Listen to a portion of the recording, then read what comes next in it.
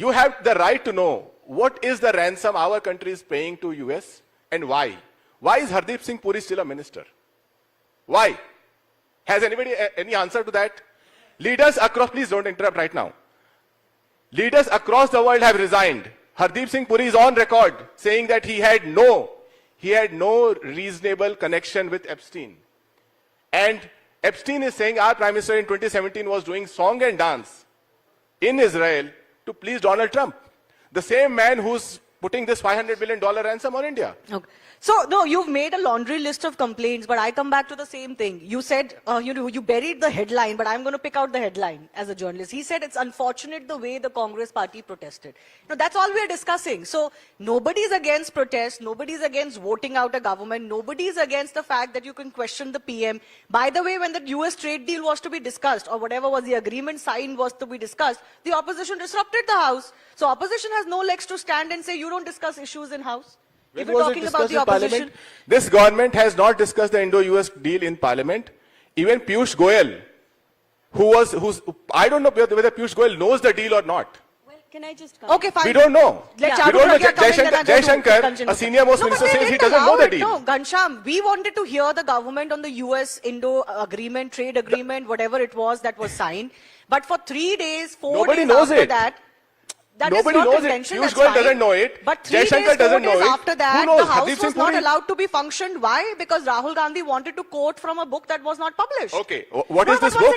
What is this book? And no, I don't want to deviate from the topic, but let Charu is very quickly, Epstein to files. speak about the Do book you want also. to respond to Epstein files? I want to, okay. And because we come back to the US deal again and again, we come back to the trade deal again and again, let's remember certain things. India today has got trade deals across the world in a we're on the negotiating table. We are ruling the negotiating table, and this is across sectors. Across sectors, I think that is the problem that the opposition is facing. That's the first thing. You try to distract from our achievements. We are the fastest rising economy in the world. We are already touching the 4 trillion mark. It doesn't happen because the opposition was happy with stagnant India. No, that doesn't mean that there cannot the be opposition is questions happy on the with trade stagnant deal. India. I'll tell you what, it was unfortunate that we didn't get to hear from the government on the so-called trade deal or the agreement. Shivani, we hear everything. That the opposition Piyush Goyal ji had a to detailed press conference about He had to have a press conference, but he should have been he would have spoken in Parliament. And I will come back to what Ghanshyam said just now.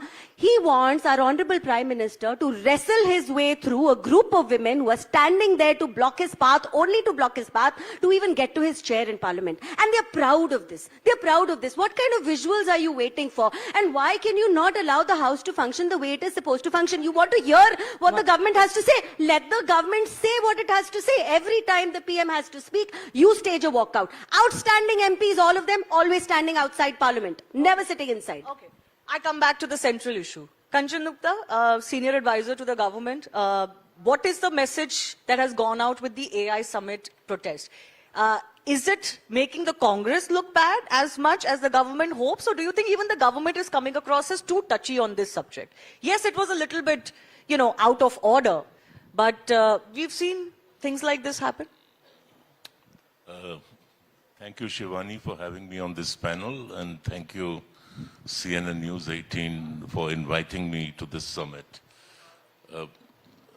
The core point of this particular session was about the nature of the protest, the venue, and whether it was the right thing to do. You may agree with the government's policies, you may disagree with the government's policies, you may think that AI is a monkey feed not meant for India. All that is fine, but you cannot go and make a spectacle of yourself at a national event. Whether you like it or not, it was a Government of India event. It was not a Modi event. It was not any one individual's event. And what do? You sneak in over there, take off your clothes and try to grab attention. Whatever you were protesting against, whether you were protesting against the so-called India-US deal, or whether you were protesting against what was happening at the AI summit, That is not the way you do it. You could have stood outside the venue and waved black flags. You could have waited for the event to be over and then done it. There were various other ways of doing it. Now, the point is, this will not be remembered. I remember pointing out the day this happened, that there was a famous cricket match at the Lords, some 30, 40 years ago. It was part of the Ashes. And for the first time, we had what is called streaking. A spectator ran into the field without his clothes on. Now that became global news for 24 hours. But how many people today remember that one individual? Nobody does. But everybody, every cricketing fan remembers that particular match. It was a very important match. 50 years from today, 100 years from today, if anybody is referencing the AI summit, they will not find even a footnote about some youth Congress workers going and dropping their clothes over there. They will find a lot of references to the summit and what was said and happened at the summit. So even if you look at it politically, it was a very short-sighted, myopic thing to do. And just the kind of thing which the current leadership of Congress would be thrilled by. What do you make of the attempt? Rahul Gandhi tries to come out from Parliament, and there are some BJP MPs standing over there, and he shoves an old, very polite, very gentlemanly, and very and quite old MP in such a manner that the MP stumbles and falls. And then he has the gall to say, he looks at him like this snootily and says, no, never seen him. I haven't done anything. Of course, he has the cameras show that you shoved him. So this is the kind, when this is the attitude of a particular leader, that leader can only rise up to a point among the lowest common denominator and not beyond that. But that is for the Congress to deal with. For the country and for the government, this was a moment of national embarrassment. Let there be no doubt about it. And anybody who thinks it's a delight to see a group of young men not in the best of physical health, dropping their clothes and making a very nasty scene over there is a great idea of protest. They're wrong. What do you make of the attempt, sir, to justify this protest as a democratic right and a peaceful protest? No. I mean, as I said, I explained it, that you could have stood outside the venue and waved red flags. You could have stood outside the venue and held up placards. The opposition, or at least some members of the opposition, are by now experts at not only making placards, but also holding them up in a way that cameras capture them.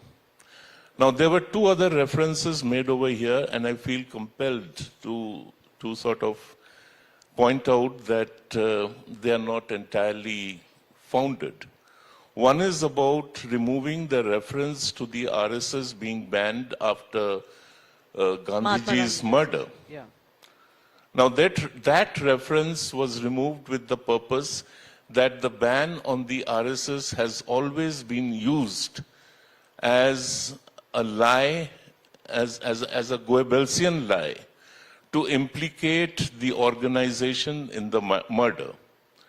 Because, as everybody knows, there was no such indictment of the RSS. The ban was lifted.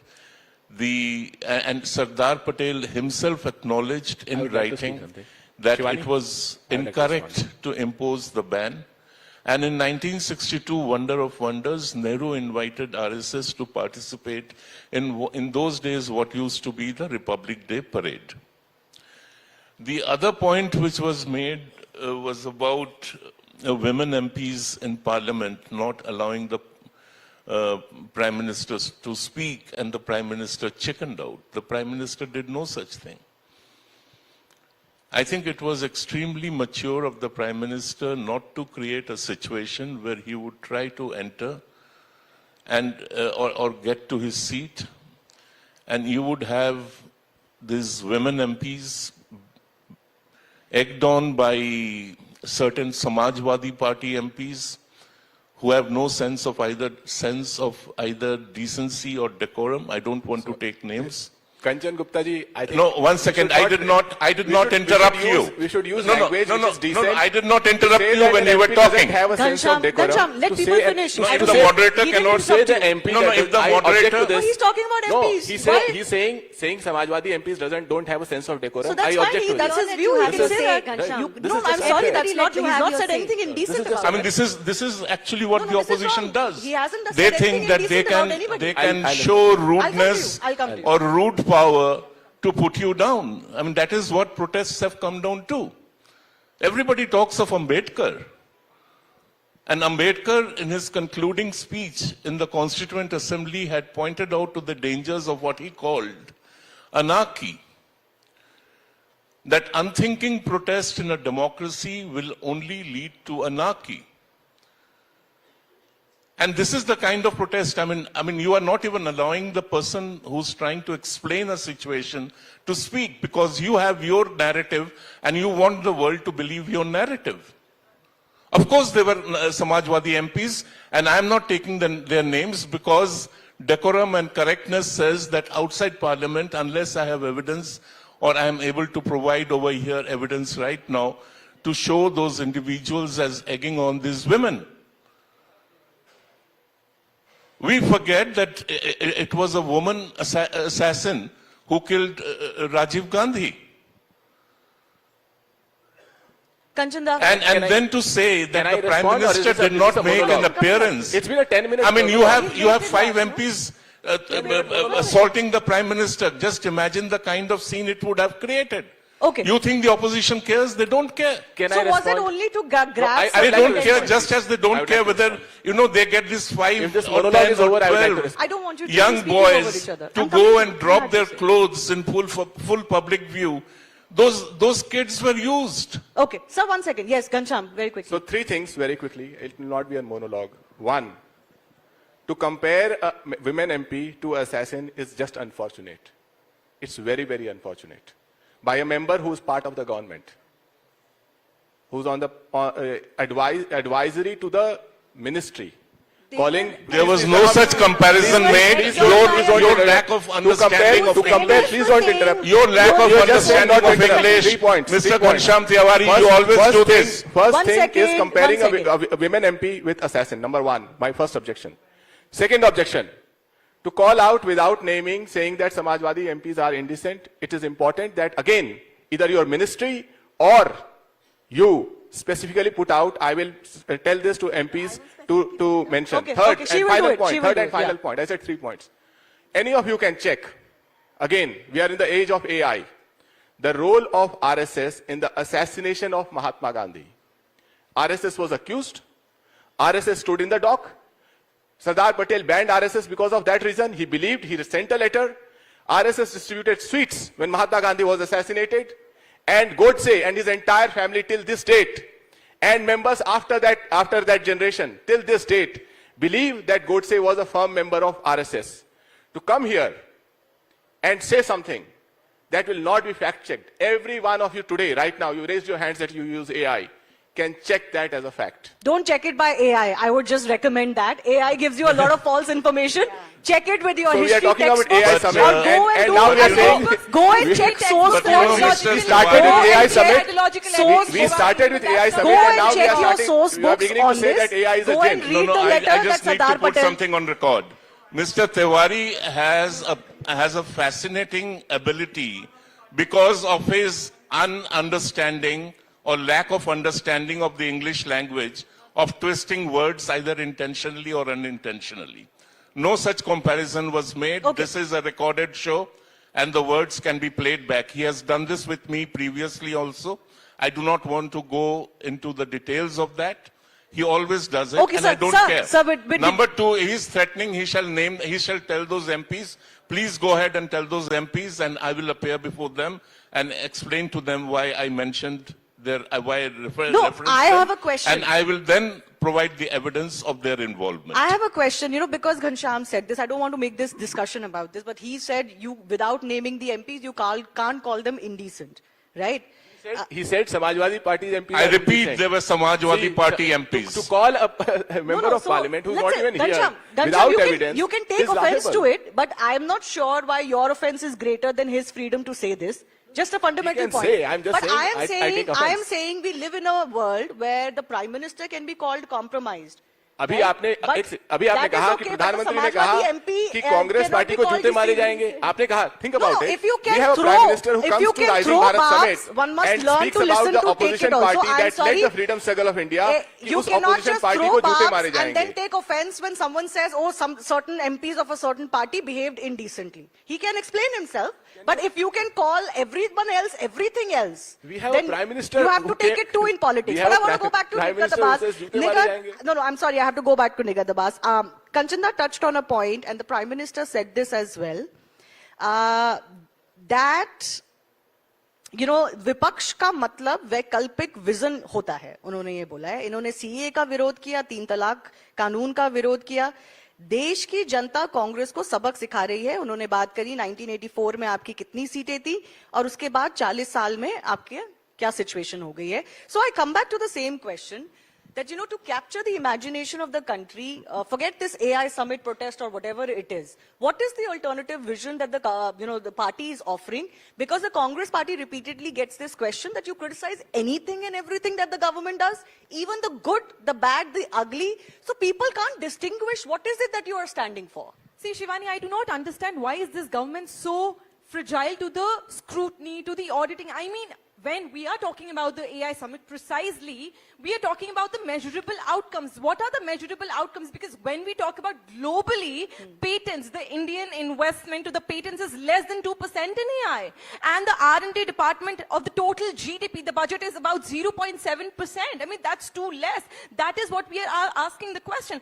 And right now, when we talk about the AI summit, let's also go back and discuss the shame and the accountability, because we were also discussing the indecency in case from my very dear friend Charu. So I'll tell you exactly what is indecent. Indecent is that this very government, the Modi government, is not focusing on the conviction, it is focusing on the headlines. 95% of cases from the ED are being, focused only on the opposition leaders, and the conviction rate, my friend, is very, very low. And what is indecent? When we are talking about the females here, the wrestlers, जो हमारे देश में जिन्होंने अगर प्रदर्शन करा तो उन्हें लाठी से मारा गया, वो था indecent. Indecent ये है कि हमारे देश के सांसद आज भी महिलाओं को खड़े होके कांग्रेस पार्टी की महिला नेता प्रियंका गांधी जी के बारे में ये कहते थे कि उनके तो चिकने चिकने गाल हैं और ये लोग इन लोगों की पार्टी टिकट देती है. That is what we call indecency. What is indecent? That the rapists in their party are getting the tickets and वो मालाओं से उनका स्वागत किया जाता है. That is what we call Nigar, indecency. I take your point. My No, question this is not is- something to laugh on, Charu.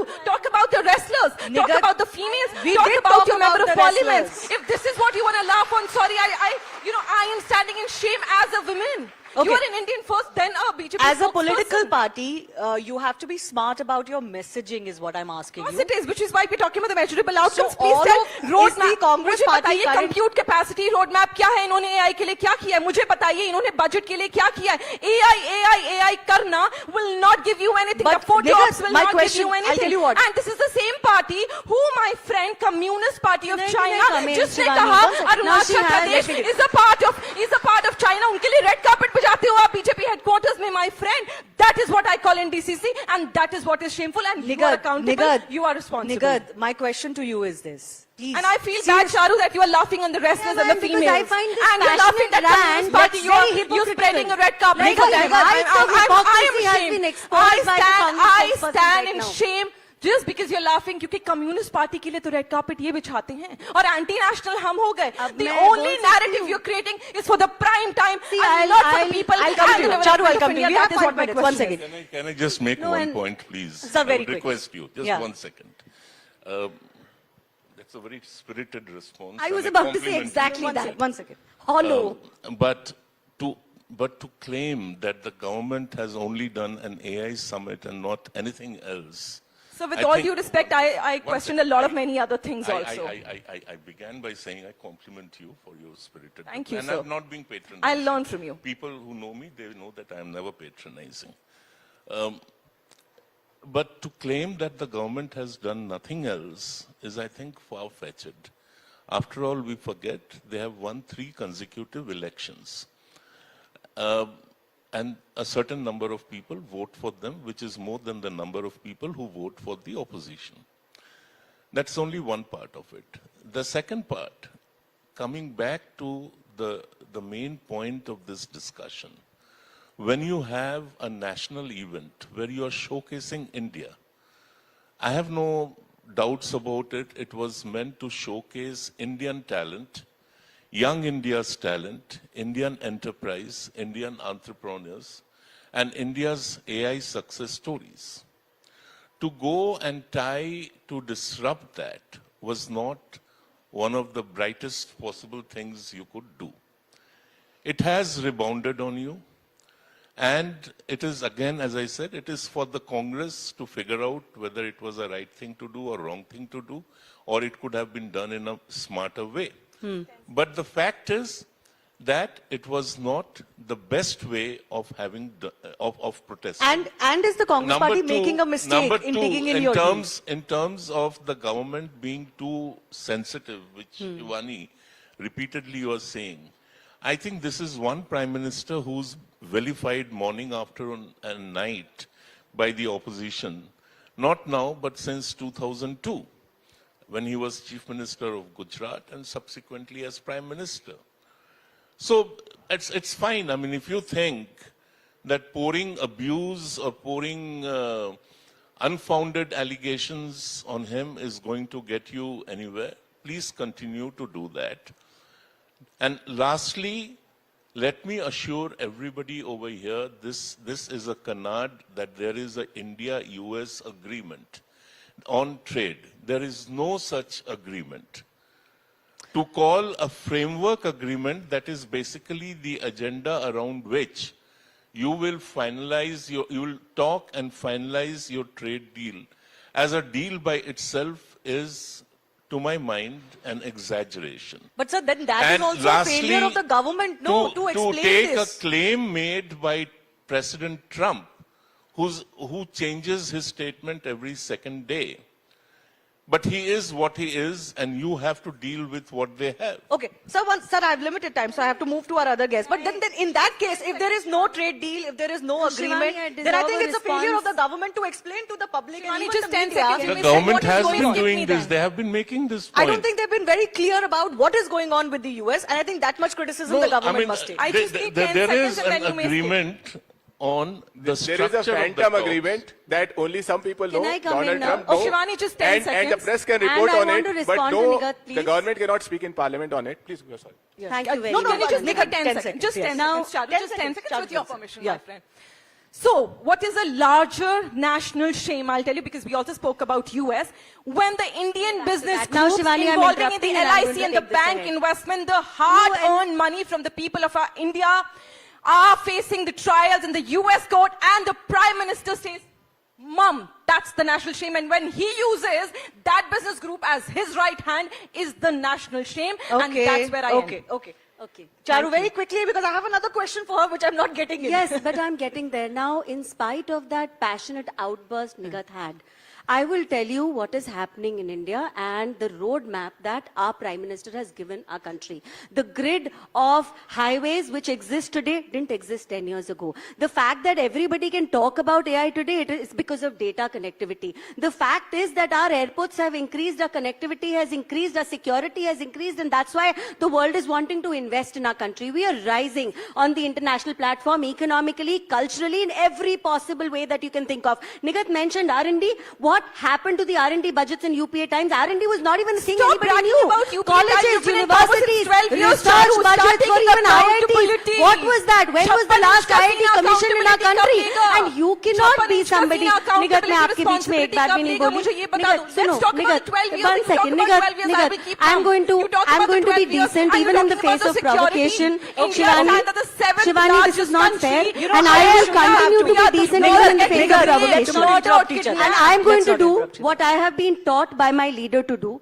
लोग शोर मचाएंगे, आपको पीछे खींचेंगे. हमारा काम for our country as the party which is in power today is to walk on with grit, with grace and determination to make sure India continues to rise. Okay. This noise had existed for decades, and that stagnation our country faced for decades, they were comfortable with Okay, it. I Why- have a fundamental question to ask. Sorry, Charu, I have limited time, so want to go to Ghanshyam as well. Ghanshyam, serious political question. I'm not talking about party politics alone, or BJP versus Congress alone, or Samajwadi Party alone.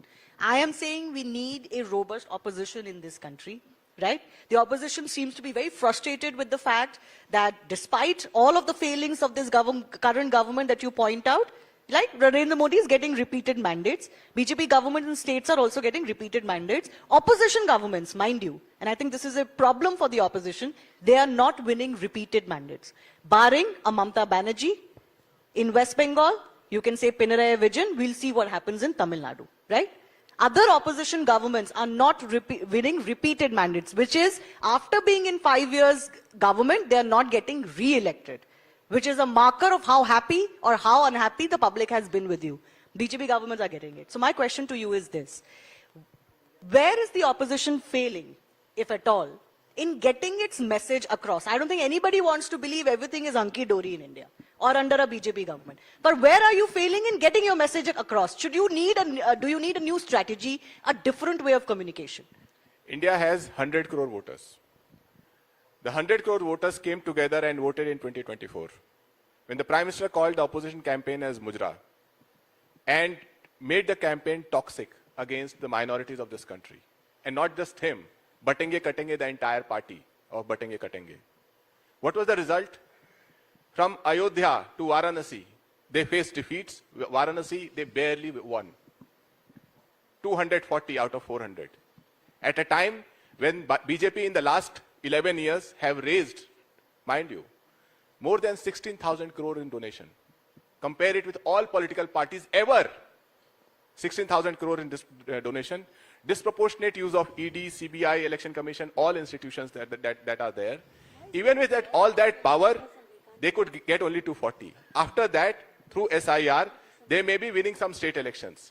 But as opposition, as India Alliance, as Samajwadi Party, as the third largest party in the Lok Sabha, we hold this government in the parliament. When you look at the Lok Sabha proceedings, and if you think that we are not making good speeches about the issues that people face, that we are not calling out the ministers of this government like Hardeep Singh Puri or Piyush Goyal or the Prime Minister on the Indo-US deal or the Epstein files, you can hold us accountable.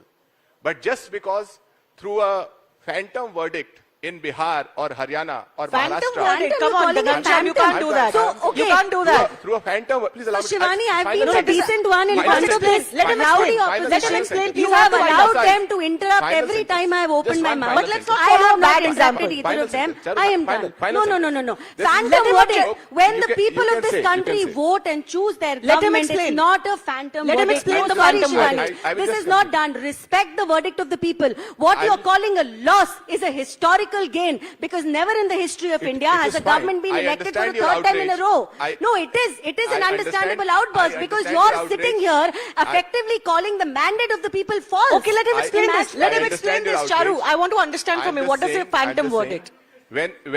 When the entire exit polls and people on the ground reported one way, the phantom verdict came the other way. I am not able to put it together.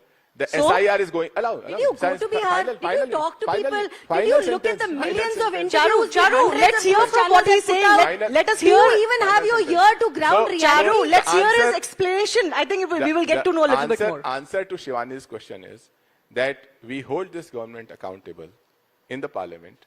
We hold this government accountable when they try to remove 20% of voters from Uttar Pradesh, We hold this government accountable when India is forced to sign a ransom-like trade deal that some say exists, some say do not exist. We hold this government accountable. Ghanshyam, when the I don't have time. I think I have to. No, I have to speak in go Parliament. to our other panel as well. But I think you must explain phantom verdict quietly, please. Let me give him a minute. The phantom verdict is when everybody on the ground, from media to exit polls, have reported that the government is going to lose, that BJP is going to lose. When did all of the media report this? I'm sorry. No, what is this cooked up story? When did all of the media report that the government is going to fall? I'm sorry, you cannot speak like that about an election in this country. And no wonder the people are not listening to our you. Honorable Home Minister. You When asked did the all question. of the media report the government is going to fall? I think Shivani, your audience here is a very wise audience. They look wise, they look informed. And after this whole thing about a phantom verdict, they would also realize why the opposition keeps on losing elections. When you stand in public and say such stupid things, it doesn't convince people. You know, maybe you end up convincing yourself, but you're not convincing anybody else. Yes, it's a very intelligent thing to say that trade deal doesn't exist, and it is stupid to question local verdict. elections, People I'm who sorry, use I must come in such here. language, people Ghanshyam, I gave who you an use such opportunity language to think that explain they are phantom pope. election. They come I think here it's and it's an laughingly absolute say slur that on the the public trade deal of the doesn't country exist. and on the Popes voting don't process exist in this and the country. elections in the country to say that this was a phantom election. It's an absolute slur. And in politics, if people can do this, to the mandate and to the electorate, I No, and wonder where ironically, that will when he go. calls I must himself the object to third this largest because you party have in Parliament, I that's must not object to phantom. this. You have used the media to shoot their shoulder to shoot on the media there is no such 100% media coverage that said that the government was going to fall. I'm sorry. What you're listening to is your responsibility. The Do exit not drag polls the are for media into everybody this. to see. The I just exit want to polls say, are for everybody to see. just recently there are local elections, opposition won, right? There are state elections, opposition has won. Just recently there's a Supreme Court, there's a lower court verdict that has gone in the favor of an 2014, opposition Shivani. leader Since who was 2014, allegedly out of harassed all by the the present state government. elections. So if you don't believe that democracy is functioning in the country despite all of this happening, then it is up to you. It's a question I will respond. Can I just If put it's a a question, number? I will I've run respond. out of time. Unfortunately, I've run out of time.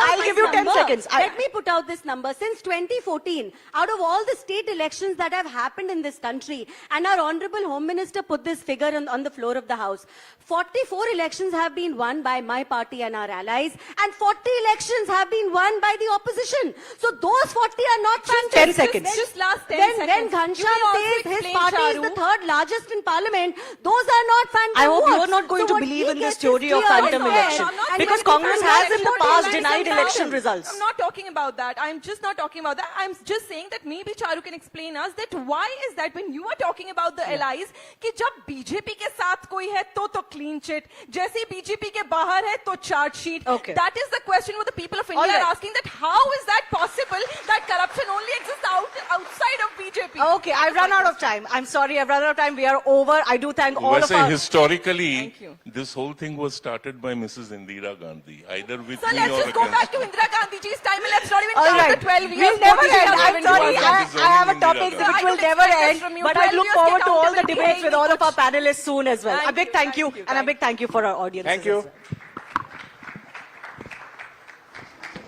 What a power packed session it was. Thank you so much, Shivani, for this wonderful session.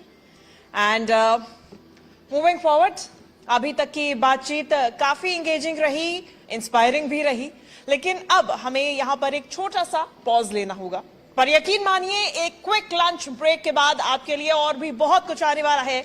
Jin guest के पास pink लैनियार्ड्स हैं वो level 4 और बाकी guest level 1 की ओर प्रस्थान करें please. मेरा आप सभी से अनुरोध है, I request you all please, आप दोपहर 2:30 बजे हमसे फिर जुड़े. Thank you all.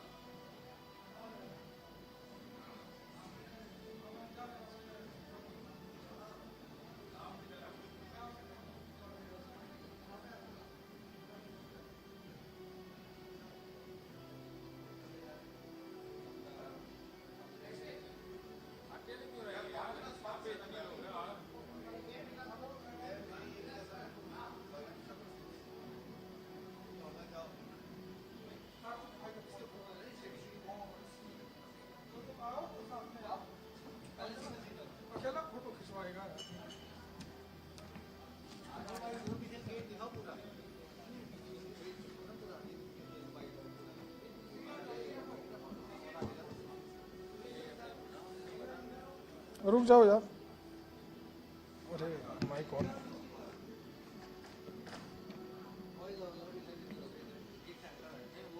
पूरा पोडियम लो, पूरा पोडियम ले लीजिए।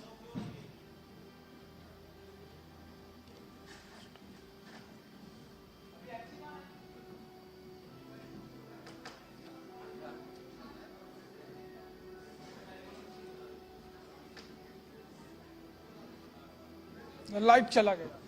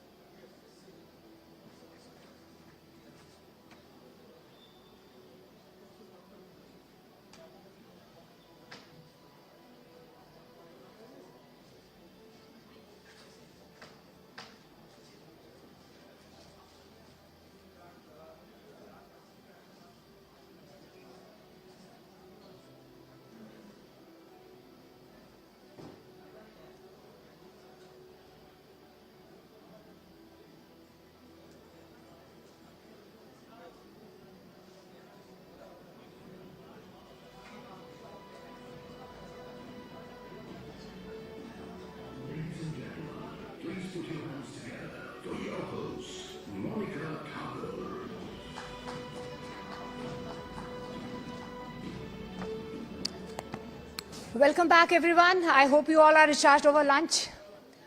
तो लंच के बाद आप सभी का एक बार फिर से स्वागत है। इस सेशन में हम एक ऐसी लेखिका का सम्मान करना चाहते हैं जिनकी आवाज सीमाओं और पीढ़ियों के पार पहुंची है। इतिहास गवाह रहा है कि लेखकों को कट्टरपंथ पर सवाल उठाने के लिए सेंसरशिप और मुश्किलों का सामना करना पड़ा है, लेकिन कुछ लोग चुप रहने से इनकार कर देते हैं। आज हमें तस्लीमा नसरीन का स्वागत करते हुए बहुत गर्व महसूस हो रहा है। हम गौरवान्वित महसूस कर रहे हैं। वो निडर हैं और उन्होंने निडर होकर सेकुलरिज्म, महिलाओं के हक और फ्रीडम ऑफ एक्सप्रेशन की वकालत की है। उन्होंने सेशन की थीम को खुद जिया है, अनसाइलेंस्ड वर्ड्स एंड वेपन्स। और उनके साथ मैं आनंद नरसिम्हन को इस चर्चा के लिए स्टेज पर आमंत्रित करना चाहूंगी। Welcome both of you. Thank you so much. Thank you Anand.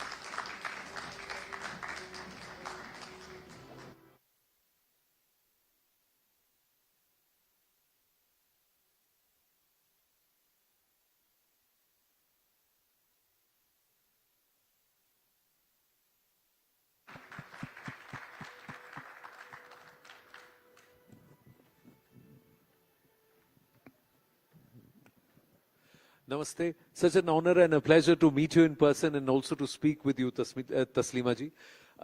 As we speak, there are a lot of developments happening. So America has decided that the regime, the Iranian regime has to change. So we've got to go ahead. And because we don't like you, you got nuclear weapons, so we got to do away with you. Some time back in Bangladesh, they said, all right, we don't like the current leader, so we got to take you off. Do you think nations should have this power to engineer regime changes in governments they like or don't like? Thank you.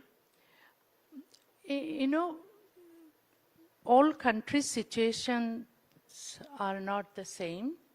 So I think that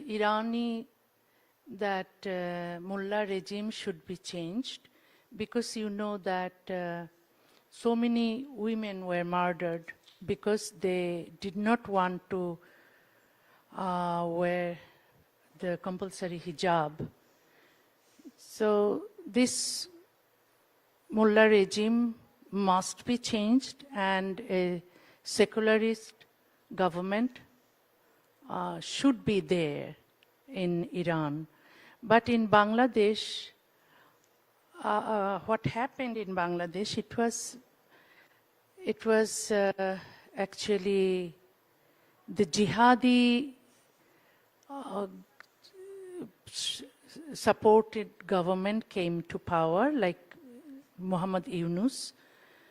He supported jihadis and Islamic terrorists, and he destroyed the country. You know, he wanted to remove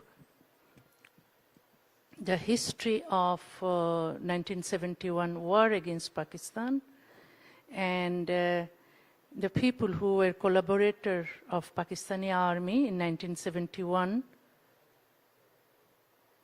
were supported by Muhammad Yunus, and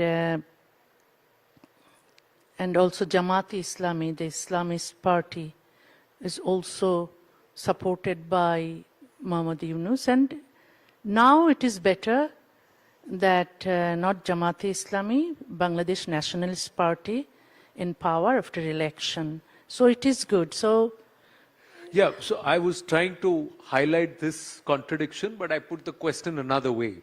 So in Afghanistan, the Taliban and the mullahs are okay. In Bangladesh, to remove one regime, radicals, giving flight to radicals is okay. In Iran, we don't like the mullah regime, so we want to remove them. Now, can the world afford to have a duplicitous position about radicals and about radical mullahs, especially radical Islam? no, nowhere actually radical Islam or radical mullahs are okay. In Afghanistan, Taliban are in power. They don't allow any girls to go to school. They don't allow any women to go to work. It's not good. Maybe Afghanistan is now supported by some countries, but it doesn't mean that Afghanistan is in good shape. So women have been suffering in Afghanistan, and this mullah regime must be removed, and a secularist party should be in power, and where, there should not be any Islamic laws, there should not be any religious laws. Laws should be based on equality and justice, and women should get, the opportunity to live as human beings. You think Muslims are safe in India? There is this whole narrative about Muslims are being treated unfairly in India, and especially under Prime Minister Modi and this BJP government over the last 12 years, Muslims have suffered. Muslims are not getting their due. I Delhi mein rehte hain, that's why let me ask you this.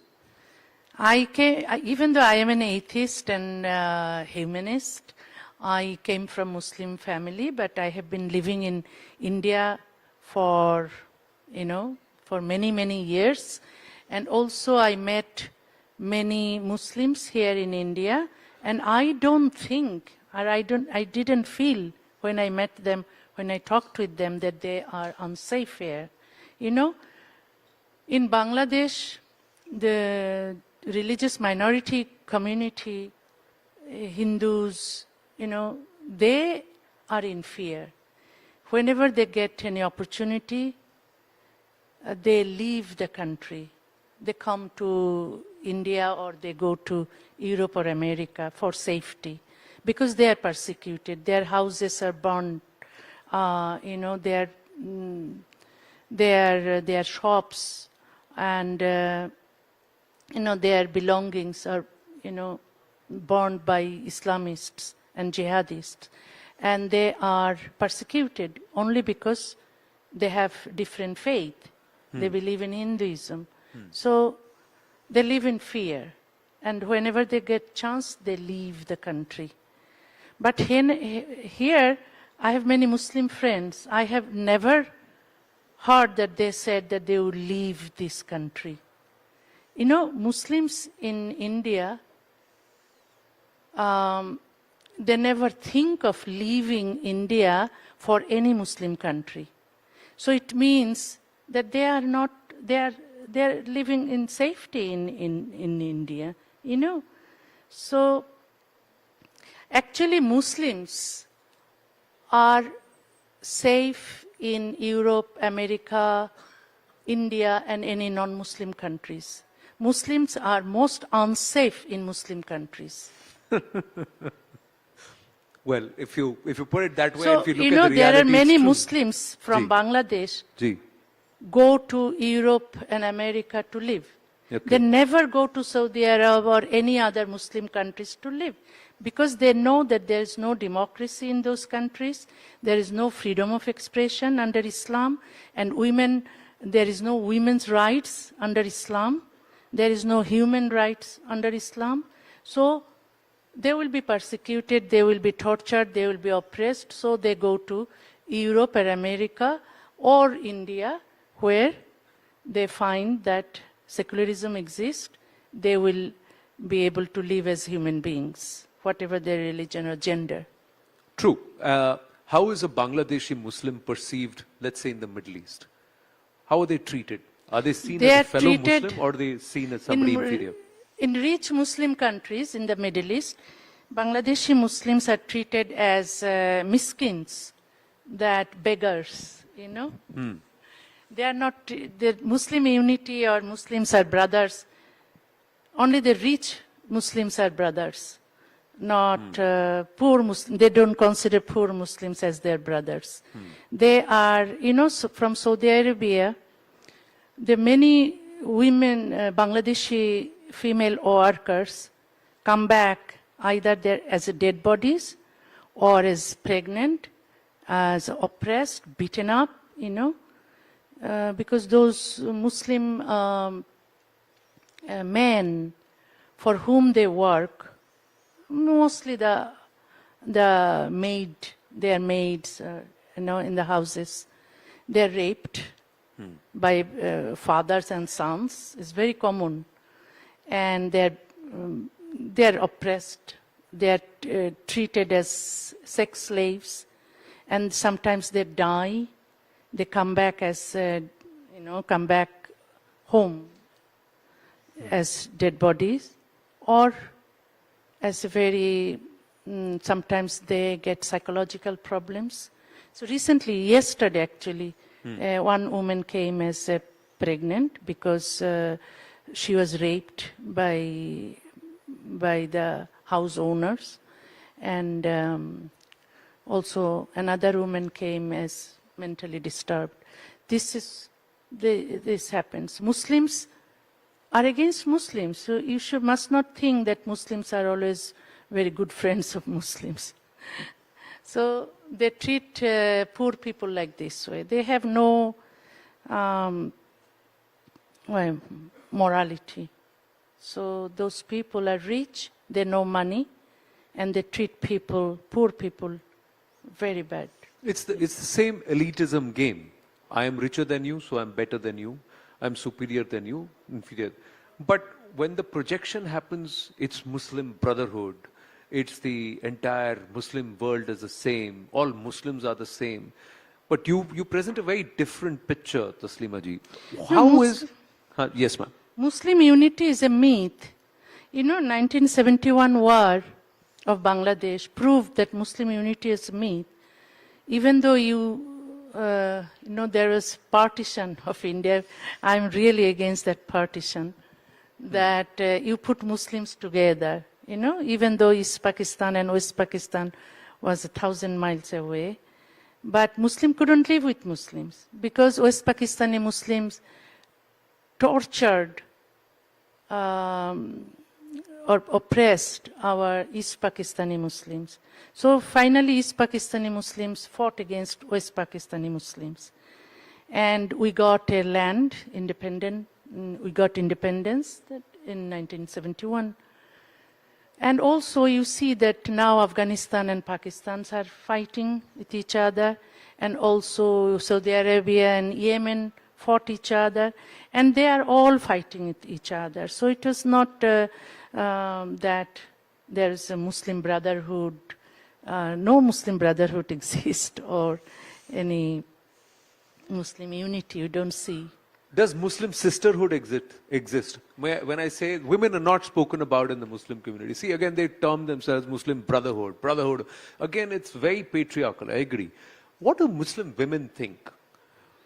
I'm sure you would have interacted with women from various Muslim nations or Muslim women all over the world. What do they think? Yeah, Muslim women have been suffering, because under Muslim laws. And some Muslim women, of course, are liberated, and some are brainwashed. They think that they should follow Islamic rules. And so it's divided.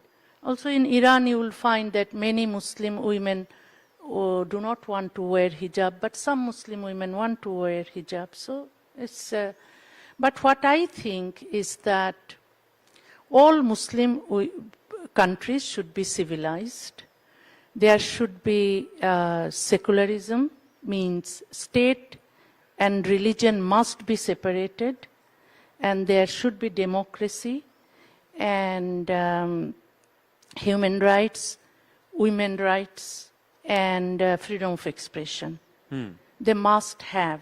Otherwise, they will never be civilized.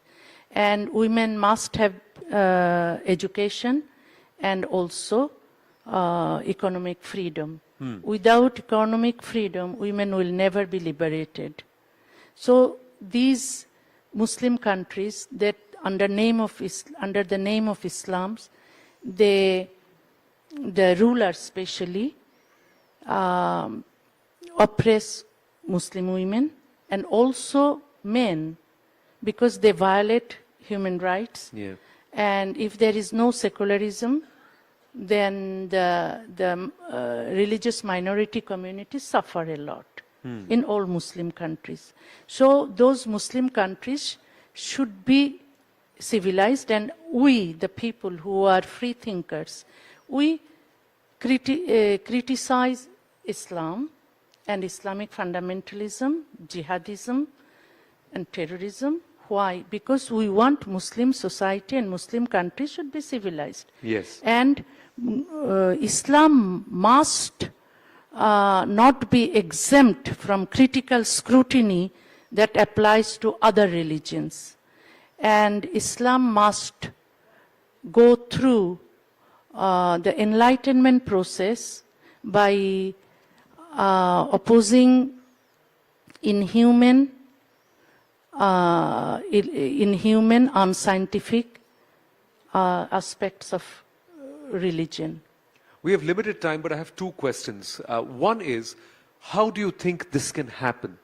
This entire critical assessment, recalibration, who will do it and how can it be done?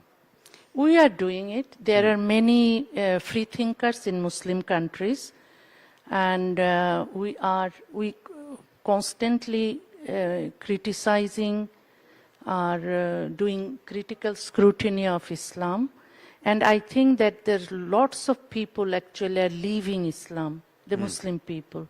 And they get persecuted in their own countries and they leave for, some other safe countries. And in Bangladesh, you know that I have been living in exile for 31 years. Why did I leave? Why was I thrown out of Bangladesh? Because I was critical of Islam in Bangladesh 31 years ago. And there are many men and women followed me. They also are very critical of Islam. And you know that what happened in 2016, there are many atheist bloggers who were hacked to death in Bangladesh during Hasina regime. There's one person who was hacked to death in Loni in Uttar Pradesh for leaving Islam. Sunil. Okay, so in Bangladesh it happened. Many were in prison, and those people, persecuted people, had to leave the country. So in India, they didn't get any shelter. They got shelter in Nepal. Now they are living in Nepal. And many also left for Europe and America. But from there, they are writing, and they have also very active. They have vlogs. They are speaking constantly. Time has flown, so I'll keep this to the last question. Would you like to go back to Bangladesh? Yeah. And do you think the current elected government, the BNP, will have a more liberal approach, more secular approach? I do not know, but we have to wait and see what Tariq is doing. But I hope that there are lots of works that he has to do. He has to unban Awami League and let the Awami League people, have the right to do their politics. And also there are many terrorists and jihadists are freed from prison who are now, walking free in the society. They should be, put in prison again. And also there are many free thinkers are in prison. They should be freed. And also the laws that, our personal law or family laws based in religion, that should be based on equality and justice. There should not be any religious laws. There should be strict separation between state and religion, and minority people must not be persecuted by jihadis, and Jamaat-e Islami should not be a main opposition party.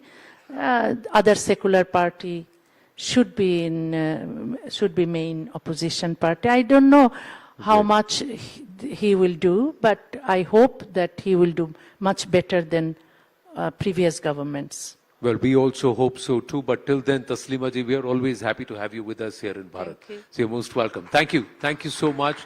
I know there are a lot of questions, but we don't have time. We have to make way for the next panel. So you can have the Okay, one question. With your kind permission, sirs, I know our next panel is also here. With your indulgence, namaste. If you may, kindly, we just take one question. Yes.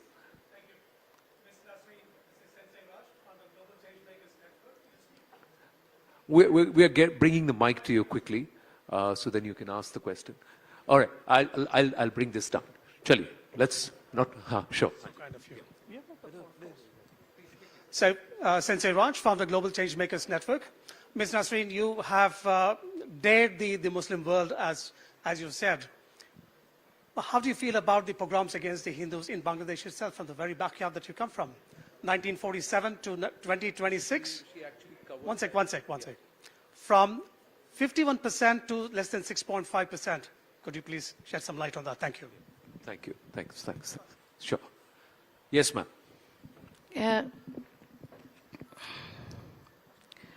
Probably 30% to now it is 8% Hindus are there. Okay, so this actually shows that how Hindus are leaving the country because they are not they didn't feel safe. They were persecuted, they were oppressed, they were attacked by Islamists. So they left the country. So the percentage is so low now.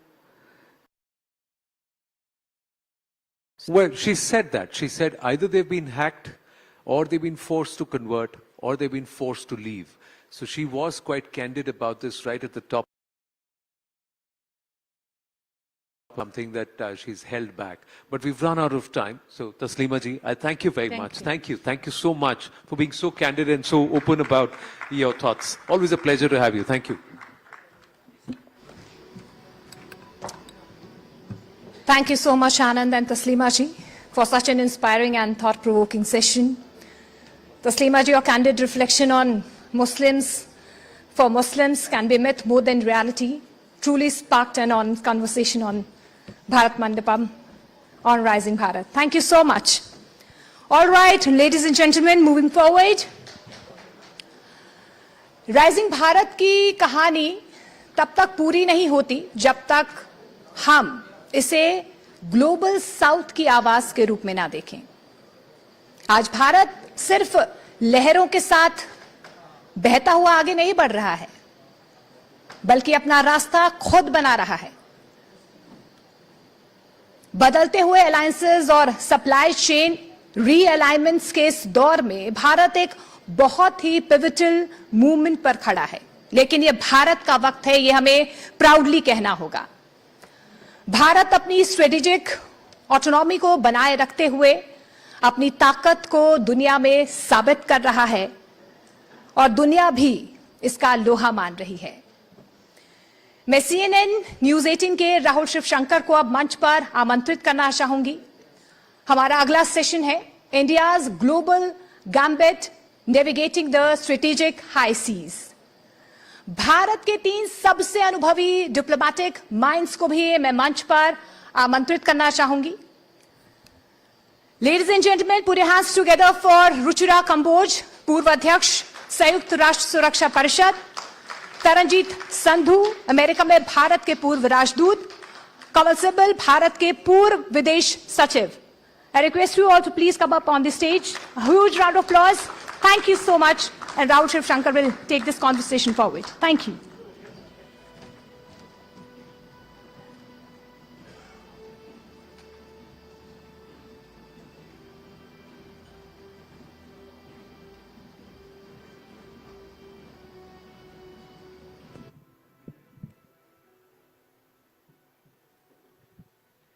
Good evening, and thank you very much for being here and making time for our panel discussions in this hall. We have with us perhaps the A-list of Indian geopolitical and diplomatic analytical heft. So we're very proud to have Taranjit ji, Kamal Sibal ji, and Ruchira ji with us. And what a day, Kamal ji, to be speaking. A day when war is broken out in the Gulf. A day when Israel and America have got together and they have struck Iran. Taranjit ji, just a few days ago we were talking and we were thinking about larger equations and things changing this way and that way.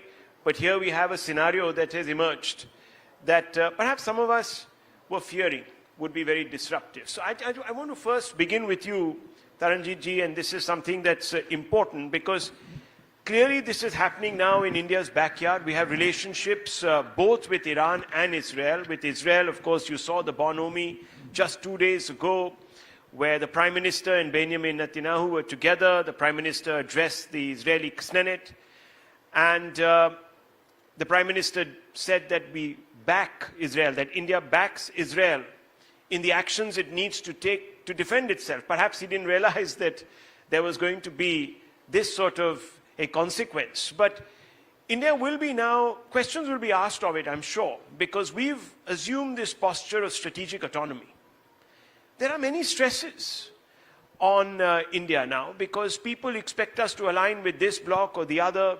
These are times where, as you know, conflagrations are breaking out and India has emerged as such an important player on the international stage. So can we continue to push this posture and remain, in a sense, equidistant from various powers?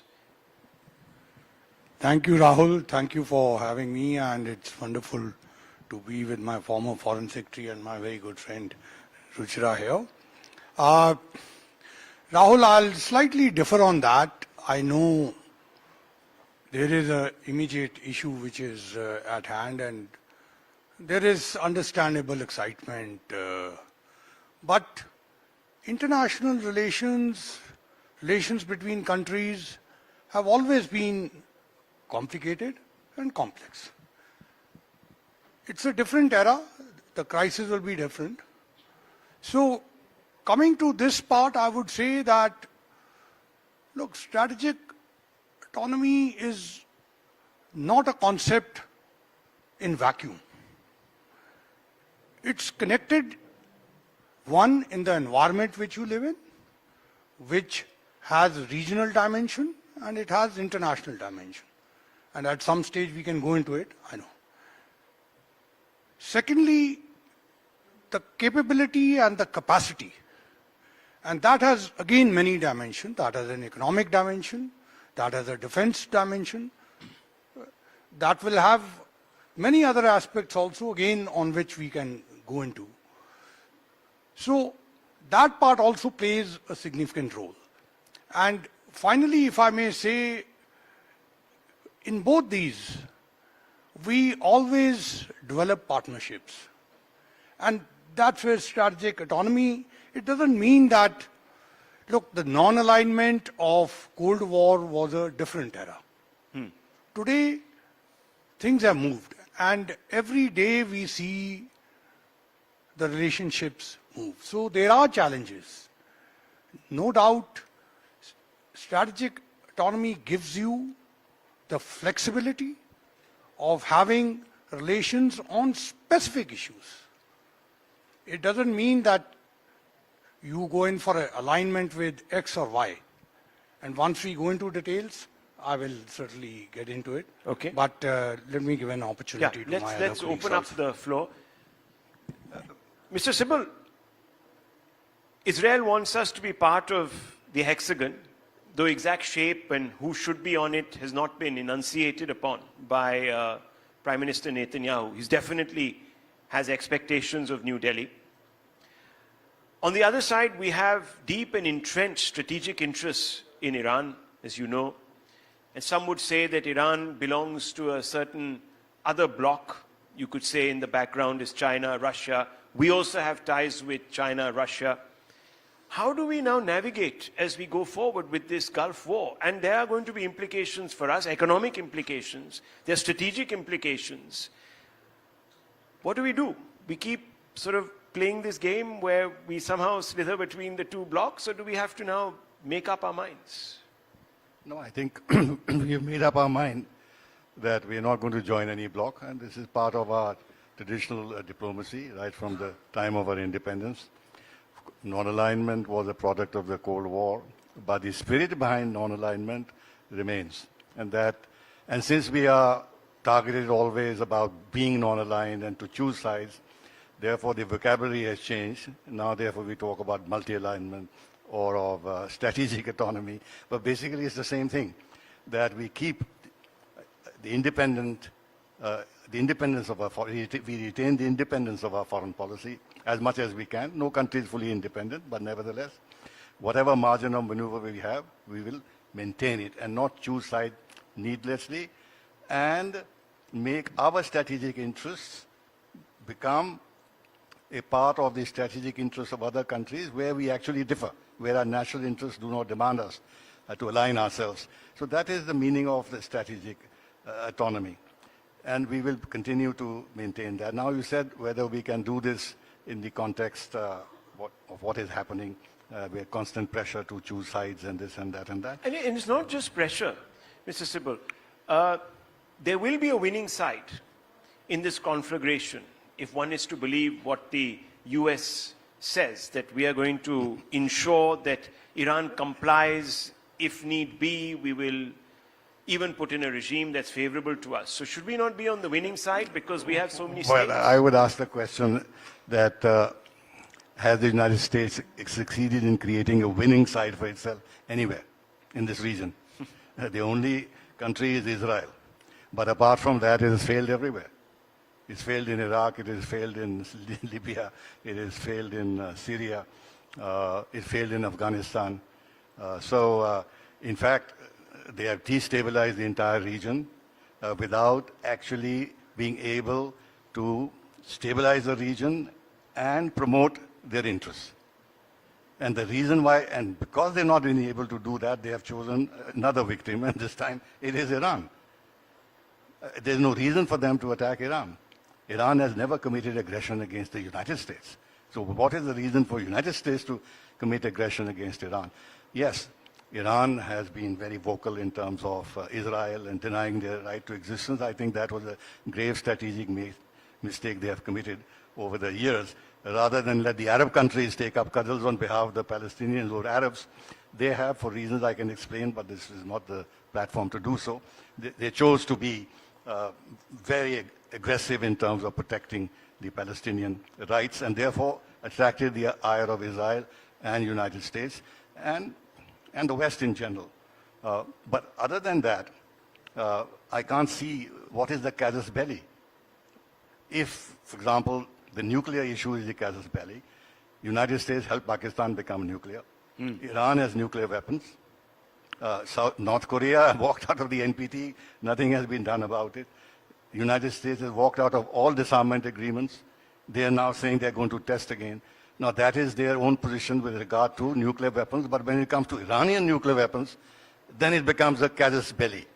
Now, in 2015, when they had the JCPOA, Obama was fully satisfied with the agreement. At that time, I had written, if you see my articles, that Iran has made such compromises with its national sovereignty that no self-respecting country would make. They made it. And then they said, no, they are 1 month away, 2 months away, 3 months away from nuclear weapons. 11 years have passed, and the same narrative. They're 1 month away, they're 2 months away, even when they formally declare that they don't want nuclear weapons and the IAEA is there. You can always say they cheat.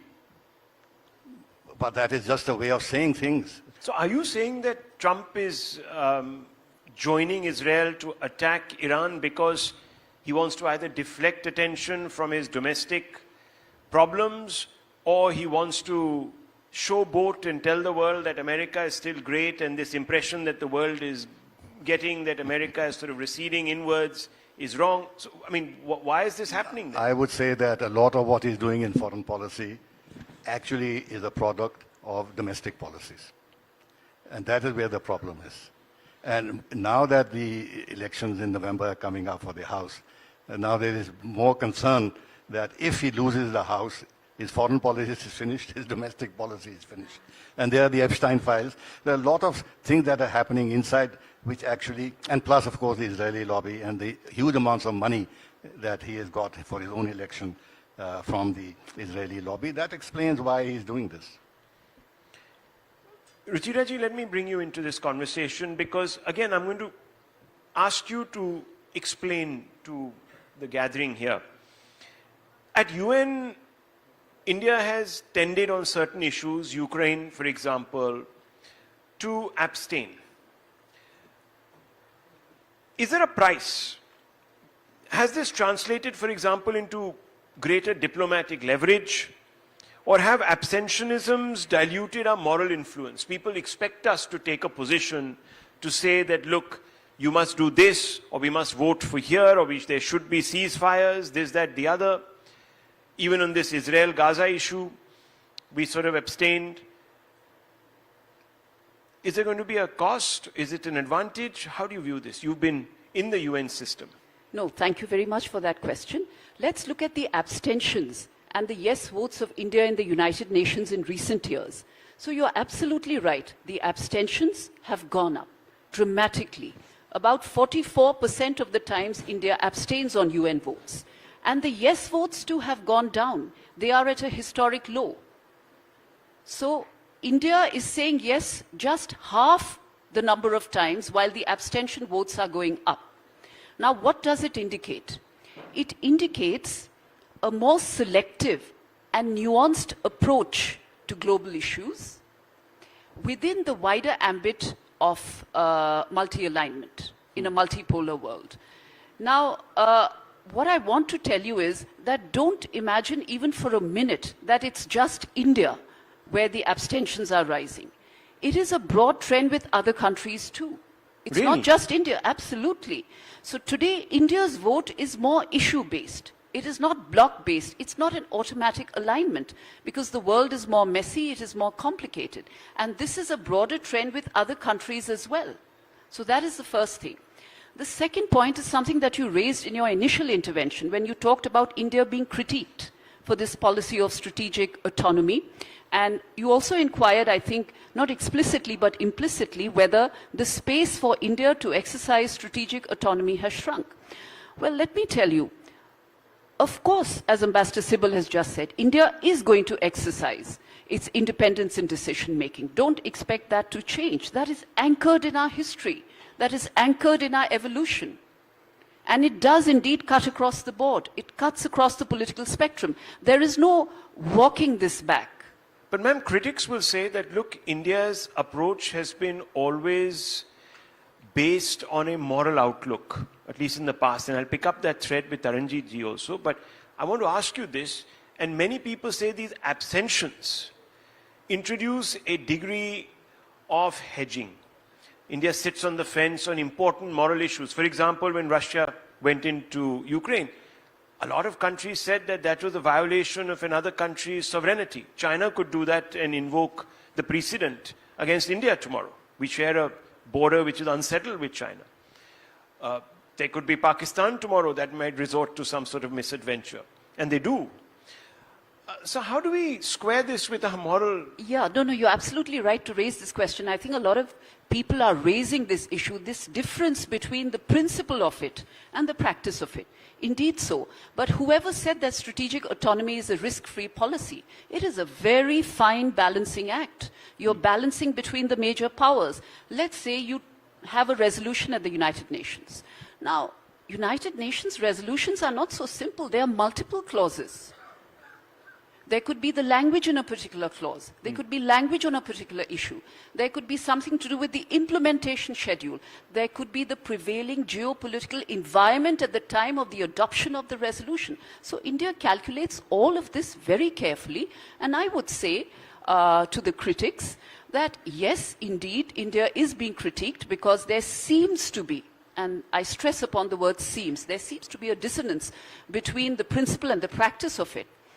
But remember that today the world is very different from what it was in the earlier days. Earlier there was bloc-based voting. There was the Soviet bloc, There was the Western Bloc, there was the non-aligned bloc. Today, most countries, as I said, are voting according to the specific issue. It's not just India. So yes, you can say that the abstention votes have gone up, for sure. On Ukraine, India has consistently abstained at the United Nations General Assembly. And in the case of Gaza, we have pivoted from abstention to a yes vote to a humanitarian truce and pivoted back again to an abstention. So that is very much there. I would say it's a calibrated ambiguity in a polarized world. Okay. One is that when you talk about morality, I would like to understand what is the moral driving force between Western policies all along. I mean, we've been talking of double standards all the time. All the time. They don't practice what they preach. They talk about values, but they don't implement their own values when it comes to their national interests. So this moral angle I totally discard. I don't think we should pay any attention. With regard to the China thing, if there were huge numbers of Chinese living in India, which New Delhi was targeting and committing atrocities and killed 15,000 of them, then the situation would have some parallel with what is happening in the Donbass region.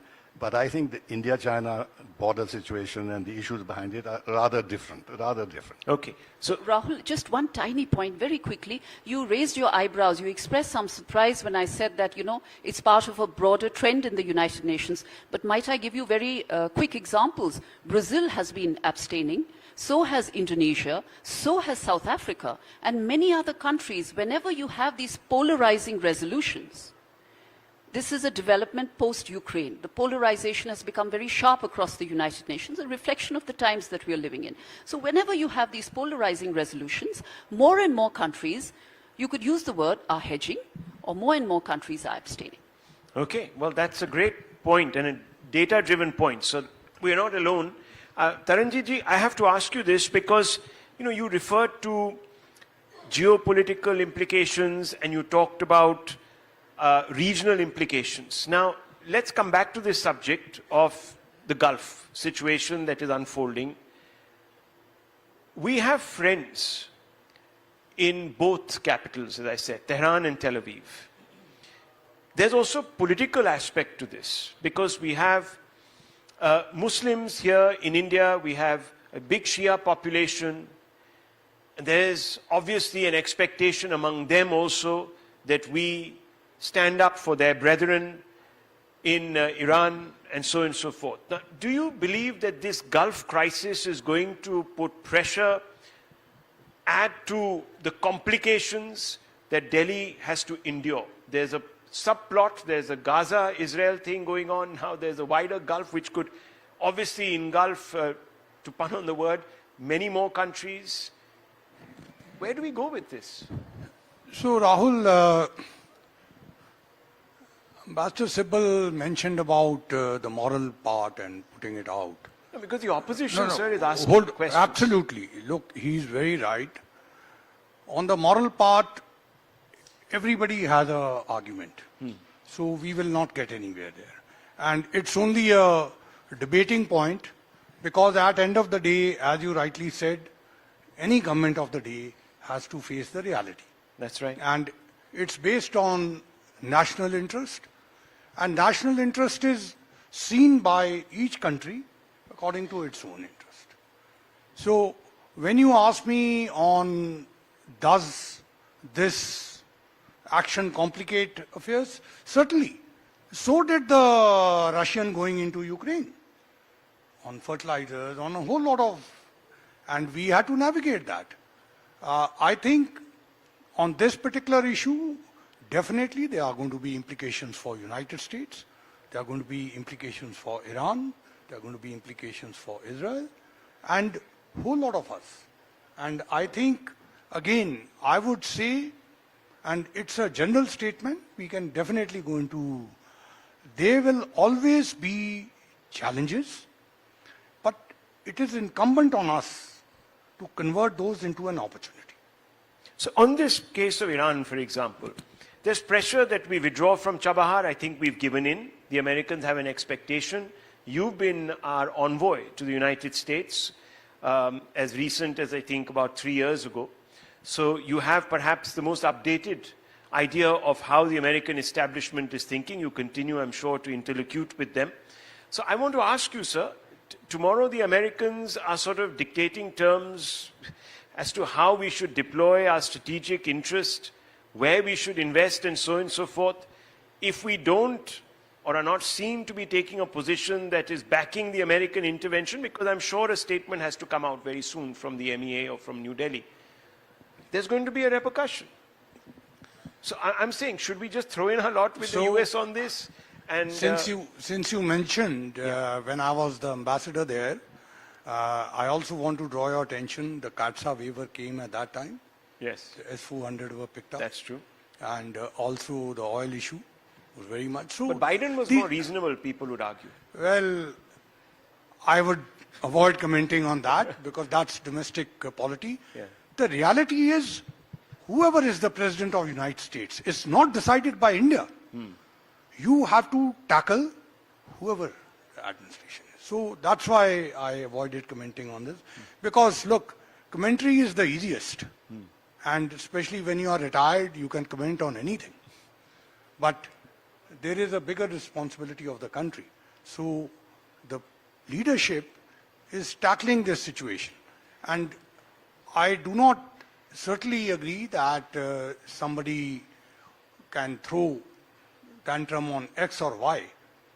All these issues are looked into in our overall broader interest.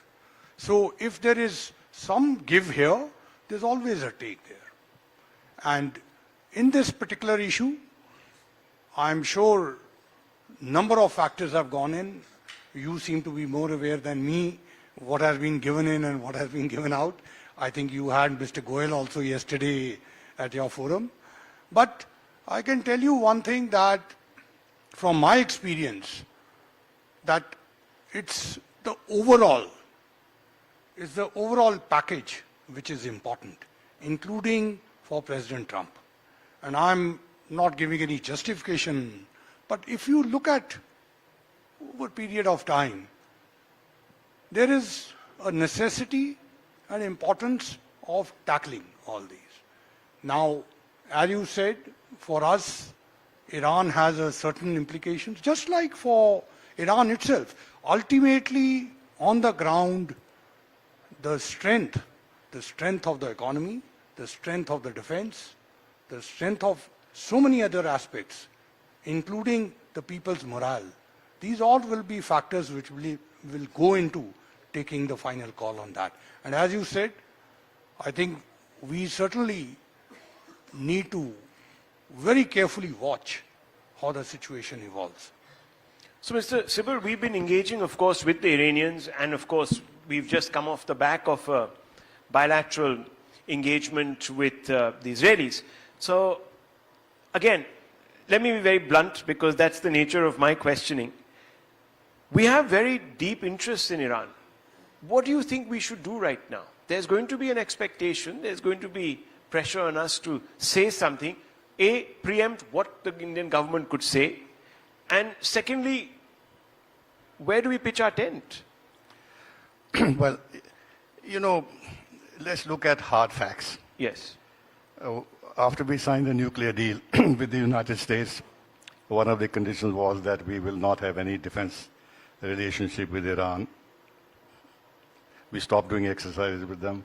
Then over time, you reduced your oil purchases from Iran, which was our second largest supplier, to zero. We've done that. Insofar as other elements of our relationship are concerned, while sentimentally and in terms of harking back to civilizational context, we have that discourse.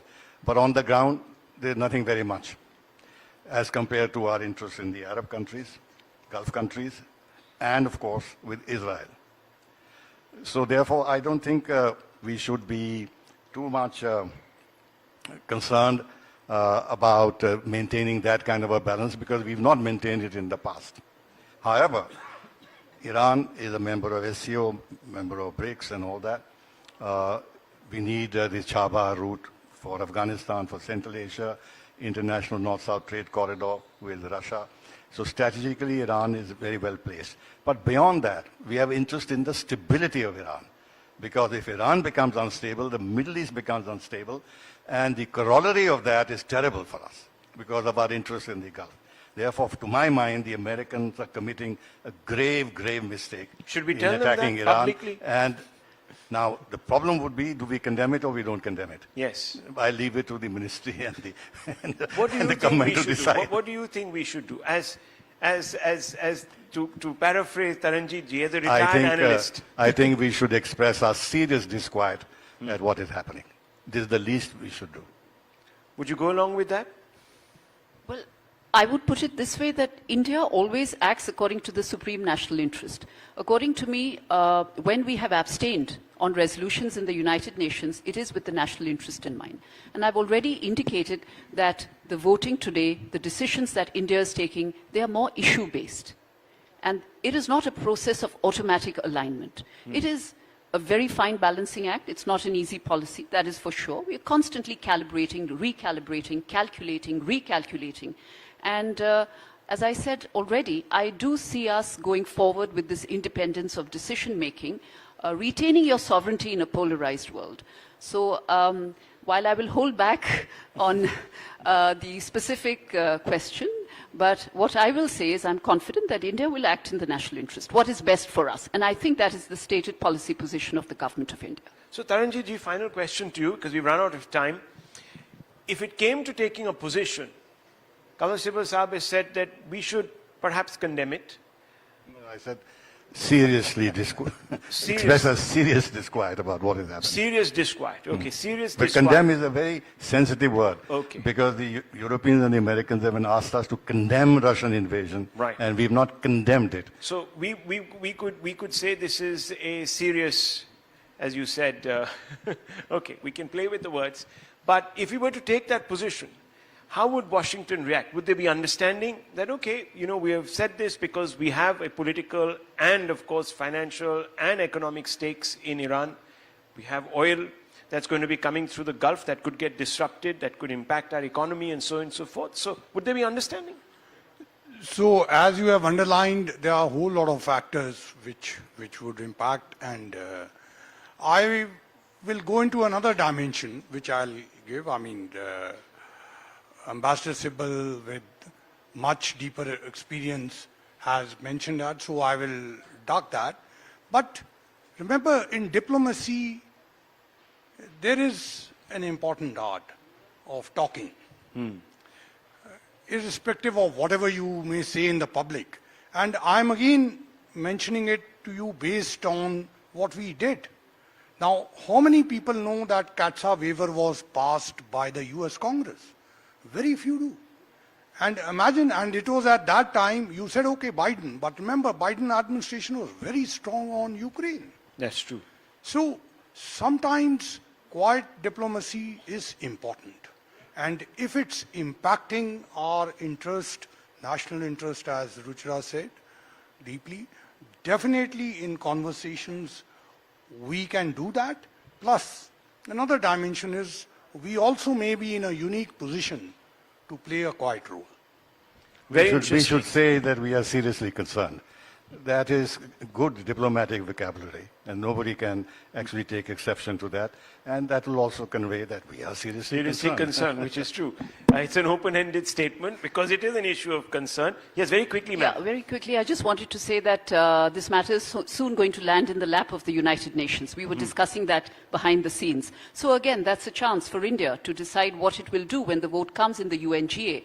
Because when the Council cannot act, the matter goes across to the General Assembly, and then you have a choice. You can do a yes, you can do a no, or you can abstain. But it also depends on the wording. So you were, yes, very much so. The clauses, the devil always lies in the detail, and the prevailing geopolitical atmosphere of the time, as I've already said. So you were pressing us on a response. Well, soon enough, India will have to decide, because the matter is sure to come up at the UNGA sooner rather than later. Serious concern will perhaps be expressed. I think that is a statement which encompasses a lot of things, certainly not condemnation. Thank you, gentlemen, and Ms. Ruchira Kamboj, thank you very much for being here and sharing your perspective on this evolving story. And we're going to, of course, have more of you over the next few days as we get deeper into this crisis. Unfortunately, it looks as if it's going to be a little protracted. Thank you very much. Thank you.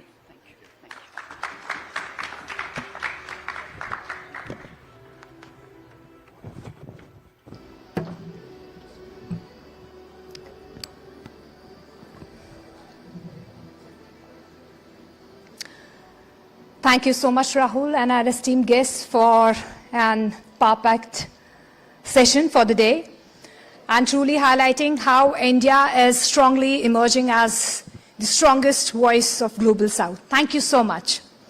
All right, as geopolitics shapes nations, health ultimately shapes people.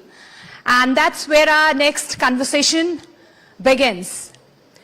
अभी कुछ देर पहले हमने mental health पर बात की, लेकिन physical wellbeing का क्या? लगभग एक सदी से एंटीबायोटिक्स मेडिकल साइंस की सबसे बड़ी जीत रही है, जिन्होंने जानलेवा इन्फेक्शन को इलाज के लायक बनाया और मॉडर्न सर्जरी और कैंसर थेरेपी को मुमकिन किया है। लेकिन क्या अब ये बुनियाद खत्म हो रही है, दरक रही है? क्या एंटी माइक्रोबियल रेजिस्टेंस का खतरा और ज्यादा बढ़ रहा है? क्या ये सबसे बड़ा चैलेंज भारत के लिए है? दांव पर बहुत कुछ लगा है, मरीजों की सुरक्षा है, पब्लिक हेल्थ सिस्टम्स है और आर्थिक स्थिरता है। तो हम अगले सेशन में इसी चर्चा को आगे बढ़ाएंगे। मैं नेटवर्क 18 की गृहा अतुल से गुजारिश करूंगी। I would like to invite Griha on stage and also welcome our esteemed panelist for this session, doctor Randeep Guleria, chairman of the institute of internal medicine and respiratory and sleep medicine and director Medanta medical school, पूर्व director AIIMS. Ladies and gentlemen, a huge round of applause. Our next guest, Dr. Kamini Walia, scientist, ICMR. Dr. Purva Mathur, Professor, Microbiology and Hospital Infection Control, Division of Lab Medicine, AIMS, or Bhabatosh Das, Professor, Biotechnology Research and Innovation Council, THSTI. Welcome everyone, and Griha will take this conversation forward. Thank you, Griha. Thank you so much for that, Monica. So ladies and gentlemen, I am flanked in the company of the best in the field of medical sciences. But let me begin with asking a question to the audience, the august audience that have assembled here to listen to us, and that's why it's an important question. Monica was just mentioning about antimicrobial resistance, AMR. How many of you know about AMR? I just see one hand, two. This is a problem, Dr. Gureria. This is a problem. Definitely. I think people don't understand the seriousness, and I would say we are having, if not an epidemic or a pandemic, of antimicrobial resistance in our country. It's a hidden pandemic which is causing a lot of mortality. People are losing life because we are now having superbugs. And if you look at ICUs, you'll have patients admitted who have infections which are resistant to all the current antibiotics that we have available. And this actually leads to higher mortality. So there is a huge burden of disease which is happening because of antimicrobial resistance. But it's something that people don't understand or are not aware of.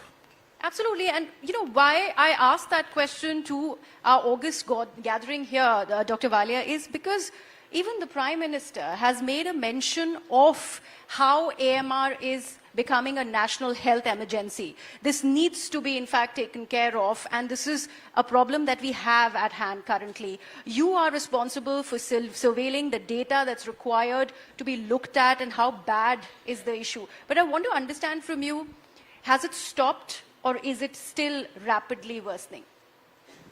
Well, to say briefly, it is increasing rather stubbornly, I would say. Every year what we are seeing that there is increasing levels of resistance to the antibiotics which are most commonly used for attracting infections both in community as well as in the hospitals. Most of our data comes from hospitals, so it is still, I would say, hospital-centric, where most of the patients get admitted, as Dr. Guleria mentioned, in the ICUs or in the wards. And antimicrobial pressure, like the use of antibiotics, is very high in these hospitals. So that continues to sustain this high antibiotic resistance levels, and we are seeing increasing trends. We have not been able to go beyond the tertiary care hospitals as of now because there are challenges of availability of sufficient capacity, whether it is the microbiology lab or microbiologists to undertake the surveillance activities in these hospitals. But in a couple of years, I think we should be able to bring out quality and reliable data from the next level of hospitals as well.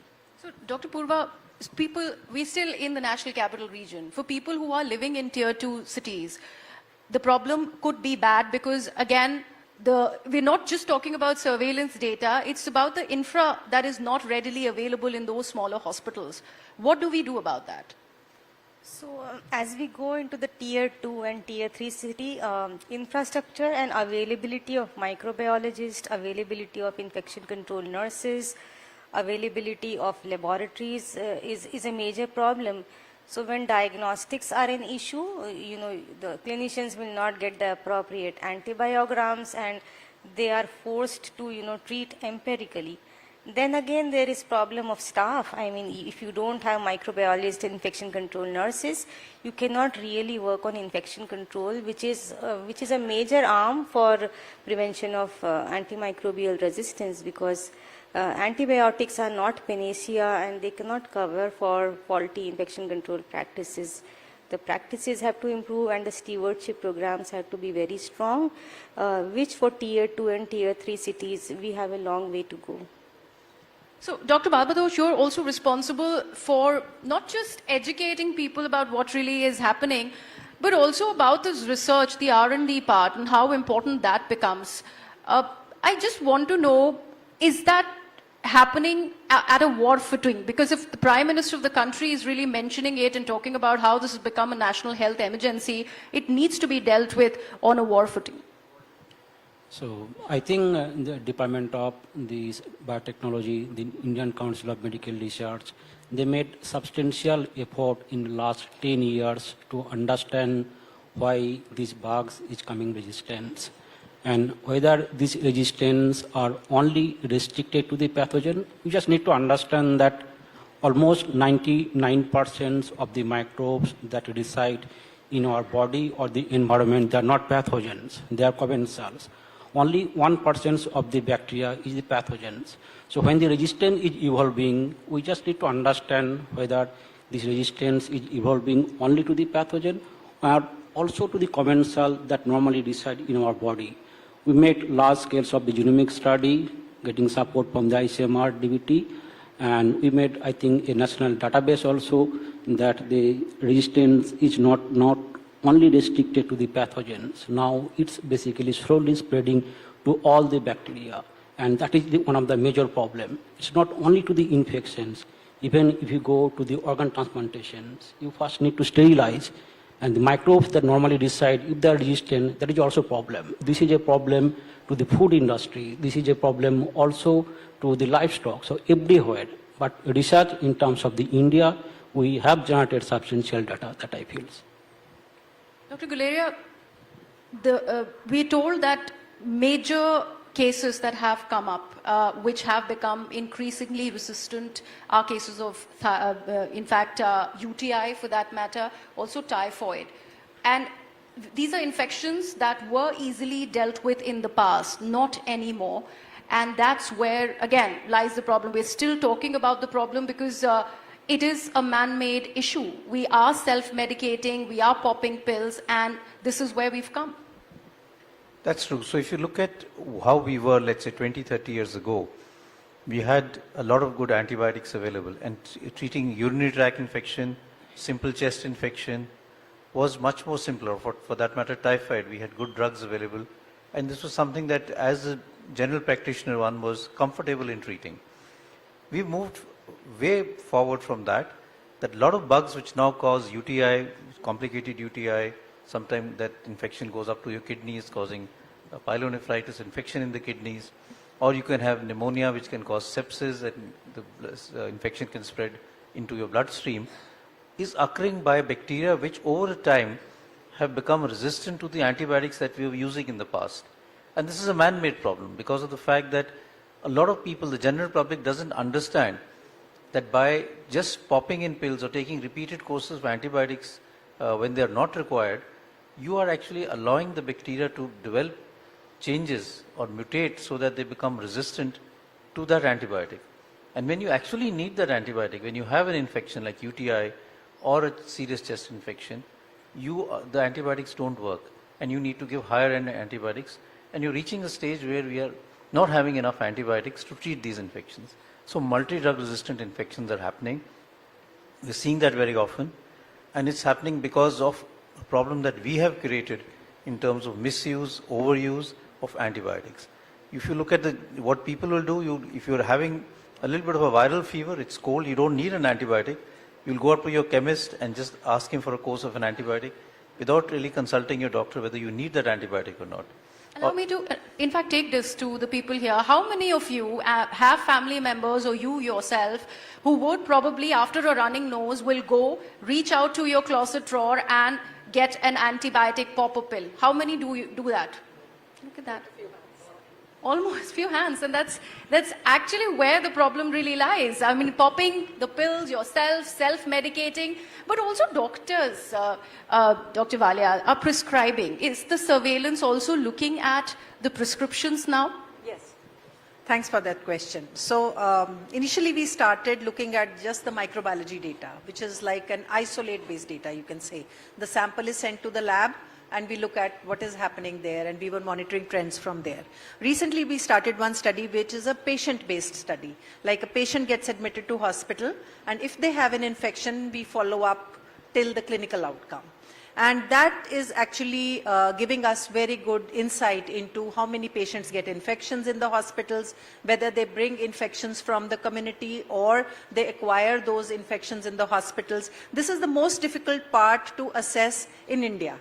And the reason being that when a patient reaches AIIMS or PGI or Medanta for that matter, they must have had many previous hospitalizations as well as many previous courses of antibiotics. So what Medanta's lab finds or what Dr. Purva Mathur's lab finds in their hospital is not something that was created in their hospital. They have acquired it from other hospitals, and that is now showing up in AIIMS microbiology department.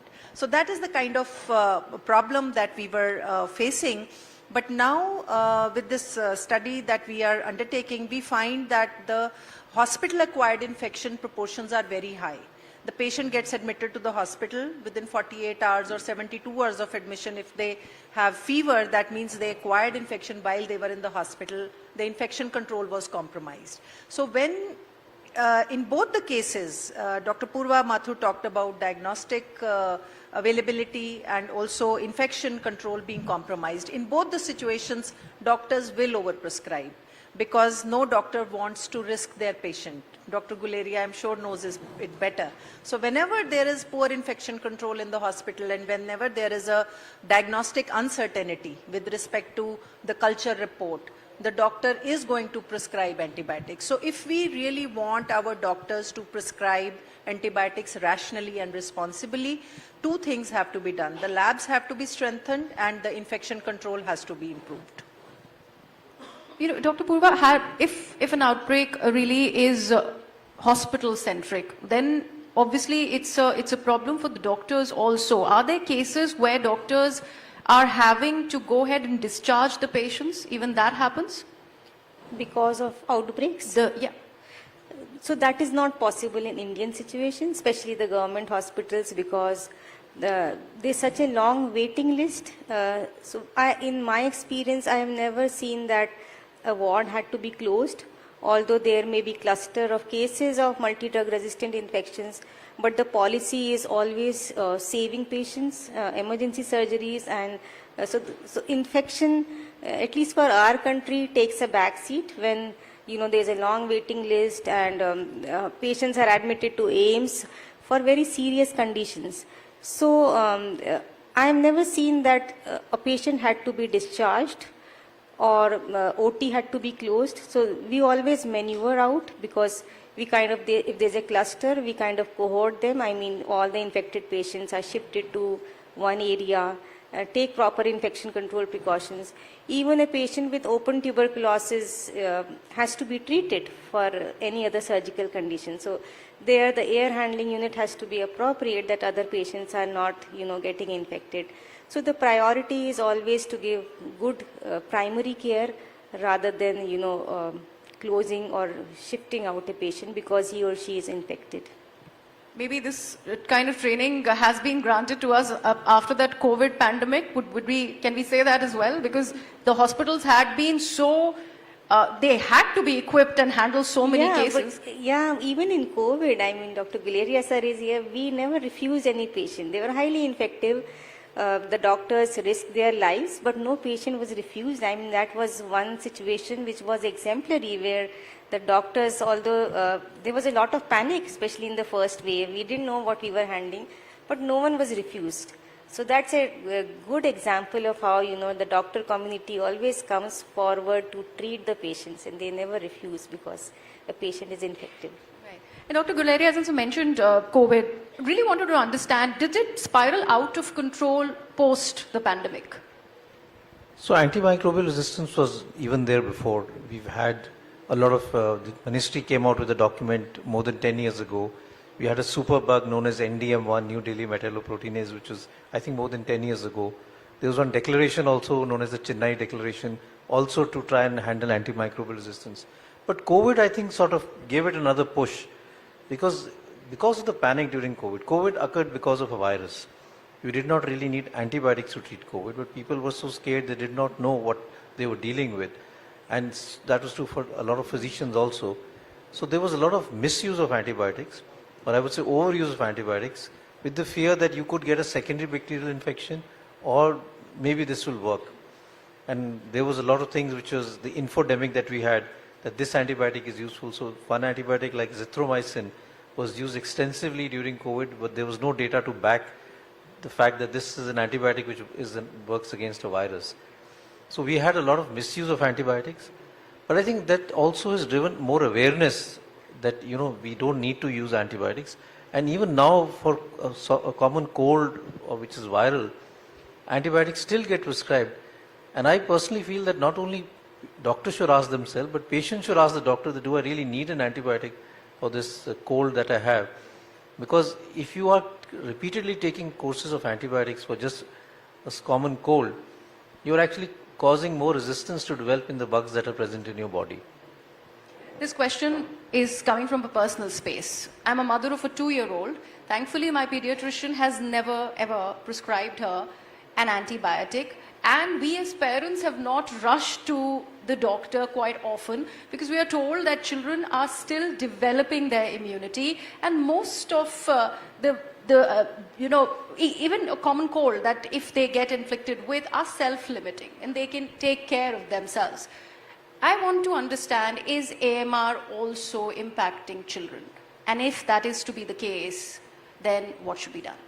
So AMR is impacting all age groups, and it's all dependent on misuse of antibiotics. But a lot of pediatricians have now become aware, whether it be fever, cold or cough, whether it be simple diarrhea, there is no need to give antibiotics, especially in the younger age group, with just supportive treatment, giving ORS, sometimes zinc supplement, or giving treatment for cold, antihistaminics. The child will become all right without requiring antibiotics.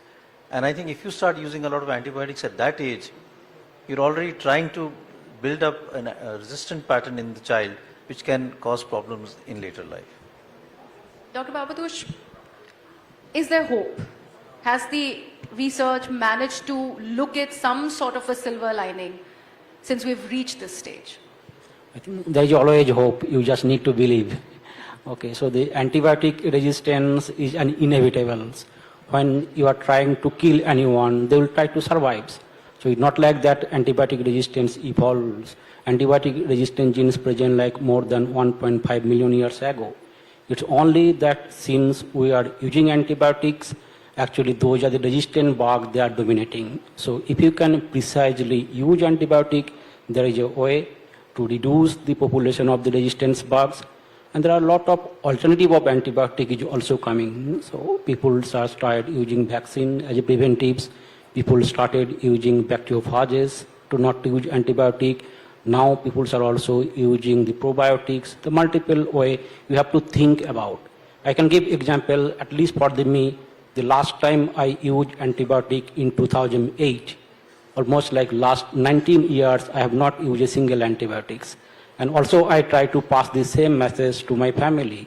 So you don't need antibiotic without knowing that you have a bacterial infection. Why should go for an antibiotic?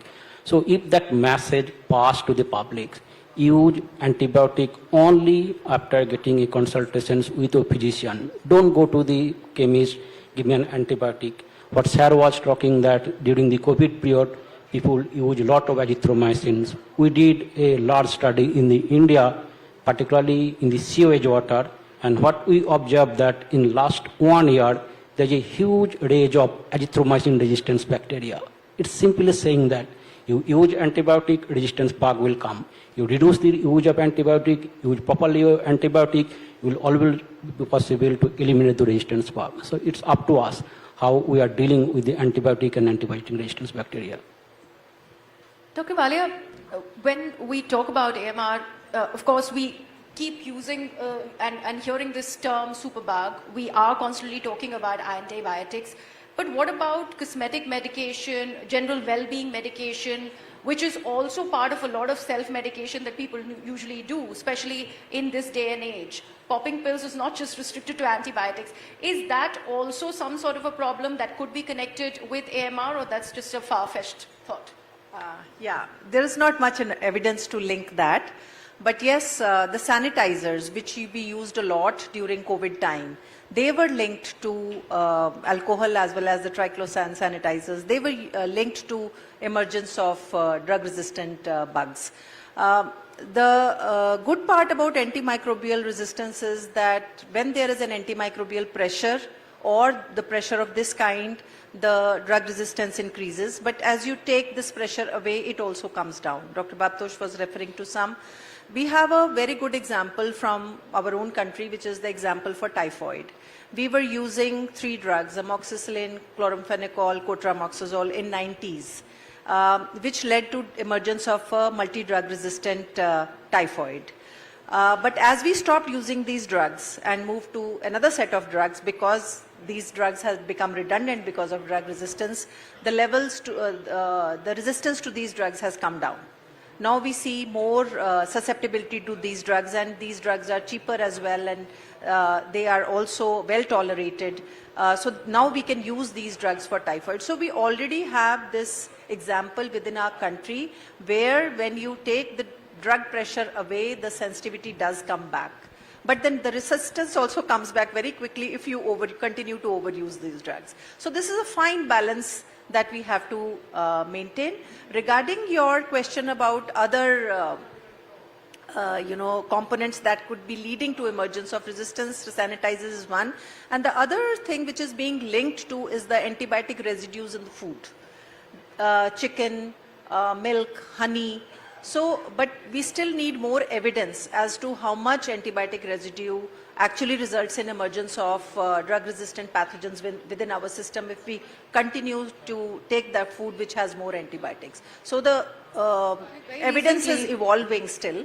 There was so many cases where people were talking about the milk that we are consuming, the eggs for that matter. So there is a fine balance between how we want our food economy to be and the role of antibiotics there. For example, there's one drug, streptomycin, which is very commonly used in apple crop in our country.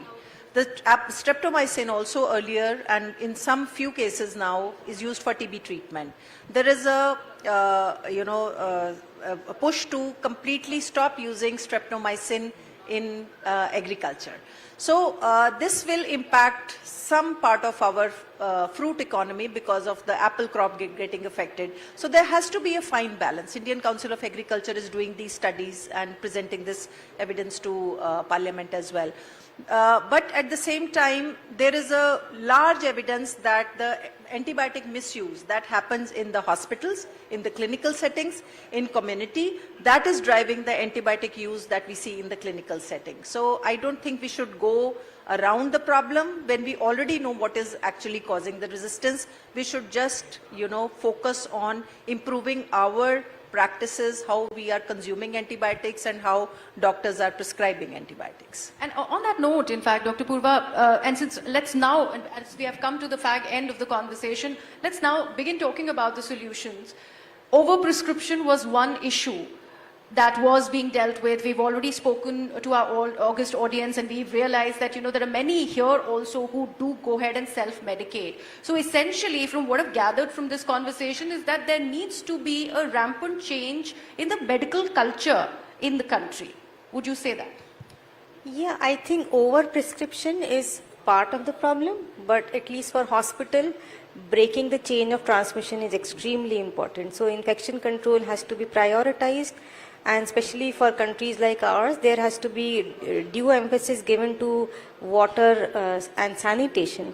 So in many of the hospitals, water is contaminated because the drinking water pipelines are adjacent to sewer pipelines. So there's a lot of contamination of water there. So we have to go back to the basics, not just blaming prescriptional, antibiotic prescription practices, but the chain of transmission includes proper hand hygiene, proper water and sanitation facilities, and really breaking the chain of transmission, because bugs are transmitted via something, and those transmission vehicles are generally hands of healthcare personnel or water or contaminated air, environment, devices. So we really have to focus on prevention because a lot of money goes into investment for a new drug, and within a year the bugs become resistant. So I think we have to talk a lot about strengthening infection control practices and breaking the chain of transmission. And Dr. Guleria, since we're talking about how concerning this is, we also have to talk about what kind of diseases now have led to even deaths, the cases that have resulted in operating them and the number of people who've lost their life, which was not the case earlier. What are the key cases that have come to your notice? So one of the issues is what is known as bloodstream infection, sepsis. So if you have an infection which is either in the urinary tract or in the lungs, and it goes into the blood, it can cause multi-organ failure, and that can actually lead to death. So you have infections which are starting from either the bloodstream, from the urinary tract, or from the lungs, and then spreads to different parts of the body. And sometimes what happens is the physician is not aware of what exactly is the bug causing the infection, and you give a cocktail of antibiotics. And therefore, one of the things that one also needs is to have good point of care tests. Can you have a test which can tell you very early what you're dealing with and what is the antibiotic which would be useful in terms of the susceptibility? But I think the most important thing is public awareness, because antibiotic misuse is a big issue. Hospital infection control practices, not only a hospital, I would say general infection control practices, because if we are careful about infection control, and we had a lot of this during COVID, we can actually prevent a lot of infections happening both in the community and in the hospital, and then being able to treat it early and then de-escalate. Sometimes what happens is you start a lot of antibiotics, you come to know that this bug is going to respond to this antibiotic. There's no point giving all the other antibiotics. So you have to de-escalate quickly once you know what is the bacteria that you're dealing with, what is the sensitivity. In many hospitals, that does not happen. Sometimes doctors will argue that you have a good running, you have multi-drug combination which is working, let's continue to give that. But you must de-escalate so that you don't misuse your antibiotics. So awareness among physicians, awareness among the general public, being conscious of what you're taking, and trying to get tests which can really give you a diagnosis early so that you're not treating viral infections or other infections with antibiotics when they're not required. And Dr. Babatosh, would you like to add to that? Because this is a very important point that Dr. Guleria is making about how even sensitizing the GPs is needed for that matter, so that they don't go ahead, overprescribe, and do tests first. So testing becomes prior to prescription that also should be the norm now. When we're talking about that medical culture change, maybe this also should be coming in. I think this is one of the most important thing, that we should make it mandatory. Without knowing the resistant pattern, we should not prescribe antibiotics. What problem happen if a bug is resistant and if you are giving antibiotic, what happens? Those resistant genes also disseminate, because antibiotic also induce the dissemination of the resistance function. So the rapid detection of the resistance function, that is one of the very important things, awareness. And also we need to think about the alternative of antibiotics. So if antibiotic is not working, at least in the critical cases, what we can do. Thank you so much, doctors. Thank you so much for joining us, and I hope you learned a lot from this enriching conversation. So stop popping pills yourself. That's what we take on. You should ask now how many of them will take antibiotics. How many? Yeah, actually, that's a fair question that Dr. Walia is asking. I hope nobody is going to be taking antibiotics, especially not yourselves. Is that right? Okay. Thank you so much. Thank you.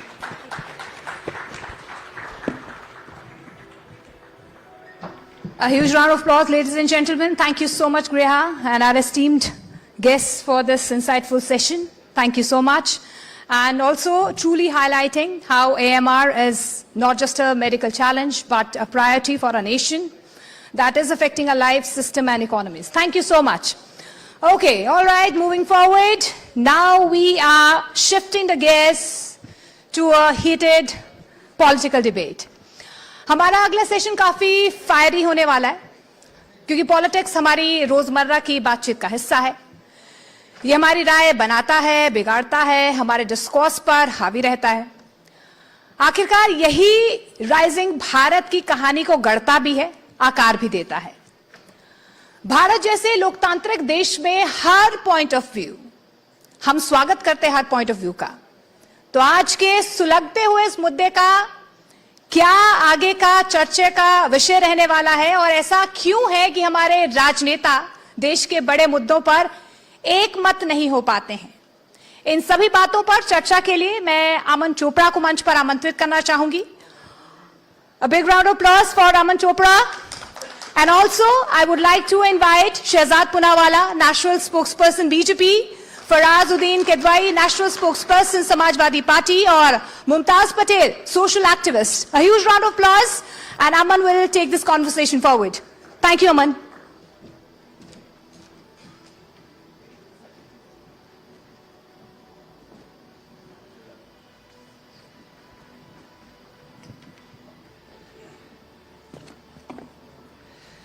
नमस्कार. देखिए, तेजी से बदलते world order में भारत की भूमिका बहुत अग्रणी है, और खासकर पिछले 10 वर्षों की अगर बात की जाए, जिसका जिक्र कल प्रधानमंत्री ने भी किया, पिछले 10 वर्षों में भारत ने न सिर्फ आर्थिक तरक्की की है, बल्कि वैश्विक स्तर पर भारत की पहचान, भारत का कद, भारत का रुतबा, भारत की अंतर्राष्ट्रीय ख्याति बढ़ी है. इससे शायद हर कोई इत्तेफाक रखेगा. और इसी का जिक्र करते हुए कल प्रधानमंत्री ने कहा कि आज दुनिया के विकसित राष्ट्र भारत के साथ डील करने को आतुर है. कोट अनकोट ये प्रधानमंत्री के शब्द थे. आज दुनिया के बड़े से बड़े विकसित राष्ट्र भारत के साथ डील करने को आतुर हैं. उन्होंने कहा कि आज भारत दुनिया का ग्रोथ इंजन बन चुका है, मैन्युफैक्चरिंग हब बन चुका है. लेकिन एक नसीहत उन्होंने विपक्ष को भी दी. कल प्रधानमंत्री ने कहा कि विपक्ष जो है विरोध की टूलकिट बनकर रह चुका है. सिर्फ विरोध के नाम पर विरोध होता है. उन्होंने कई उदाहरणों का भी जिक्र किया. लेकिन भारत के इस बढ़ते हुए कदम, या जिसे कहते हैं भारत भाग्य विधाता, किसे नहीं भाता. हम इसी पर बात करेंगे. मैं चाहूंगा एक बार फिर से अपने हाथों को आप कष्ट दीजिए. मुमताज पटेल हमारे साथ हैं, पॉलिटिकल एनालिस्ट हैं, सामाजिक कार्यकर्ता हैं. मुमताज जी, बहुत बहुत धन्यवाद, आपने समय निकाला. शहजाद पूनावाला भारतीय जनता पार्टी के राष्ट्रीय प्रवक्ता हैं, और फराज किदवई समाजवादी पार्टी के राष्ट्रीय प्रवक्ता हैं. फराज भाई, आपका बहुत बहुत स्वागत. सबसे पहले मैं शहजाद आप ही से शुरू कर रहा हूं, क्योंकि आज जब मैं आपसे बात कर रहा हूं तो एक विरोध के नाम पर, यह भी क्या विरोध के नाम पर विरोध है, क्योंकि इजराइल जाने के 2 दिन बाद ही हमला कर दिया इजराइल ने. मैं तो उससे शुरू करना चाह रहा हूं. और इसी को लेकर सुबह से प्रधानमंत्री नरेंद्र मोदी पर हमले हो रहे हैं. यही कहा जा रहा है कि प्रधानमंत्री नरेंद्र मोदी इजराइल गए, युद्ध नहीं रुकवाया, बल्कि आपने साइड ले ली, और इजराइल और यूएस ने मिलकर अब ईरान पर हमला कर दिया. यह आप लोगों की नीति है. शहजाद पूनावाला. सबसे पहले बहुत बहुत धन्यवाद न्यूज़ 18 का और अमन जी आपका। और देखिए, मैं एक एनालिसिस करना चाहूंगा और गुड स्पिरिट में ही लेंगे मेरे दोनों साथी। मैं कांग्रेस छोड़ चुका हूं, मैं बीजेपी में हूं। मन से भी छोड़ दिया? हाँ, मन से भी छोड़ दिया। अच्छा। कुछ लोग कांग्रेस छोड़ने की फिराक में हैं और कुछ लोग है तो समाजवादी में पर कांग्रेस ज्वाइन करने की फिराक में है। मैं नाम किसी का नहीं लूंगा, समझदार को इशारा काफी है। डिबेट में देखना आधे घंटे बाद ये स्पष्ट हो जाएगा कि कुछ लोग छोड़ने की फिराक में, कुछ ज्वाइन करने की फिराक में। अगर आपका इशारा यहाँ कहीं है तो ऐसा कुछ भी नहीं है, बिल्कुल स्पष्ट शब्दों में मैं कह रही हूँ। देखिए, मेरे तीर अक्सर ऐसे होते हैं, मैं तीर पे नाम नहीं लिखता हूँ पर ब्रह्मोस की तरह वो सटीकता से अपना डेस्टिनेशन ढूंढ लेते हैं। चलिए देखते हैं। ठीक है, बताइए। देखिए, ऐसा है, विरोध की टूल किट और विरोध के नाम पर विरोध मैं कैसे? इसको विपक्ष का काम है वही सवाल उठाना। देखिए, मैं इसको टूल किट नहीं कहता हूं, मैं इसको कहता हूं कि ये बन चुके हैं फूल किट। फूल किट। अब जब से मैं भारत मंडपम आया हूं ना, ये आप वो सोचोगे चादर लेकर आया हूं। अरे पता नहीं कोई कब कांग्रेसी शर्ट निकाल कर बैठ जाए, यहाँ पे तो दोनों सभ्य लोग हैं तो ऐसा नहीं होगा, परंतु कौन सा कांग्रेसी कब शर्ट निकाल के बैठ जाए तो मैं लेकर घूमता हूं कि उसको कवर अप कर दूं। क्योंकि देखिए, नग्नता विचारों की है। जब भारत का एआई समिट होता है तो आप विरोध करते हैं और वो tasteless, classless, characterless, pointless, nationless, emotionless protest होता है, सिर्फ शर्टलेस नहीं। जब देश की उपलब्धि है, यहां तक कि इनके एलाई पार्टनर समाजवादी पार्टी के नेता भी बोलते हैं कि इस प्रकार का नंग प्रदर्शन नहीं करना चाहिए था। अभी बहुत जल्द कांग्रेस एलाईलेस भी होने वाली है। कांग्रेस के नेताओं ने भी बोला गलत है। बहुत जल्द कांग्रेस लीडरलेस भी होने वाली है, डायरेक्शनलेस तो है ही।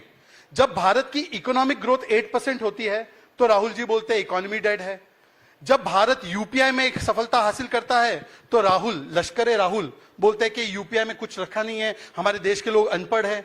जब भारत की आत्मनिर्भर 2 वैक्सीन बनती है, 2 बिलियन डोज हम देते हैं, मुफ्त के डोज देते हैं, हम अपने 7वें जो नेशन है उनको भी देते हैं, तो बोलते हैं इंपोर्टेंट हो जाएंगे बीजेपी की वैक्सीन से। वैज्ञानिकों पर सवाल खड़े कर देते हैं।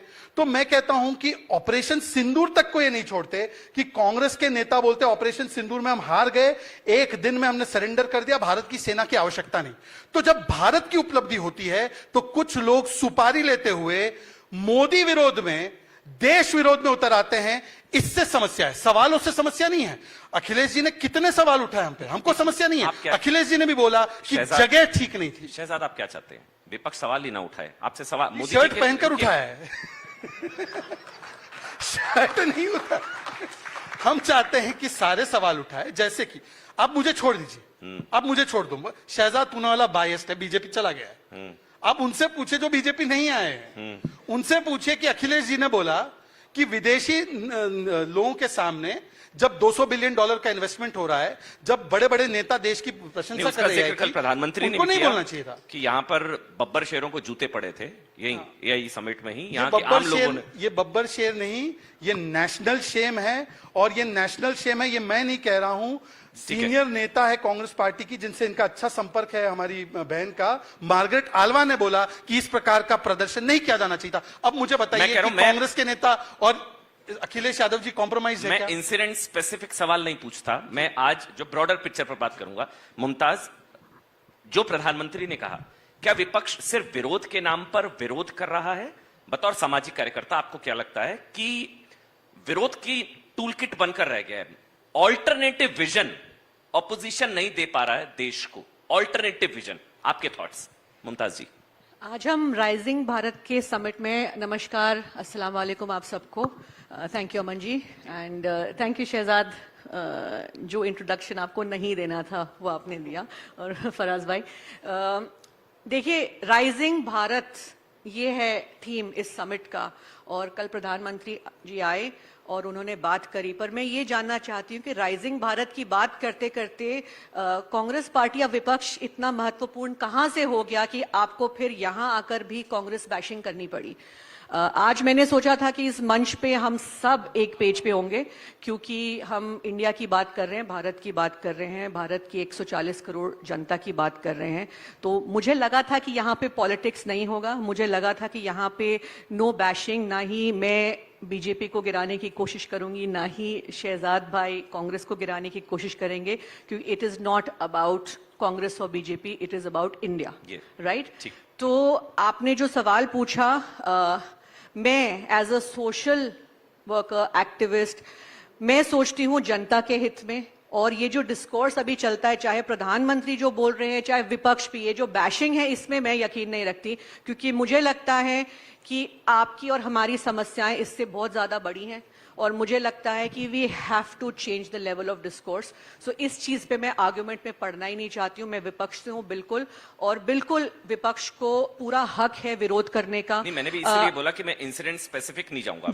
मैं नहीं जाऊंगा कि राहुल गांधी ने क्यों डेड इकोनॉमी बोला, मैं नहीं जाऊंगा कि प्रधानमंत्री को कॉम्प्रोमाइज बोलने से क्या लोकतंत्र मजबूत होता, मैं नहीं जाऊंगा। मैं नहीं जाऊंगा कपड़े उतार कर प्रदर्शन, मैं नहीं जाऊंगा। नहीं, मैं सीधा सवाल पूछूंगा, जो प्रधानमंत्री ने कहा, डू यू अग्री कि विपक्ष एक ऑल्टरनेटिव विजन देने में नाकाम है और सिर्फ विरोध के नाम पर विरोध किया जा रहा है, और वो जनता की नब्ज पकड़ने में विपक्ष नाकाम हो रहा है? इंडिया अलायंस में प्रॉब्लम क्या नजर आती है आपको? मुझे लगता है कि सरकार भी जनता की नब्ज पकड़ने में नाकाम है, मैं ये कहना चाहती हूँ। और जहां बात आपने विपक्ष की विरोध की करी, तो पूरा हक है, विरोध पक्ष का काम क्या है, विरोध करना।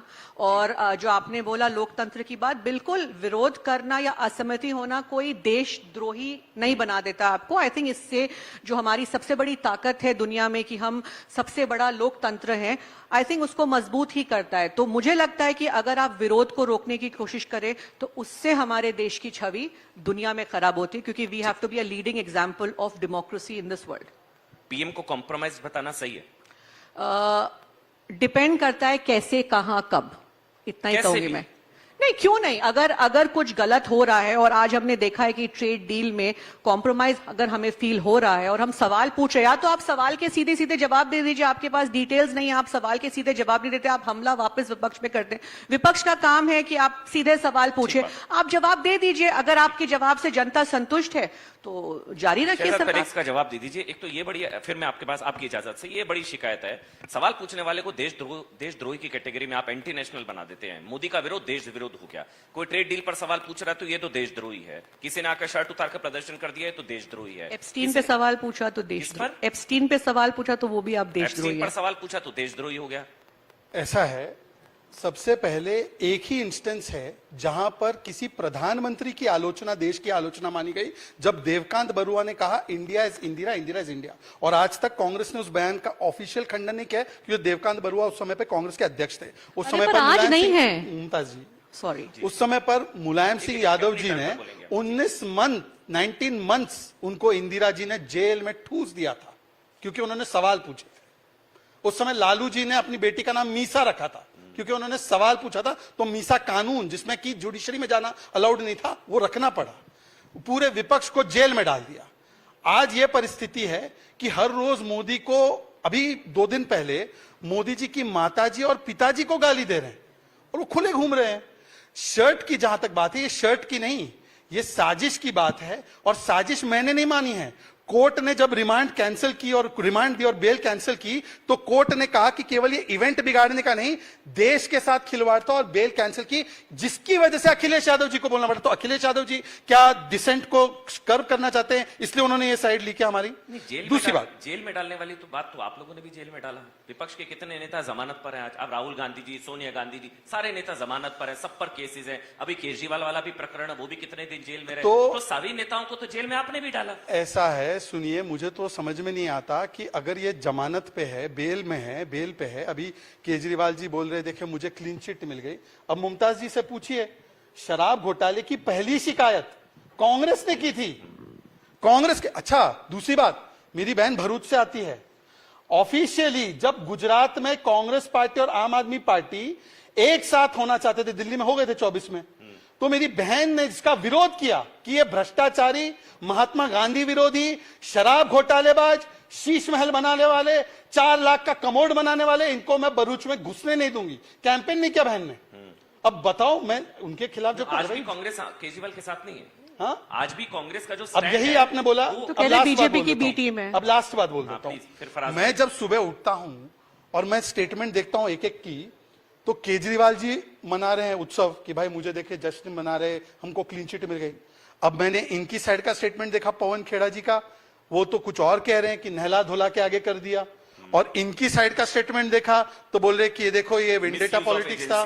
तो इंडी अलायंस में कोई मिशन विशन नहीं है, केवल कंफ्यूजन, डिवीजन, कमीशन, करप्शन यही एक साथ है। क्योंकि इनसे पूछे कि ये पवन खेड़ा जी की बातों से एग्री करते हैं और इनसे पूछे कि ये अखिलेश जी की बातों से एग्री करते हैं, तो एक मत नहीं हो पाएंगे। तो देश के लिए क्या विजन देंगे? भाई मैं सीधा सा सवाल पूछता हूं, ऐसा नहीं है मोदी को घेरने के लिए मुद्दे नहीं, भैया एप्स्टीन फाइल का मुद्दा आप लोगों ने उठाया, जब जब कोई मुद्दा बड़ा होने लगता है राहुल गांधी प्लेटर में सजाकर उस एक तो मुद्दा दे देते हैं बीजेपी को और उसको पंचर कर देते हैं। जब बात होनी चाहिए भाई ट्रेड डील की, वहां पर बात होती है शर्टलेस प्रोटेस्ट की, जब बात होनी चाहिए एप्स्टीन की तब बात होती है डेड इकोनॉमी की।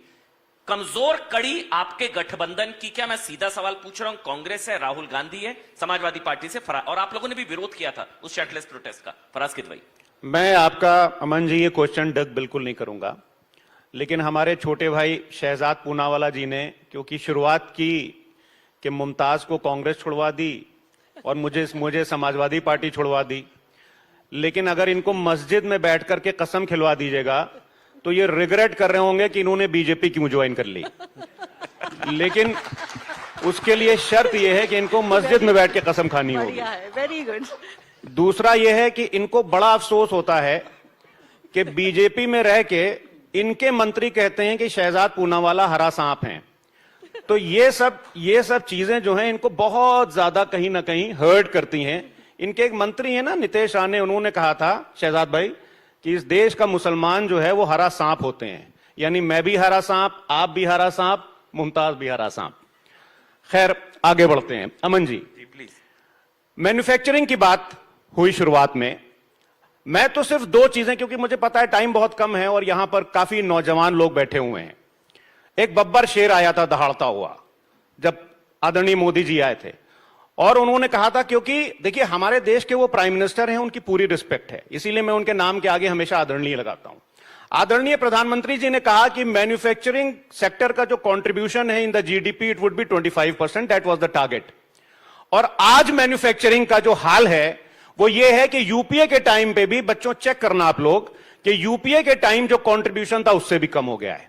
दूसरी बात शहजाद भाई ने अभी कहा, क्या कुछ फुल किट अराउंड 12%, 13% होगा अराउंड मैन्युफैक्चरिंग का जीडीपी में जो स्टेक, जो मैन्युफैक्चरिंग का जो कंट्रीब्यूशन है। इन्होंने कहा फुल किट। सबसे बड़ी फुल किट जो आज की तारीख में चल रही है वो भारतीय जनता पार्टी और आदरणीय प्रधानमंत्री जी चला रहे हैं। मैं इसको प्रूफ करने जा रहा हूं। यहां पर जितने नौजवान बैठे हुए हैं उनके लिए एक इंटर्नशिप स्कीम आदरणीय प्रधानमंत्री जी ने लॉन्च की थी और कहा था कि हम 5 साल में 1 करोड़ बच्चों को इंटर्नशिप कराएंगे। कहा था कि नहीं कहा था, ये मैं तो बोल नहीं रहा हूं। उस 1 करोड़ इंटर्नशिप के अगेंस्ट हर साल 20 लाख होने वाली थी। 20 लाख के अगेंस्ट 10,000 बच्चों की इंटर्नशिप हुई है और 96 बच्चों की नौकरी मिली है। तो शहजाद भाई फुल किट कौन चला रहा है?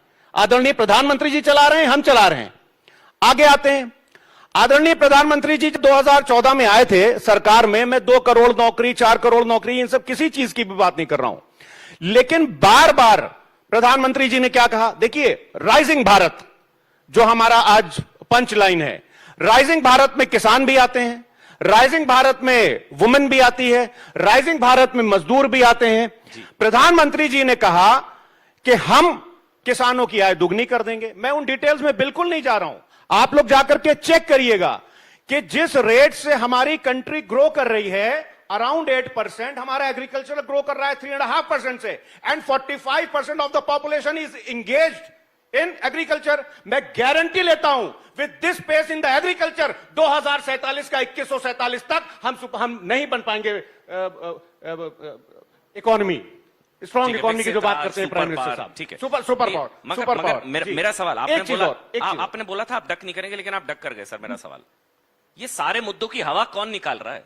आपके गठबंधन में कोई आपी का नेता है क्या? कमजोर कड़ी कौन है आपके? खुल के बोले रहा हूं, मैं खुल के बोले रहा हूं। ये मुद्दे नहीं बन पाते हैं। अमन तो जी ने शहजाद भाई भी कर गए। एक चीज बोली, हाँ अमन जी ने अभी एक चीज बोली कि मॉडल क्या है। मॉडल तो आदरणीय अखिलेश यादव जी ने 2012 और 17 के बीच में दे दिया इस देश को। और उन्होंने क्या मॉडल दिया? आदरणीय अखिलेश यादव जी ने जो डेवलपमेंट किए वो आंकड़ों से भी दिखते हैं और आंखों से भी दिखते हैं। उत्तर प्रदेश में आप चले जाइए, सुनिए, तो राहुल गांधी है। नहीं अब बात तो सुनिए, मैं बोल रहा हूं इंडिया। अब आपके क्वेश्चन पे आ रहा हूं, फराज भाई सुनिए ना, मेरा सवाल का मर्म ये है, आप ठीक कह रहे हैं, परफॉर्मेंस वाइज, मेरिट वाइज, उस हिसाब से देखा जाए, और जिन्होंने परफॉर्म करके दिखाया वो अखिलेश यादव है, लेकिन आपके नेता कौन है?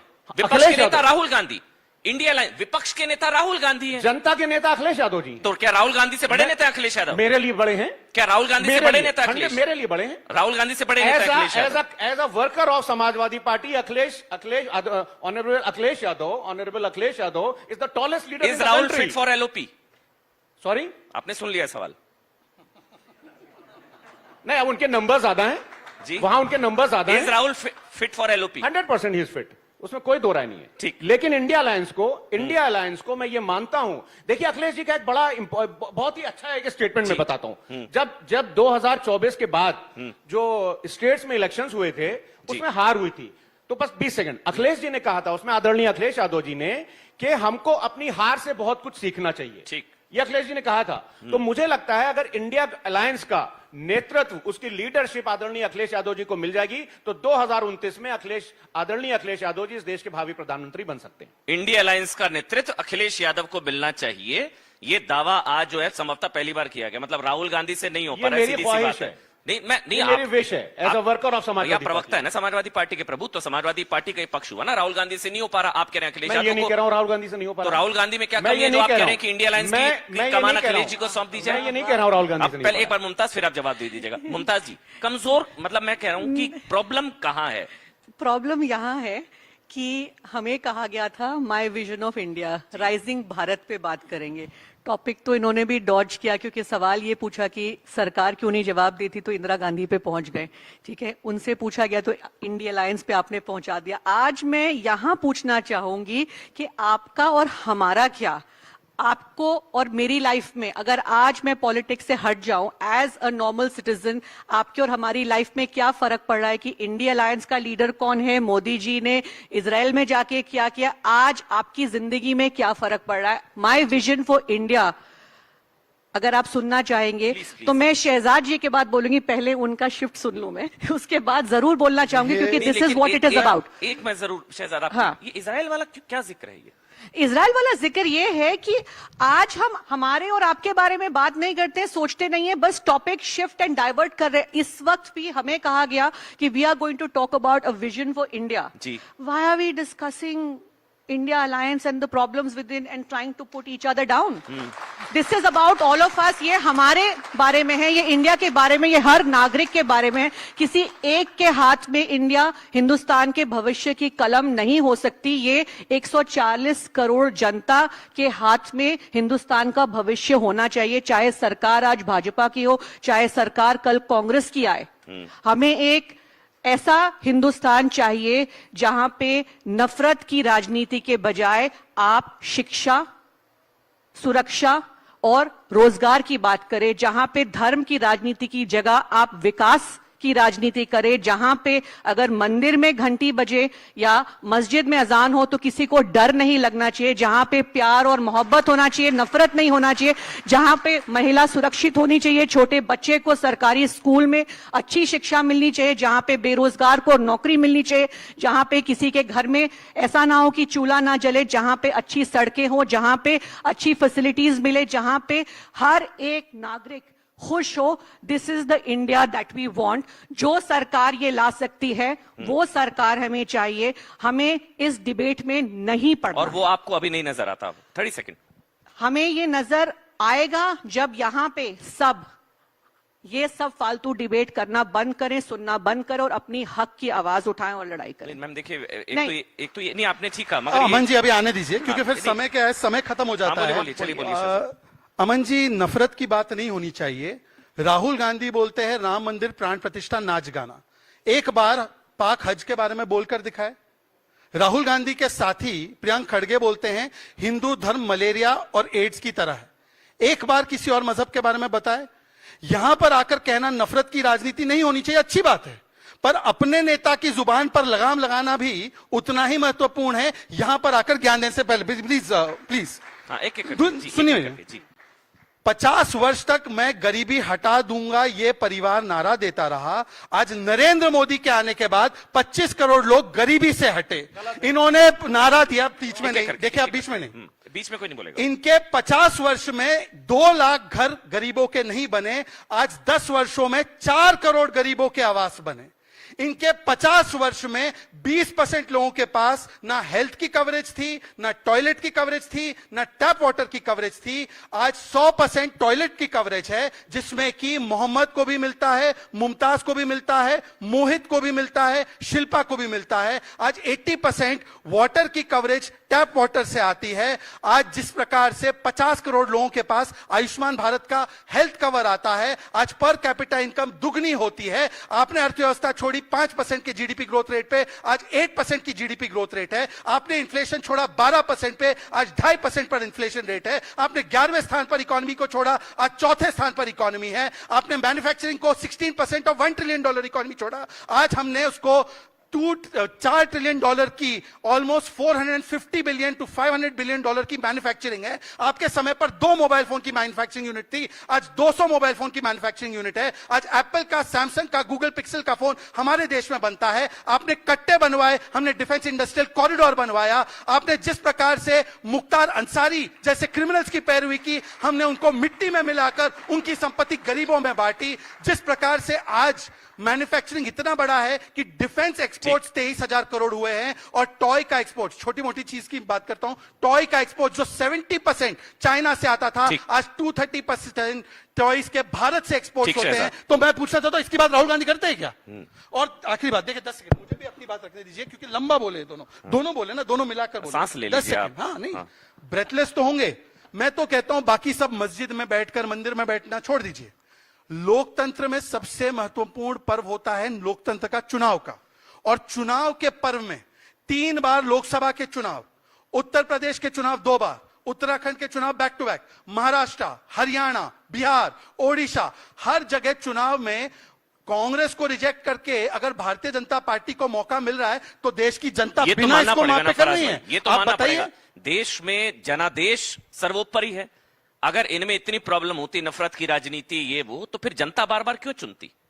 फराज, तो इसका मतलब ये हुआ, जब अटल बिहारी वाजपेयी जी की जमानत जब्त हुई थी, तो फिर जनादेश उनके खिलाफ था, उनकी जमानत जब्त हुई थी। आपकी इंफॉर्मेशन के लिए मैं बता दूं, आदरणीय अटल बिहारी वाजपेयी। देखिए, इलेक्शन को जीत हार से आप इसको नहीं देख सकते। अभी हमारे शहजाद भाई ने बड़ी बड़ी बात की, फिर कैसे ले सकते हैं? मैं जानना चाहूंगा, मतलब क्या जनादेश का लोकतंत्र में जनादेश, सरकार बनाना, चुनाव जीत कर आना, इन सबके हाथ में वही है। जनादेश का सम्मान है। 2024 में उत्तर प्रदेश में जनता ने जनादेश दिया और हमको जिताया। तो वोट चोरी नहीं हुई? सुनिए, अरे वोट चोरी हुई? सुनिए सर, अरे सर बात, वोट चोरी हुई नहीं हुई? अगर वोट चोरी ना हुई होती तो हम 70 सीटें जीतते। आगे बढ़े। 37 आप 37 जीते थे, 37 जीते आप, लगभग आधी सीटें जीते। हम 70 जीते, वो भी वोट चोरी थी, मतलब 70 जीते। दूसरी बात, अभी इन्होंने एक बड़ी इंपॉर्टेंट बात कही जो कि जरूरी है जानना। प्लीज। इन्होंने अभी कहा 25 करोड़ लोगों को गरीबी से बाहर निकाल दिया। गरीबी, ये मेरे भाई हैं, छोटे भाई हैं, मैं इनको किसी भी तरह से वो नहीं करना चाहता हूं। इनसे डेफिनेशन पूछ लीजिए कि 25,000 करोड़ को निकालने वाली क्या है? 25 करोड़, 25 करोड़। मैं सुनिए, चुप रहिएगा। मैं गारंटी के साथ कहता हूं, अगर इनको पता होगी तो ये बताएंगे नहीं, क्योंकि जो यूएनडीपी का जो क्राइटेरिया है और हमारा क्राइटेरिया है, वो बिल्कुल अलग है। ये फ्रॉड करते हैं जो 25 करोड़ लोग की बात करते हैं। अगर आप कहिएगा तो मैं प्रूफ कर दूंगा अभी, मैं प्रूफ कर दूंगा अभी। तो 25 करोड़ लोग नहीं गरीबी रेखा से बाहर है, नहीं निकले। क्या पैमाना, क्या आपकी क्या परिभाषा है? प्लीज बताइए। मैं ये मल्टी डायमेंशनल पॉवर्टी इंडेक्स को लेते हैं, जिसको कि इनपुट बेस पे लिया जाता है। मतलब ये हुआ कि अगर किसी भी बच्चे का, किसी भी 18 साल से ऊपर आदमी का अगर बैंक अकाउंट सरकार ने खुलवा दिया और उसमें 0 बैलेंस भी चल रहा है, तो he is out from multi dimensional poverty index. जाकर के चेक कर लीजिएगा, जाकर के चेक कर लीजिएगा कि अगर उज्ज्वला योजना से किसी एक महिला को सिलेंडर मिला, भरवा पाए ना भरवा पाए, इसको ये बात मानते हैं आउट ऑफ पॉवर्टी, लेकिन ऐसा नहीं है। ये झूठ बोलते हैं, फ्रॉड करते हैं, झूठ बोलते हैं। फिर कंक्लूडिंग मैं ज्यादा बड़ी बात नहीं करूंगा, मैं तो इनका छोटा भाई हूं, तो छोटे भाई की हैसियत से बड़े भाई को बड़े आदर से पूछना चाहूंगा। आपके अर्थशास्त्री के जमाने में इकोनॉमिक ग्रोथ रेट 5%, इन्फ्लेशन 12%। सुनिए ना, एक करके प्लीज। घर में टॉयलेट नहीं, घर में मुफ्त अनाज नहीं, घर पक्का नहीं, घर में पानी नहीं, पर उस समय पर वो गरीबी के बाहर थे। और आज मोदी ने सब कुछ दिया तो गरीबी में आ गए। मैं केवल एक आंकड़ा पूछना चाहता हूं, 400 स्टार्टअप थे इस देश में युवाओं के, आज 1.5 लाख स्टार्टअप है, जिसमें से 25 से 30 $1 बिलियन के स्टार्टअप बन के यूनिकॉर्न बने। आप अपने जमाने के स्टार्टअप गिना दीजिए। चलिए ठीक है, आप मेरे को कंक्लूडिंग कमेंट दे रहे हैं। Mumtaz ji, how you see Modi as leader? मुझे तो इतना पता हाउ है यू कि सी अभी मोदी कुछ- एज लीडर? नहीं, मुझे इतना पता है कि अभी कुछ दिन पहले मध्य प्रदेश में 35 लोग गंदे पानी की वजह से मर गए। उसका जवाब कौन देगा? आज आपने नफरत की भोपाल बात गैस ट्रेजेडी याद है आपको?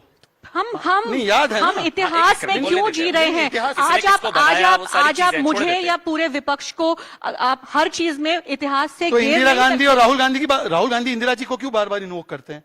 राहुल गांधी तो उनके ही परिवार की खा रहे हैं तो कि नेहरू ने ये किया, इंदिरा ने ये किया, मेरी सरकार ने ये आपकी किया। पार्टी महात्मा गांधी जी के असैसिनेशन के लिए जिम्मेदारी लेती है क्या? बताइए, महात्मा गांधी के असैसिनेशन पे बीजेपी में क्यों जी रहे? मुझे आज पता है, आपने पर ये बोला राहुल चलिए, मुझे वाइंड अप करना है प्लीज। 40 सेकंड मुमताज जी, आपका थॉट। मैं सवाल पूछ रहा हूं आपसे, मैं ये नहीं पूछ रहा हूं आपसे कि राहुल गांधी, मैं पूछ रहा हूं प्रधानमंत्री नरेंद्र मोदी के नेतृत्व में भारत के बढ़ते कदम, आपका analysis Modi as leader of India. बिल्कुल, अभी जितने भी हमें आंकड़े बताए शहजाद भाई ने, वो सब पेपर पे बहुत अच्छे लगते हैं, पर मुझे आज अभी भी ये पता है कि हमारे पास साफ पीने को पानी नहीं है, हमारे युवाओं के पास नौकरी नहीं है, हमारे बच्चों के पास अच्छे स्कूल नहीं है, मिड डे मील सही नहीं मिल रहे हैं, हमें आज सही इंफ्रास्ट्रक्चर नहीं मिल रहा है, हमें बेसिक सुविधा अस्पतालों में नहीं मिल रही है। ये सब जब तक ठीक नहीं होगा, चाहे जो हो, मोदी जी हो, मैं रिस्पेक्ट करती हूँ, हमारे प्रधानमंत्री हैं, ये सब जब तक नहीं बदलेगा, हमारा देश नहीं बदलेगा। चलिए, बहुत बहुत धन्यवाद। यही मेरे ख्याल से सशक्त लोकतंत्र है कि विपक्ष भी उतना ही सशक्त है। हाँ प्लीज पढ़ दीजिए, चलिए जाते जाते कंक्लूडिंग। जो सारे आंकड़े रखे, एक अदम गोंडवी का बहुत अच्छी 2 लाइनें उन्होंने कही हैं कि तुम्हारी फाइलों में गांव का मौसम गुलाबी है, मगर ये आंकड़े झूठे हैं, ये दावा किताबी है। दावा किताबी। अच्छा, एक बात बताओ मजेदार, आप शेर पढ़ दीजिए ना फिर। शेर और ये मुशायरा नहीं है, पर शेर पढ़ते रहे, परंतु जो शेर पढ़ने के लिए उन्होंने फटाफट इंटरनेट पे सर्च मारा, वो इंटरनेट स्पीड और डेटा की कमी, कॉस्ट की, वो मोदी जी ने की, तो आपको शेर मुबारक। चलिए, बहुत बहुत शुक्रिया फराज भाई आपका, शहजाद भाई आपका, और मुमताज जी आपका। अच्छा, कोई पर्सनल कमेंट हुआ है तो मैं दोनों से माफी मांगता हूं। बहुत बहुत धन्यवाद, थैंक यू सो मच। दोनों से माफी। वक्त बताएगा, वक्त बताएगा। शुक्रिया बहुत बहुत, thank you. Thank you very much, everyone. A huge round of applause for our guests. Thank you so much for bringing so much fire and josh on Rising Bharat today. Thank you so much.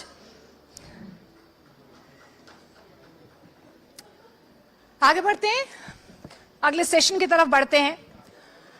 किसी भी लोकतंत्र की ताकत सिर्फ बहुमत की इच्छा में नहीं, बल्कि अल्पसंख्यकों की आवाज, गरिमा और भागीदारी में होती है। किसकी बात सुनी जाती है, किसे रिप्रेजेंटेशन मिलता है, और कैसे वो समुदाय जिन्हें हाशिए पर देखा जा रहा है, राष्ट्रीय चर्चा और नीतियों के केंद्र में आते हैं। हमारा अगला सेशन है minority report, margins to centre, और इस चर्चा को मॉडरेट करेंगे न्यूज 18 के Amish Devgan. I would like to invite Amish on stage. और इसी के साथ a huge round of applause, ladies and gentlemen, I would like to invite our esteemed guests, Shehzad Poonawala, National Spokesperson BJP, Mumtaz Patel again on stage, social activist, Sumaya Rana, National Spokesperson Samajwadi Party, और Tanveer Zahak, founder Milli Chronicles. A huge round of applause for esteemed guests, and Amish will take this conversation forward from here. Thank you, Amish.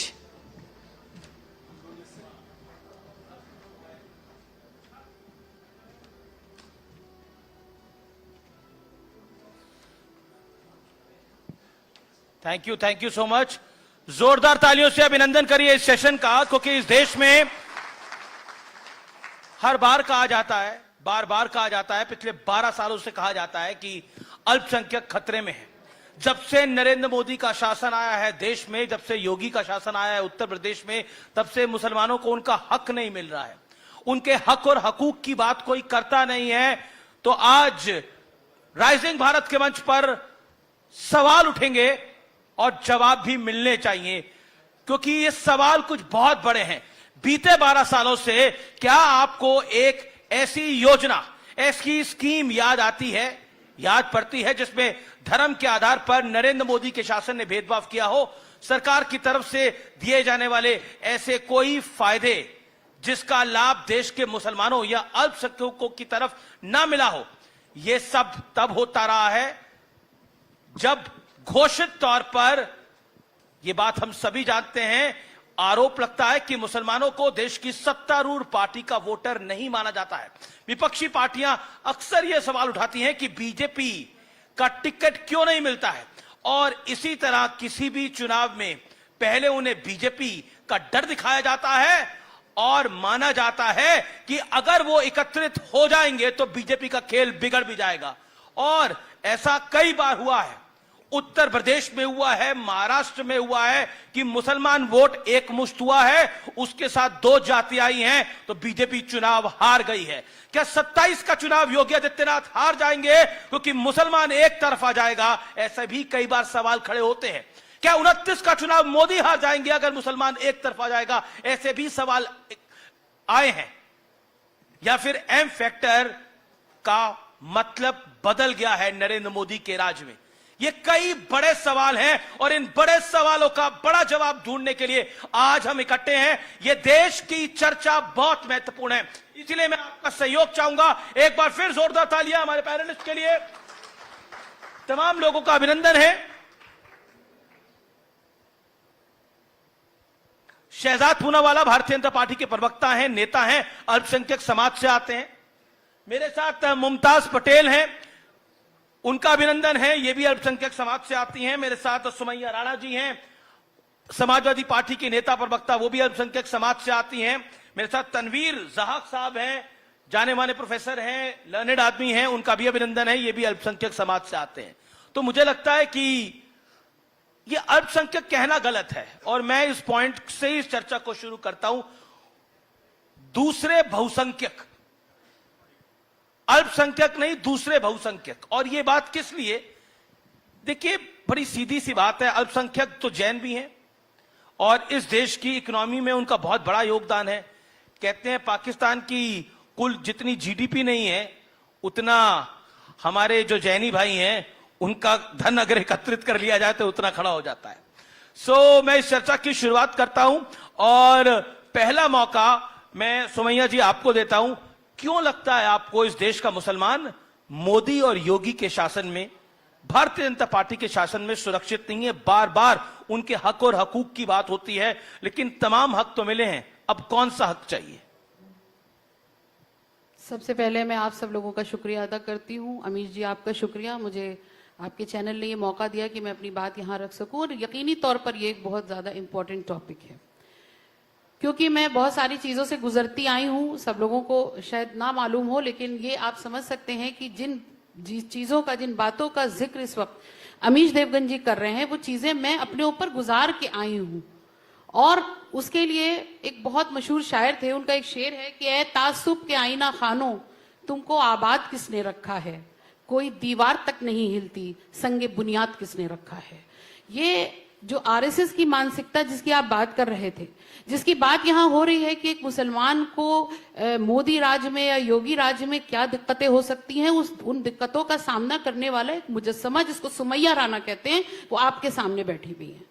अब मैं यहाँ पर बात ये करना चाहती हूँ कि यकीनी तौर पर मुसलमान यहाँ पर अल्पसंख्यक क्या सेकंड लार्जेस्ट पॉपुलेशन है हमारी, और उसके बावजूद भी अगर हम यहाँ पर एक ऐसी सरकार के आने के बाद अपने आप को इनसिक्योर समझते हों, जहां पर हिजाब पहन करके जाने पर सवाल खड़े हो जाते हों, जहां पर बुर्के को पहन करके जाने में लोग मशकूक नजरों से देखते हों, तो इसका मतलब कहीं ना कहीं जो मौजूदा सरकार है वो कौन सा ऐसा अपना वो तैयार कराना चाह रही है किसी एक कम्युनिटी के खिलाफ। ऐसे नहीं होता है, कहीं ना कहीं कुछ ना कुछ तो ऐसा होगा जिसको लेकर के एक इनसिक्योरिटी हमारे अंदर आई है, हमारे अंदर से मतलब इस पूरी हमारी कौम और मिल्लत के अंदर। और उसको बाकायदा मंचों से, भारतीय जनता पार्टी के बड़े बड़े प्रोग्राम्स के मंचों से कहा गया है, जिसकी मैं एक मिसाल दे दूं।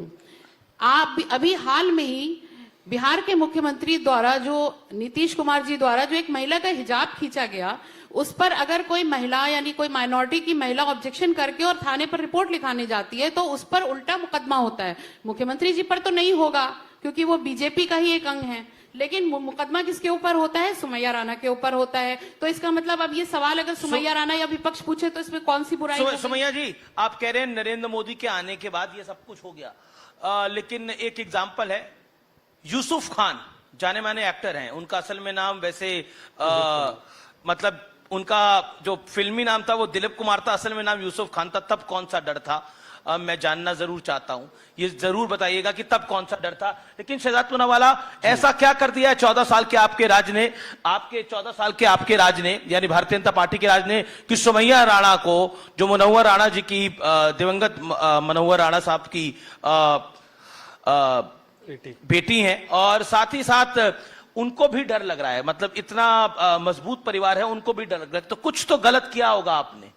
देखिए, सुमैया जी को तब डर नहीं लगा जब हाशिमपुरा, भागलपुर, मीरठ, मलियाना, नेल्ली, दिल्ली, अहमदाबाद, जलगांव में सबसे बड़े दंगे हुए कांग्रेस के शासन में, और हजारों की तादाद में मुसलमान काटे मारे गए। तब सुमैया राणा जी को और उनके परिवार को कतई डर नहीं लगा। नहीं, मैंने आपके बीच में नहीं बोला। सुमैया जी, देखिए, अब तो डरना मुझे चाहिए, क्योंकि मैं पसमानदा समाज से आता हूं, और आखिरकार सुमैया राणा जी तो अशराफ है, तो वो पसमानदा को बोलने भी नहीं देंगी, बार बार इंटरप्ट भी करेंगी। मुसलमानों में भी जातियां होती है क्या? देखिए, ऐसा है, सब कुछ ऐसा है, इसकी तो कोई जगह नहीं है। देखिए अमीर जी, या तो कम से कम मस्जिद में तो घुसने नहीं देते पसमानदा को, यहाँ पे तो आप संरक्षण दे दीजिए। वैसे पसमानदाओं को ना अशराफ समाज के साथ शादी करना अलाउड है, ना उनके झूठे ग्लास से पानी पीना अलाउड है, ना साथ में खाना खाना अलाउड है। यहाँ पर तशरीह कर रहे हैं, ऐसा इस्लाम में कहीं नहीं है कि एक एक करके देखिए, गलत बात। देखिए सुमैया जी, आप अपनी टर्न पे बोलिए, फॉलो करिए डेकोरम को। आपकी टर्न पे वो नहीं बोले, 40 सेकंड वो बोले, फिर आप बोलिएगा। अमीर जी, ऐसी प्रॉब्लम है कि अगर बार बार अतिक्रमण होगा तो मेरा वाला भी बुलडोजर वाला है। अतिक्रमण हटाना हमें आता है, तो कृपया याद रखें, जितना वर्बल अतिक्रमण होगा उतना वर्बल बुलडोजर चलेगा। अब सुन लीजिए, 70% क्लैरिफाई कर दिया। हाँ, नहीं चले, हर प्रकार का बुलडोजर चलता है। और अंसारी और अतीक के प्रॉपर्टी पर असली वाला बुलडोजर, उसको जमीन दोष करके गरीबों में हम उसको बांटेंगे। कोई रोता है तो रोते रहे, कोई शर्ट उतारता है तो उतारते रहे, हम मिट्टी में मिला देंगे माफियाओं को। यहां पे मजहब के नाम पर माफियाओं को नहीं मिलेगा फ्री पास। सुन लीजिए, 70% से 30% मुस्लिम बच्चियों का स्कूल ड्रॉप आउट रेट कम हुआ, क्योंकि घर घर और स्कूल स्कूल में टॉयलेट पहुंचा। तब इनसिक्योर नहीं महसूस होता है। जब 80 करोड़ लोगों को राशन मिला तो मोहम्मद और मोहित दोनों को मिला। जब पानी का नलका बिठा तो सुमैया और शिल्पा दोनों के घर में बिठा। तो आज कोई भेदभाव नहीं है। इनसे पूछिए, उस्ताद बिस्मिल्लाह खान को किसने भारत रत्न दिया? बीजेपी की सरकार ने। आईबी चीफ मुसलमान किसने बनाया? बीजेपी की सरकार ने। परमानेंट एम्बेसडर यूनाइटेड नेशन में सैयद अकबरुद्दीन किसने बनाया? बीजेपी की सरकार ने। किसने सबसे बड़े से बड़े लोगों को, एपीजे अब्दुल कलाम साहब को राष्ट्रपति बनाया? बीजेपी की सरकार ने। किसने वीर अब्दुल हामिद को नमन करते हुए पूरे आइलैंड का नाम उनके नाम पर रखा? बीजेपी की सरकार ने। और इन्होंने किसके लिए किया? औरंगजेब, टीपू सुल्तान। अरे एपीजे अब्दुल कलाम के साथ नाम पे रोड रखा तो औरंगजेब फैन क्लब रोने लगा इस विषय पर। मैं सिर्फ 2 सवाल पूछना चाहता हूं। देखिए, माइनॉरिटी तो कौन होता है? जैन या पारसी? वो तो कभी नहीं कहते कि हम माइनॉरिटी में हैं, हमारे साथ ये हो गया वो हो गया। पर जो दूसरी बड़ी मेजॉरिटी है, मैं इनसे पूछना चाहता हूं। इन्होंने अभी अपनी पर्सनल बात की तो मैं पर्सनल बात कर रहा हूं। एक कदम मोदी जी ने उठाया, क्योंकि मुसलमानों में केवल मर्द नहीं है, केवल कट्टरपंथी नहीं है, मुस्लिम महिलाएं हैं। 3 तलाक का कानून आया तो उनको आजादी मिली। और इन्हीं के घर में इनकी एक महिला 3 तलाक से प्रताड़ित है। अगर मैं झूठ बोल रहा हूं तो बताइए, आपके घर में आपकी बहन 3 तलाक के कारण से प्रताड़ित है। और उनको भी अगर किसी ने बचाव किया, संरक्षण दिया, तो नरेंद्र मोदी ने दिया। जवाब। शहजाद साहब, आपकी जानकारी में इजाफा कर दूं कि इस्लाम 1400-1450 सालों से जो है और वो कयामत तक वही रहेगा। वो किसी भी आपकी बहन को 3 तलाक दिया गया है या ना? नहीं बता, आपकी बहन को 3 तलाक दिया गया? आया ये बात तो सामने आई। मैं बता रही हूँ, मीडिया ने उसको जिस तरीके से प्रेजेंट किया है वो पूरी तरीके से गलत है। लेकिन अगर आप उसको सही भी मान लें तो सही कैसे मान लेंगे? तलाक है। सही कैसे मान लेंगे 3 तलाक को? तलाक है अमीश जी, उसको ये कौन कह रहा है? जिसको लेना है। इस डिबेट में देखिए महानता कि मोदी जी इनके परिवार के साथ खड़ी है, परंतु पार्टी के चक्कर में या अपने परिवार के साथ नहीं खड़ी है। मजहब के चक्कर में या मजहब के नाम पर राजनीति करने वालों के चक्कर में अपने बहन के साथ गलत चीजें प्रेजेंट। मैंने डिफेमेशन का केस कर रखा है सारे चैनल्स के ऊपर, जो कि प्रेजेंट होना पड़ेगा। जिस तरीके की गलत रिपोर्टिंग हुई, गलत तस्वीरों को दिखाया गया, ये एक नेशनल टेलीविजन की गैर जिम्मेदाराना हरकत थी जिसको इनको भुगतना पड़ेगा। अच्छा चलिए, मैं आपको दूसरी बात पूछता हूँ।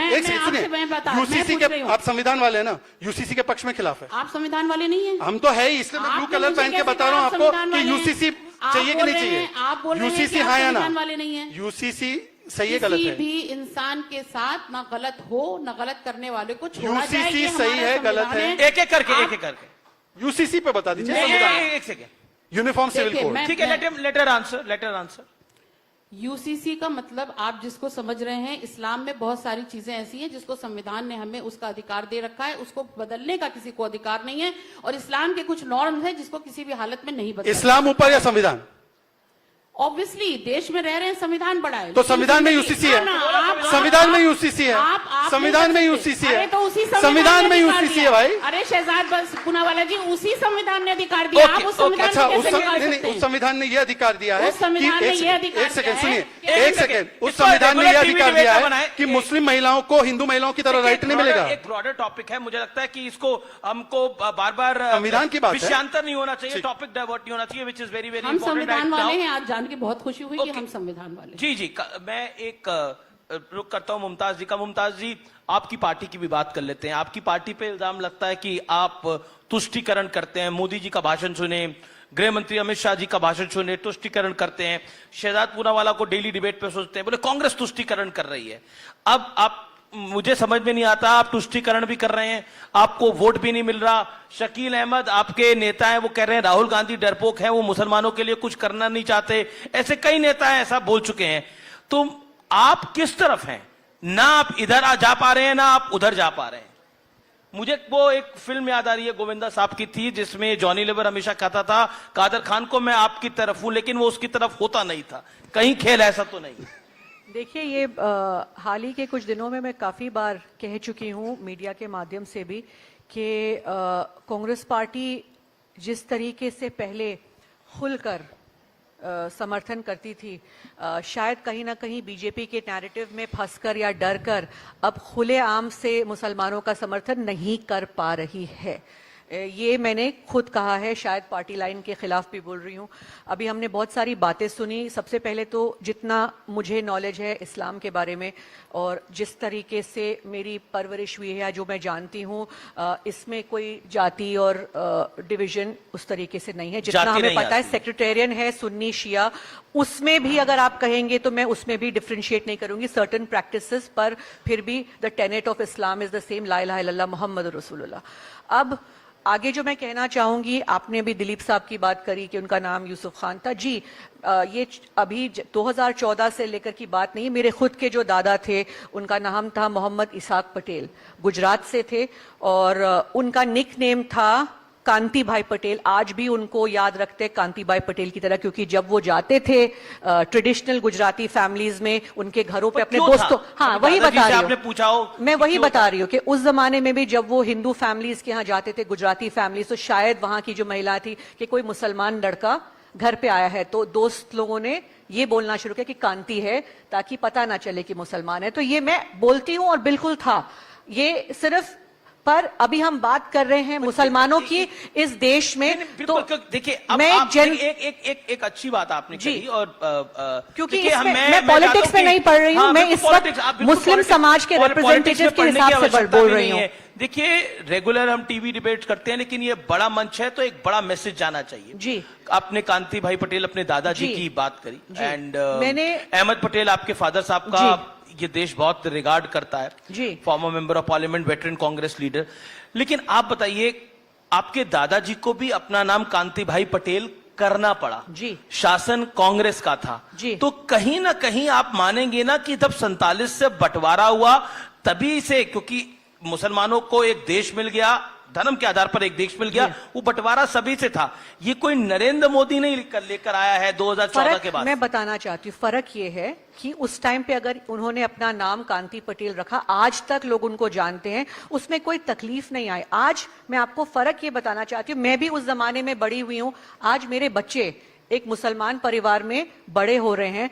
जो फर्क तब और अब है, आप हमें दिख रहा है। आज जो नैरेटिव, एक तो इस्लामोफोबिया देश दुनिया भर में है, और वो चीज जो हिंदुस्तान में हो रही है, के लिए मोदी तो जिम्मेदार नहीं है। नहीं, पर कहीं ना कहीं मूवी कब बनी थी? अभी इतनी सारी चीजें शहजाद भाई ने गिनाई। मैं ये पूछना चाहती हूँ कि कितने भाजपा से मुसलमान मेंबर ऑफ पार्लियामेंट लोकसभा में, चलिए बता दीजिए।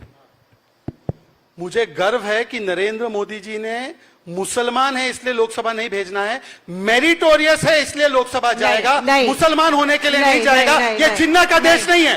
तो फिर मेरे बाप दादा ने, आप बीच में मत बोलिए मुमताज जी, मैंने सुना।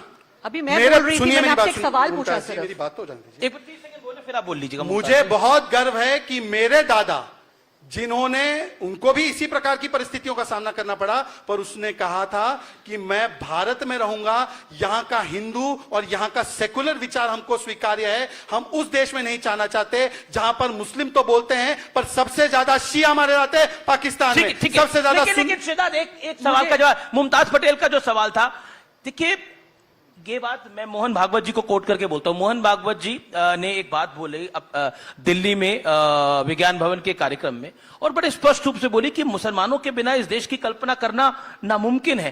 तो कहीं ना कहीं जब आप एक सिख को अपनी कैबिनेट में जगह देंगे, जब आप एक सिख को मेंबर ऑफ पार्लियामेंट बनाएंगे, तो क्या एक मुसलमान को, आप, मैं बिल्कुल धर्म के आधार पे मत करिए, लेकिन कॉन्फिडेंस के हिसाब से तो करना पड़ेगा ना। शहजाद पूनावाला प्रवक्ता बन सकता है, क्या Shehzad Poonawalla member of Parliament बन सकता है?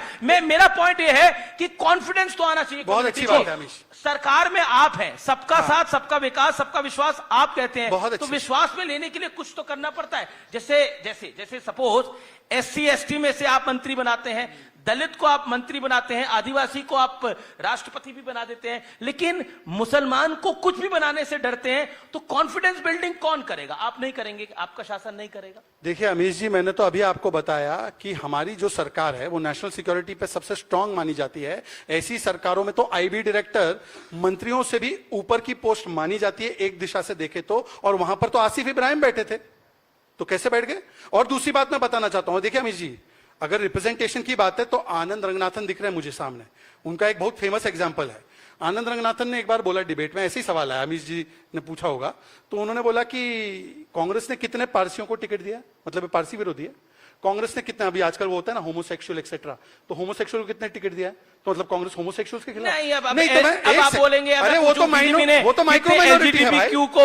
अरे भाई ऐसा है, सुनिए, वो तो अमीश जी 10 सेकंड बाद आखिर, क्योंकि मेरी बहन गुजरात से है, उनका परिवार गुजरात का बड़ा परिवार है, मैं मेरी बहन को ही अभी पूरा समय दूंगा। गुजरात में भी 30 साल से बीजेपी की सरकार, और बंगाल में कभी भी बीजेपी की सरकार नहीं रही, अभी आने वाली है पर अभी तक नहीं है। गुजरात का मुसलमान संपन्न है या बंगाल का? गुजरात के मुसलमान का हेल्थ इंडेक्स बेटर है या बंगाल का? गुजरात के मुसलमान के पास बैंक अकाउंट में ज्यादा पैसा है या बंगाल का? एक बार बता दीजिए कि गुजरात का मुसलमान हर पैरामीटर पर बंगाल के मुसलमान से आगे आपके पास आ रहा हूं। कैसे? शहजाद भाई, मैं ये पूछना चाहती हूँ, आज यहाँ पे बैठी हैं हमारी बहन, हिजाब में है, मैं भी एक मुसलमान महिला हूँ, बिना हिजाब की हूँ। आप पार्लियामेंट में जब डिबेट करते हैं ट्रिपल तलाक पे, पहली बात तो इंस्टेंट ट्रिपल तलाक इस्लाम में है ही नहीं, तो मैं उसका स्वागत करती हूँ। इंस्टेंट ट्रिपल तलाक इस्लाम में नहीं है, मैंने इसका स्वागत किया, लेकिन शर्म की बात है कि अगर आपके पक्ष में से इसके बारे में चर्चा हो रही थी तो वहां पे एक मुस्लिम महिला नहीं थी आपकी पार्टी से जो इसके बारे में बोल सके। आपने रिप्रेजेंटेशन की बात करी, तो मैं ये कहना चाहूंगी कि पूरा हक है मुसलमान समुदाय को भी कि उनको रिप्रेजेंटेशन आपकी पार्टी से भी वहां मिले, अगर आप उनके हक में।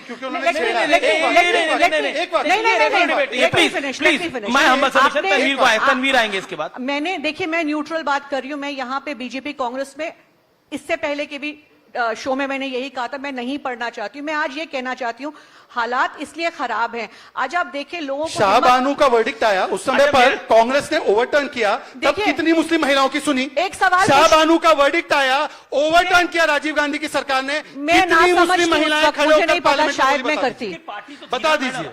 एक मिनट, मैं ना समझती, लेकिन राजीव जी तो ना समझ रहे थे। एक बात बताइए, वो तो आज सवाल आरिफ मोहम्मद खान जिसने लड़ाई लड़ी वो हमारे गवर्नर है। आज आरिफ मोहम्मद खान ने लड़ाई लड़ी, वो गवर्नर है बिहार के।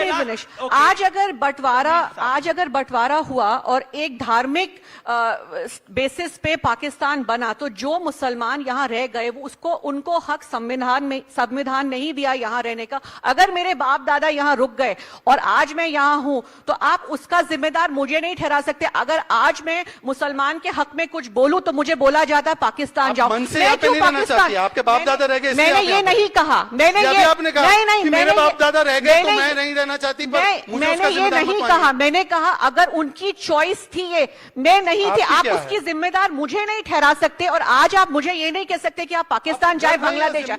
बिल्कुल 100%, लेकिन I am a proud Indian. आधार पर बंटवारा माना किसने? कांग्रेस ने। लेकिन हिंदुस्तान, ये भी पॉइंट है ना, धर्म के आधार पर बंटवारा माना किसने? Congress party. India is a secular nation, it is not Vande Mataram पे बंटवारा, ऑल इक्वल सिटीजंस। तक का इस देश में बंटवारा हो गया, सेकुलरिज्म के नाम पर देखिए, मतलब आज इंटिमिडेशन, आज आप इंटिमिडेशन तो देखिए किस तरीके से। अमित जी, अमित जी देखिए, जब से मैं कन्वर्सेशन सुन रहा था, क्या आपको लगता है कि परिस्थितियां ऐसी ही हैं जैसी बताई जा रही हैं? दूसरी बिल्कुल नहीं है, ये सब नैरेटिव है और 1947 से ये नैरेटिव चलता आ रहा है।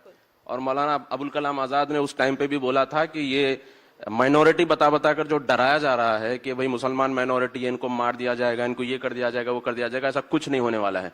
मुस्लिम लीग ने उस टाइम पे नैरेटिव चलाया था और अनफॉर्चुनेटली मुस्लिम लीग का नैरेटिव आज तक 2026 में भी वही नैरेटिव चलता है। कौन चला रहा है नैरेटिव? है हमारे कंट्री में कुछ लोग चलाने वाले। और सबसे पहली बात तो ये है कि ये जो माइनॉरिटी करके जो स्टेटस बताया जाता है, माइनॉरिटी है ही नहीं, ये सेकंड लार्जेस्ट मेजॉरिटी है। डेफिनेशन को चेंज करना चाहिए सबसे पहली बात। और मैं गल्फ में रहा हूं तकरीबन 12 साल 15 साल, मैं मिडिल ईस्ट के अंदर रहा हूं। मैं अरबों से पूछता था डायरेक्टली कि सर बताइए इंडिया में कितने मुसलमान हैं। वो बोलते थे कि माफी मालूम, हमको नहीं मालूम है। मैं बोलता था कि 25 करोड़ 30 करोड़। सेकंड लार्जेस्ट मुसलमान, थर्ड लार्जेस्ट मुसलमान पूरी दुनिया में इंडोनेशिया के बाद इंडिया में आते हैं। अरब में भी इतने मुसलमान नहीं है जितने इंडिया के अंदर मुसलमान है। अब रही बात रिलीजियस फ्रीडम की, तो मैं बताता हूं, मैं कश्मीर गया, कश्मीर के एयरपोर्ट पे मैंने देखा मुसलमान लड़कियां हिजाब में काम कर रही हैं। मैंने कश्मीर में मुसलमानों से पूछा कि भाई आप आर्टिकल 370 हटाने के बाद कैसा फील कर रहे हो? सब पॉजिटिव फील कर रहे हैं, सब पॉजिटिव फील कर रहे हैं। ये मेरा असेसमेंट है, मेरा एनालिसिस है। तो ये जो नैरेटिव है, ये जो चलाया जा रहा है, ये क्यों है नैरेटिव? आपका एनालिसिस देखिए ये नैरेटिव इसलिए है राइजिंग भारत। जो भारत बढ़ रहा है, बहुत सारे लोगों को देखा नहीं जाता, जो भारत इसलिए नैरेटिव चला। मैं इसलिए आ रहा हूं। देखिए, ये तो बात हुई कि मुसलमान सुरक्षित है कि असुरक्षित है, विपक्ष थोड़ा असुरक्षित है। सुमैया जी, क्या आपको नहीं लगता? मैं इसलिए बोल रहा हूं, अब देखिए एआई समिट हुआ, अब प्रदर्शन तो हो सकता था जंतर मंतर पे भी, कपड़े जहां हम बैठे हैं भारत मंडपम, यही कपड़े फाड़ के आ गए। प्रधानमंत्री ने बोला, पब्लिक ने लात मारी, जनता ने लात मारी। वो जिस जनता के लिए प्रदर्शन कर रहे थे उसी ने लात मारी। मतलब मुझे देख के खुद बुरा लग रहा था कि उन नेताओं को आप लोगों ने कहां फंसा दिया है। मतलब एक तो ऊपर से, मतलब उनके घर वाले भी देख रहे होंगे वो तस्वीरें, कितना बुरा लग रहा होगा। ऊपर से आधे नंगे थे वो, मतलब बंडी में, मतलब गंजी में, और पीछे से लात पड़ रही है। मतलब तस्वीर ही बहुत बुरी लग रही थी। मतलब आपको बुरा फील नहीं हुआ उसे देखकर? सुमैया नहीं, बहुत बुरा फील हुआ था। मुझे बुरा फील तो तब भी हुआ था, एक डिबेट में एक बीजेपी के प्रवक्ता नीचे से नंगे बैठे हुए थे, वो भी देख करके बहुत अजीब लगा था मुझे। तो बुरा तो लगता है, देखिए एक औरत होने के नाते तो बहुत ही बुरा लगता है। अच्छा, आप क्या कहना चाहती हैं? जब आपने उनको पिटते हुए देखा, तो जब लात, और प्रधानमंत्री ने कल इसका जिक्र भी किया हमारे राइजिंग भारत के समिट के स्पीच में कि पीछे से उनको लात पड़ी, तो डिड यू फील बैड और डिड यू, क्या आपको लगा जो करने गए थे सही इनको उत्तर मिला? How is this relevant to what we are discussing right now? It is very relevant because he said this is diversion. This is not diversion. He said कि राइजिंग भारत को देख के लोग परेशान हैं। अब एआई समिट के अंदर ये प्रदर्शन कर दिया, मैं इसलिए बोल रहा हूँ, उसके अंदर तो कोई धार्मिक उन्माद भी नहीं था। मैं एक प्रिविलेज्ड मुसलमान परिवार से आती हूँ और ये शायद स्टेटमेंट मेरा कुछ 2 वर्ष पहले बहुत वायरल हुआ था, जो मैंने सच बोला था कि मुसलमान हूँ तो मुझे मेरे चॉइस का घर कोई रेंट पे नहीं देगा। एंड ये सही बात है। पहली बात, मेरे बच्चे जो हैं वो आज मुझसे इस्लाम पे सवाल पूछ रहे हैं, क्योंकि रोज जो वो व्हाट्सएप यूनिवर्सिटी पे या रोज जो प्रोपेगेंडा सोशल मीडिया पे देख रहे हैं, मुझे रोज बैठ के उनको समझाना पड़ता। उनको शर्म आती है, बता रही हुई बात, उनको शर्म आती है अगर अभी मैं बुर्का पहन के शाम को सवाल को डाइवर्ट कर दिया। नहीं, क्योंकि topic, I ask you one small question, are you a proud कांग्रेसी? Of course I am. और आपको बहुत गर्व है जो एआई समिट में कांग्रेस के, यूथ कांग्रेस के कुछ नेताओं ने किया, you are proud of them? इसको थोड़ा डिफरेंटली पूछते हैं। हम ये फिर से पूछ रही हूँ कि हम टॉपिक डाइवर्ट क्यों कर रहे थे? हम बात कर रहे थे, टॉपिक राइजिंग भारत का मंच है, तो और जहां भारत मंडपम में ये हुआ तो क्यों नहीं होनी? मुझे ब्रीफ दिया गया था कि यहाँ पे हम मुस्लिम्स के बारे में, और बताइए क्या है कि नहीं, आपको भी शर्मिंदगी हो रही है क्योंकि इसे अवॉइड कर दीजिए। मैं नहीं, क्योंकि मैं इसके बारे में अभी पिछले सेशन में बात कर चुकी हूँ। I didn't say that, I said shirt. मैंने ये अभी परसों भी किसी इंटरव्यू में कहा था, शायद शर्ट नहीं उतारनी चाहिए थी, लेकिन प्रोटेस्ट करने का पूरा हक विपक्ष को है। उतारनी चाहिए थी, बाकी भी कुछ नहीं उतारना चाहिए था, नहीं तो विरोध प्रदर्शन करना विपक्ष का हक है, ये संविधान ने दिया है, इसमें कुछ गलत ओके, लेकिन जगह को ध्यान से मे बी टाइमिंग शर्ट वाला जो वो था। देखिए, could have been different. मैं तो बहुत खुश हूं, मुमताज जी को ग्रिल करने की आवश्यकता नहीं। मुमताज जी ग्रिल नहीं करे, वी आर आस्किंग। मैं बस अपनी बात मैं सीधा बोलती हूँ, तो आपको ग्रिल करने की जरूरत नहीं है। आप ही के पक्ष में बोलो। मुमताज जी ने बोला कि जो ब्रीफ मुझे मिला था उसी ब्रीफ में मैं बात करूंगी। काश वो कांग्रेस के बब्बर शेरों को ब्रीफ मिलता कि ये भारत का समिट था, ये मोदी का समिट नहीं था। अगर नंगा होना ही था तो भाजपा के कार्यालय के सामने हो जाते, जंतर मंतर पर हो जाते। ये इंडिया विरोधी नंगी कांग्रेस को अपना सही स्थान चुनना था। ये टॉपलेस हो गए और यहां पर लीडरलेस और आईलेस भी हो रहे हैं। अखिलेश जी ने भी बोला पर 10 सेकंड इस्लामोफोबिया पे आना चाहिए। क्या आपको लगता है सुमैया जी, मुसलमान वोटों के कई ठेकेदार हैं? जैसे सपा को कहा जाता है MY, मुस्लिम यादव, ओवैसी को कहा जाता है वो आते हैं वो खेल बिगाड़ देते हैं कई लोगों का। आप इस पर क्या कहना चाहती है? एम फैक्टर नहीं, देखिए ठेकेदार, ठेकेदार लफ्ज से मैं सहमत नहीं हूं। पॉलिटिकल पार्टीज हैं, उनकी नजर में उनका अपना एक वोट बैंक होता है। उनको ये उम्मीद होती है कि हम इनकी बात करेंगे तो ये हमें वोट करेंगे। बड़ी पार्टीज हैं, वो सत्ता में आएंगी, तो ठेकेदारी की बात नहीं है। लेकिन हाँ, ये जरूर है कि जब ऐसा वक्त आ गया हो देश में जहां पर किसी भी एक विपक्ष के, मुझे ले सकते हैं आप, कि मेरे किसी बयान के ऊपर, मेरे किसी काम के ऊपर जिसमें मुकदमा नहीं बनता हो, मुकदमा होता है। लेकिन अनुराग ठाकुर और कपिल मिश्रा को मंत्रालय मिल जाता है, उनके कद बढ़ जाते हैं। अब आपकी सरकार आएगी तो मंत्रालय मिलेगा ना? सुनिए, बात तो सुनिए। देखिए, हमारी सरकार जब आएगी, हमने जो 2012 से 17 के बीच में किया था जितना विकास, उससे और ज्यादा करेंगे इंशाल्लाह। लेकिन मैं ये पूछना चाहती हूँ कि जब शहजाद भाई बताते हैं, जब सबका साथ सबका विकास की बात हो रही है, अगर गलत सुमैया राणा कर रही है, उन पर मुकदमा होता है, तो कपिल मिश्रा और अनुराग ठाकुर, नुपुर शर्मा पर क्यों? भाई सवाल पॉलिटिकल है, मैं रिक्वेस्ट कर रहा हूँ। ऐसे लगेगा कि मैं जवाब नहीं मेरे पास। मुझे 30 सेकंड, सिर्फ 30 सेकंड। अरे मुझे जी, ये जो इस्लामोफोबिया वाला जो डिसीजन, ये जो डेफिनेशन है, ये इस्लामोफोबिया का डेफिनेशन ही गलत है। क्योंकि there is no such thing called as Islamophobia. Muslim phobia हो सकता है, वो भी मुसलमानों की हरकतों की वजह से, जो हम हर जगह रहते हैं और हर जगह जो एक विरोधी एटीट्यूड लेके चलते हैं और एस्टेब्लिशमेंट के साथ एंटी एस्टेब्लिशमेंट वाला जो नेचर रखे हुए रहते हैं, कुछ पार्टियों के साथ मिलकर, कुछ उनके अल्टीरियर मोटिव्स होते हैं, इस चीज को लेकर जो हम आगे बढ़ते हैं, इसकी वजह से टू बी वेरी ऑनेस्ट, इसकी पूरा कम्युनिटी सफर करता है ना इसकी वजह से। टू बी वेरी ऑनेस्ट, कौन सी बीजेपी है? यूके में कौन सी पर पूरी कम्युनिटी सफर करती है। पूरी, हाँ बिल्कुल पूरी कम्युनिटी सफर करती है, बिल्कुल पूरी कम्युनिटी सफर करती है इसकी वजह से। जहां सामने वाली कम्युनिटी सेम है, वहां शिया सुन्नी में झगड़े हो रहे हैं कि नहीं हो रहे? इसीलिए सरकार की जिम्मेदारी बनती है, पूरी कम्युनिटी सफर नहीं करनी चाहिए, उनकी जिम्मेदारी बनती है कि हमारी हिफाजत करे। जो इस्लाम में 72 के 72 फिरके आते हैं, वो किस मुल्क में आते हैं बताइए? देखिए, हिंदुस्तान में इसी वाजिब मुल्क में आते हैं इस्लाम के 72 के 72 फिरके, क्योंकि 72 के 72 फिरके एक छत के नीचे नहीं रह सकते। तबलीगी जमात और निजामुद्दीन औलिया की मजार एक मुल्क में नहीं हो सकती। ये भारत की शक्ति है, ये वसुधैव कुटुंबकम की शक्ति है। ओके, अमीश सवाल ले लेते हैं। ओके आनंद, क्या है आपका पॉइंट? बोलिए भाई। अमीश, ये तो हमें अपनी बात तो रखनी नहीं थी गई, इतना लंबा चौड़ा आरोप लगाया। जी, मेरा बस एक छोटा सा सवाल है अपनी बहन मुमताज जी के लिए, कि आपके जो कांग्रेस के जो मुस्लिम एमपीज हैं, वो बहुत अच्छा काम कर रहे हैं अपनी कॉन्स्टिट्यूएंसी में, तो उनकी जो कॉन्स्टिट्यूएंसी है उसमें एटलीस्ट 50% हिंदूज वोटर्स भी हैं, तो क्या वो उनकी देखभाल करते हैं, उनके अगेंस्ट काम करते हैं? आई एम श्योर देखभाल करते होंगे, हर इंडिविजुअल। तो आप ये कैसे मान सकते हैं कि जब तक कोई मुस्लिम एमपी ना हो, वो हिंदू एमपी मुस्लिम्स की देखभाल नहीं करेगा? मैंने ये नहीं कहा, मैंने ये एक बार भी नहीं कहा, बट अगर इतनी आबादी है तो रिप्रेजेंटेशन मिलना चाहिए, मैंने सिर्फ इतना कहा। और रही बात जो अभी कही कि कुछ मुसलमानों की वजह से अगर कुछ गलत होता है तो पूरी कम्युनिटी, ये हर के ऊपर वाजिब है कि पूरी कम्युनिटी प्रोसिक्यूट नहीं होनी चाहिए। आज अगर एक कोई टेरर एक्ट करता है तो उससे पूरा कम्युनिटी प्रोसिक्यूट नहीं होना चाहिए। मैं ये पॉइंट रखने की कोशिश कर रही हूं। Pavan Varma is with us, he is a very learned ambassador Varma. Your question? मेरा क्वेश्चन नहीं है, पर मैं एक टिप्पणी जरूर देना चाहता हूं। एक पैनलिस्ट हमारे शहजाद ने कहा कि इस सरकार में सिर्फ मेरिटोरियस लोगों को कैबिनेट में और पार्लियामेंट में जगह मिलती है, और फिर इसको माना कि एक भी मुसलमान नहीं। तो क्या हम समझे कि मुसलमानों में कोई भी मेरिटोरियस नहीं इस देश में? ये किस तरह की बातें हो रही हैं आज? प्लीज लेट मी तो आंसर। समझ नहीं आता मुझे कि to carry an argument forward to an illogical extreme और समझ लेना कि जो कह दिया उस पर ताली बज जाएगी, कैसे बजेगी? सबका साथ सबका विकास आपका जब ये नारा है और आप स्टेज पे बैठ के कहते हैं कि हम सिर्फ मेरिटोरियस लोग को लेते हैं, और इस कमेंट को आपने उस संदर्भ में कहा कि एक भी मुसलमान आज न कैबिनेट में है, न आपकी पार्टी से एमपी है।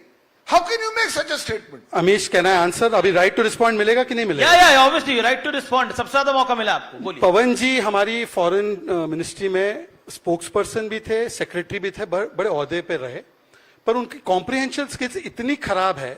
मैंने कहा कि हम लोग कास्ट या रिलीजन देखकर तय नहीं करते। मैं सुनिए, अभी आपको सुनना पड़ेगा सर, ये वन वे नहीं हो सकता, परंतु आपको मेरिट देखना पड़ेगा। पर पवन जी की डिक्शनरी में अगर आपकी पर्टिकुलर रिलीजन और कास्ट हो तभी आप मेरिटोरियस हो सकते हैं। तो मेरिट को तो आपने रिलीजन से जोड़ा, हमने तो बोला कि जो भी रिलीजन हो मेरिट होगा तो मंत्री बनेगा। ये विश्लेषण, सुनिए आप you know, he is giving me the mic, so it's not yours. The panel is not yours. The panel is not yours. The moderator is giving me. तो एक थोड़ी सी दादागिरी कम कर दीजिए। दूसरी बात, आपने कहा था मेरिटोरियस, ना उस समय आपने कास्ट जोड़ा था ना जाति जोड़ी थी, और इस तरह का गैर जिम्मेदाराना सेंटेंस आपके लिए बीजेपी प्रवक्ता होते हुए बहुत शर्मनाक बात है। अमीश जी एक रिस्पॉन्ड करने दीजिए पूरा। 20 second, 20 second and heart stop. Okay Amish ji, Pavan Varma ji का लास्ट जो असाइंड टास्क था वो जन सुराज के ऑफिशियल चीफ नेशनल स्पोक्सपर्सन थे, और हर रोज टीवी में आकर बताते थे कि प्रशांत किशोर और मेरी पार्टी से ज्यादा मेरिटोरियस बिहार में कोई नहीं है। उनकी मेरिट की परिभाषा पर बिहार की जनता ने जो मुंह तोड़ जवाब दिया है, आज शायद उसी का बदला निकालने के लिए वो मुझे बोले, पर अभी पूरी बात करने दीजिए। समय 20 सेकंड। इस्लामोफोबिया पर जो यहां पर लंबा लेक्चर दिया गया ना, मोदी जी को जो 28 राष्ट्रीय पुरस्कार मिले हैं दुनिया भर से, उसमें से 8 राष्ट्रीय पुरस्कार मुस्लिम देशों ने दिया, जिसमें Saudi Arabia, Egypt, Bahrain, UAE, ये सब देश है। मैं पूछना चाहता हूं कि क्या सुमैया राणा से बड़े मुसलमान है वो या कम मुसलमान है? अब सुमैया राणा बोलती है कि देखिए डिबेट और चलती रहेगी। आप तमाम लोगों का बहुत बहुत शुक्रिया हमारे साथ आने के लिए, जोरदार तालियां आप तमाम पैनलिस्ट के लिए। Thank you so much for being such a wonderful audience. Thank you so much, pleasure having you all. धन्यवाद। जय Hind, Vande Mataram. Thank you so much for such a powerful and impactful session, Amish, and thank you so much for our esteemed guests. And strongly and proudly underlining that Sabka Saath, Sabka Vikas reflects on inclusive growth that reaches every section of our society. Thank you so much. With that note, let's move forward. हमारा अगला session आस्था और कानून, परंपरा और सुधार का एक अनूठा संगम है। यह सेशन स्टेट इंटरवेंशन की सीमाओं और हमारे जैसे आधुनिक गणराज्य में श्रद्धालुओं की बदलती उम्मीदों को टटोलने की एक छोटी सी कोशिश है, क्योंकि इबादत की जगह सिर्फ ईंट पत्थरों का ढांचा नहीं होती, वो विश्वास, पहचान, यादों और समुदाय के लिविंग सिंबल्स होती हैं।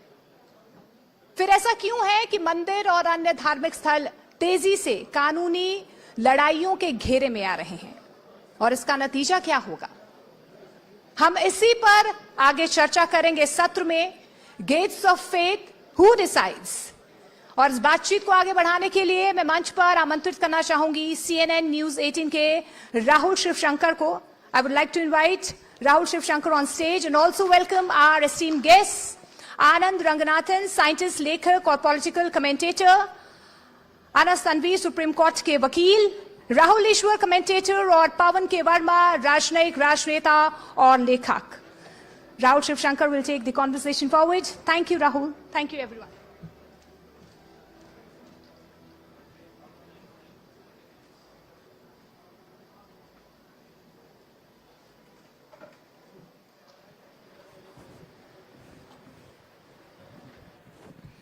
Good evening. We will match the previous panel with ideas, not with decibels. पिछला पैनल बहुत नॉइजी था,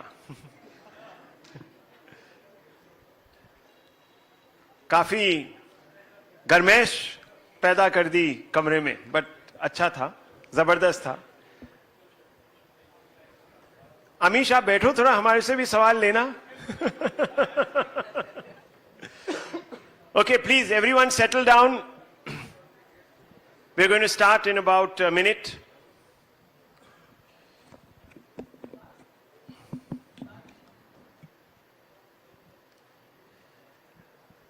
Our theme today is a simple one.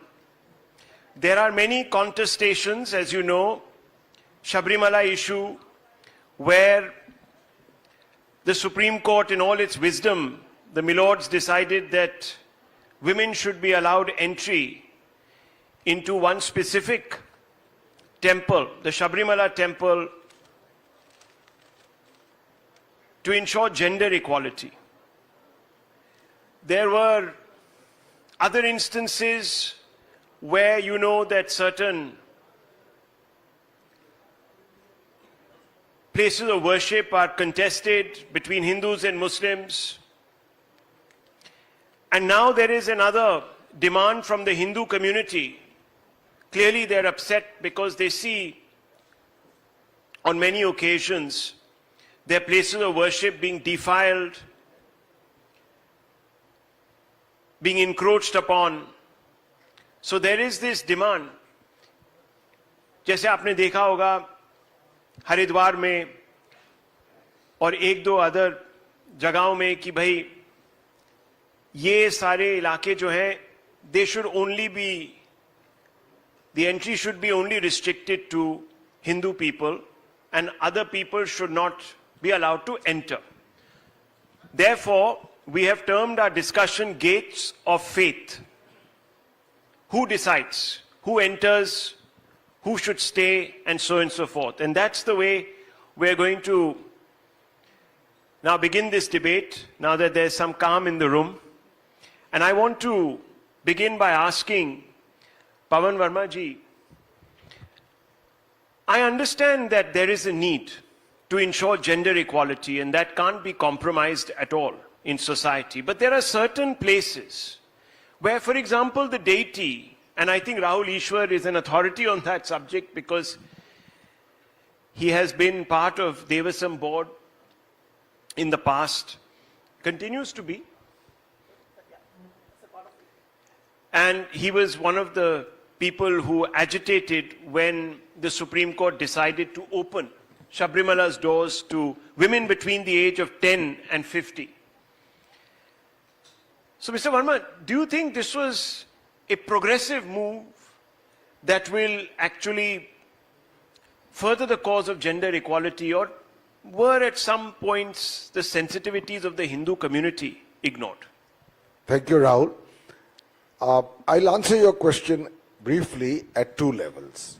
I've been a long life researcher, writer on Hindu Dharma, Sanatan Dharma, and I have many books. So first let me answer your question at the level of spirituality.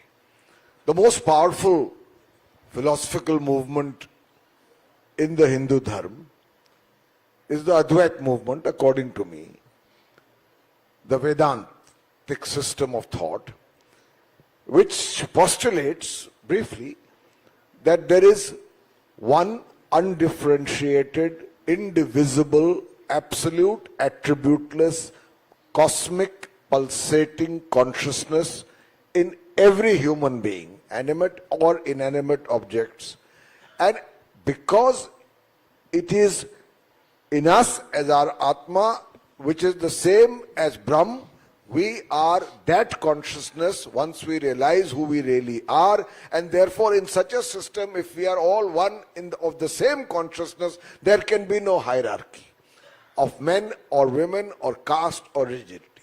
The second touchstone I will take is that all religious practice is ultimately subject to change and modification over a period of time. And there, I think, the constitution that we have adopted should be taken as a touchstone to see whether any reform or change is valid or not. The constitution gives in under Article 14 equality. And it is true that there was a religious custom in the past which prohibited women between a certain age, menstruating women, from entering the temple because it is that of Lord Ayappa, who is a lifelong celibate. Now I ask you a question. There was at one point, sanctified by religious usage and custom, sati. There was the bar on so-called untouchables entering temples. There was a bar on widow remarriage, for which Raja Ram Mohan Roy and Ishwar Chand Vidyasagar launched reform movements.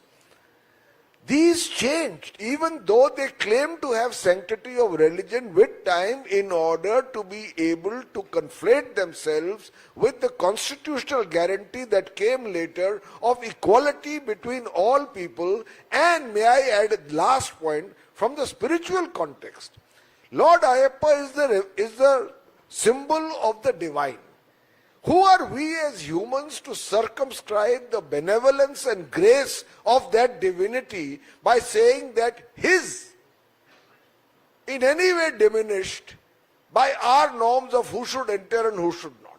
Religious practice itself often needs to be elevated to spirituality. So what you're saying is basically that God in the form of Ayappa would not have liked the fact that we were discriminating. And nor would his lifelong vow of celibacy be compromised. Because if he's celibate, the fact that you are within a certain age or outside, if it had to be compromised, it could be by any woman. So therefore, these are customs which reflect a male patriarchy. They go against gender equality. And I believe that under the Constitution and its provisions, we need to change with time rather than fossilize custom. Okay, Dr. Ranganath. Thanks very much, first of all, Rahul, and to the entire CNN family for having me here. It's a real pleasure and honor to be sharing the panel with such luminaries, especially Pavanji, who knows so much more than I ever would about Hindu faith and way of life. But I'll just start with what Pavanji said, pick up the thread from there. I speak as a Darwinian atheist. Pavanji is a believer.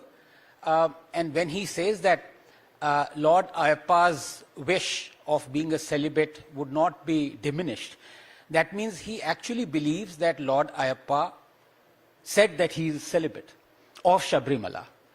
Then he also surely must believe that Lord Ayappa said that it is my wish that women who are menstruating in a certain age bracket should not come and visit this temple.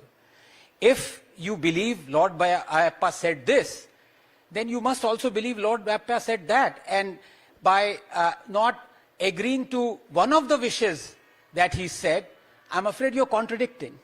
In my case, being an atheist, I don't have a skin in the game, but I like to say one thing. I think the entire thing has been I think written with a confused pen and by the Supreme Court, if I may say so. And I hope there are some lawyers out here who would represent me if there is a criminal contempt of court. It's the season of criminal contempt that's going around. And the reason why I say this is it discrimination or is it perceived discrimination? For example, there are around 450 Lord Ayappa temples. Sabrimala is one of them. In all the other Lord Ayappa temples, women are free to enter. In this temple, women are free to enter, except in that age bracket that, according to Lord Ayappa himself, and by the way, Hindu temples the state considers deities as a living being. That is the reason why Hindu temples pay income tax, right? So this is one of the things of the state, that the wish of Lord Ayappa is that women of this age bracket should not come here. Now, you can say it is discrimination, but then I ask another question. There are a dozen Hindu temples where men are not allowed entry. There is one temple where women of a certain age bracket are not allowed entry. So why is it discrimination? Is the state, are the activists fighting for men to be allowed in Brahmaji temple or in other 11 temples where they are not allowed entry? So this is a case of perceived discrimination. This is not discrimination. On the second aspect of double standards, you have Catholic women who till today cannot be ordained as priests. Is that not discrimination? Is that not misogyny or patriarchy, whatever you may call it? You have many mosques where women are not allowed inside the sanctum sanctorum. So, all very well if you're trying to remove the discriminatory practices from just one faith. I am for it. But then don't be a coward. Say that you are scared to death of being decapitated if you even so much as try and propose a reform in other religions. That's point number one. The other things we haven't discussed yet on which the topic is based, I think as you could initiate, I mean, you could go ahead and we can move on, or I'd rather break wait, it yes. down. Okay, let's break it down. Anas Saab, let me ask you, why should this matter even go before the courts? Why shouldn't the courts just say, look, these are matters of faith? And I've heard some arguments also coming from the Muslim side, for example. I don't want to make this communal, but fundamentally, Muslim people, some of them say that, look, these are matters intrinsic to our religion. Why is the state getting into it? So, before I begin, I must point out, we are talking about gender equality and we are talking about that, and this is a manel. This must be pointed out that we don't even have a single woman representing their voice here. First. Second, there is no sanctum sanctorum in a mosque. Okay, there is no concept of sanctum sanctorum in the mosque. And now coming to your point, I completely agree that Supreme Court should not become the supreme mutt or the supreme mosque. It should not go into theology because the judges may or may not be an expert in that. And we have seen that. We have seen that. So, for example, when we were fighting the hijab case in Supreme Court, not from, the appeal from the Karnataka High Court, the arguments we took were of the constitution, of delegated legislative actions, not of essential religious practice. It was the court that went into essential religious practice. And when Supreme Court developed this practice of going into essential religious practice in Shirur Mutt, it probably did not envisage that in future it will have to go into specifics of every religion and determine what is essential religious practice. Why I am coming to essential religious practice? Because Constitution protects in Article 26 and 25, it protects the core practice. It does not protect the secular aspects of the temple. So the moment a temple opens its door to public, it is also entering into that secular aspect. So that's where the courts can come in. Courts can come in where there is a prejudice, where there is where there is ban on, say, a certain Dalits from entering, and court has, Article 17 itself prohibits that. And the courts have. But as far as Sabrimala is concerned, deity also has some rights. You have to balance the right of individuals with the right of the deity. And the deity has a right to give darshan or not.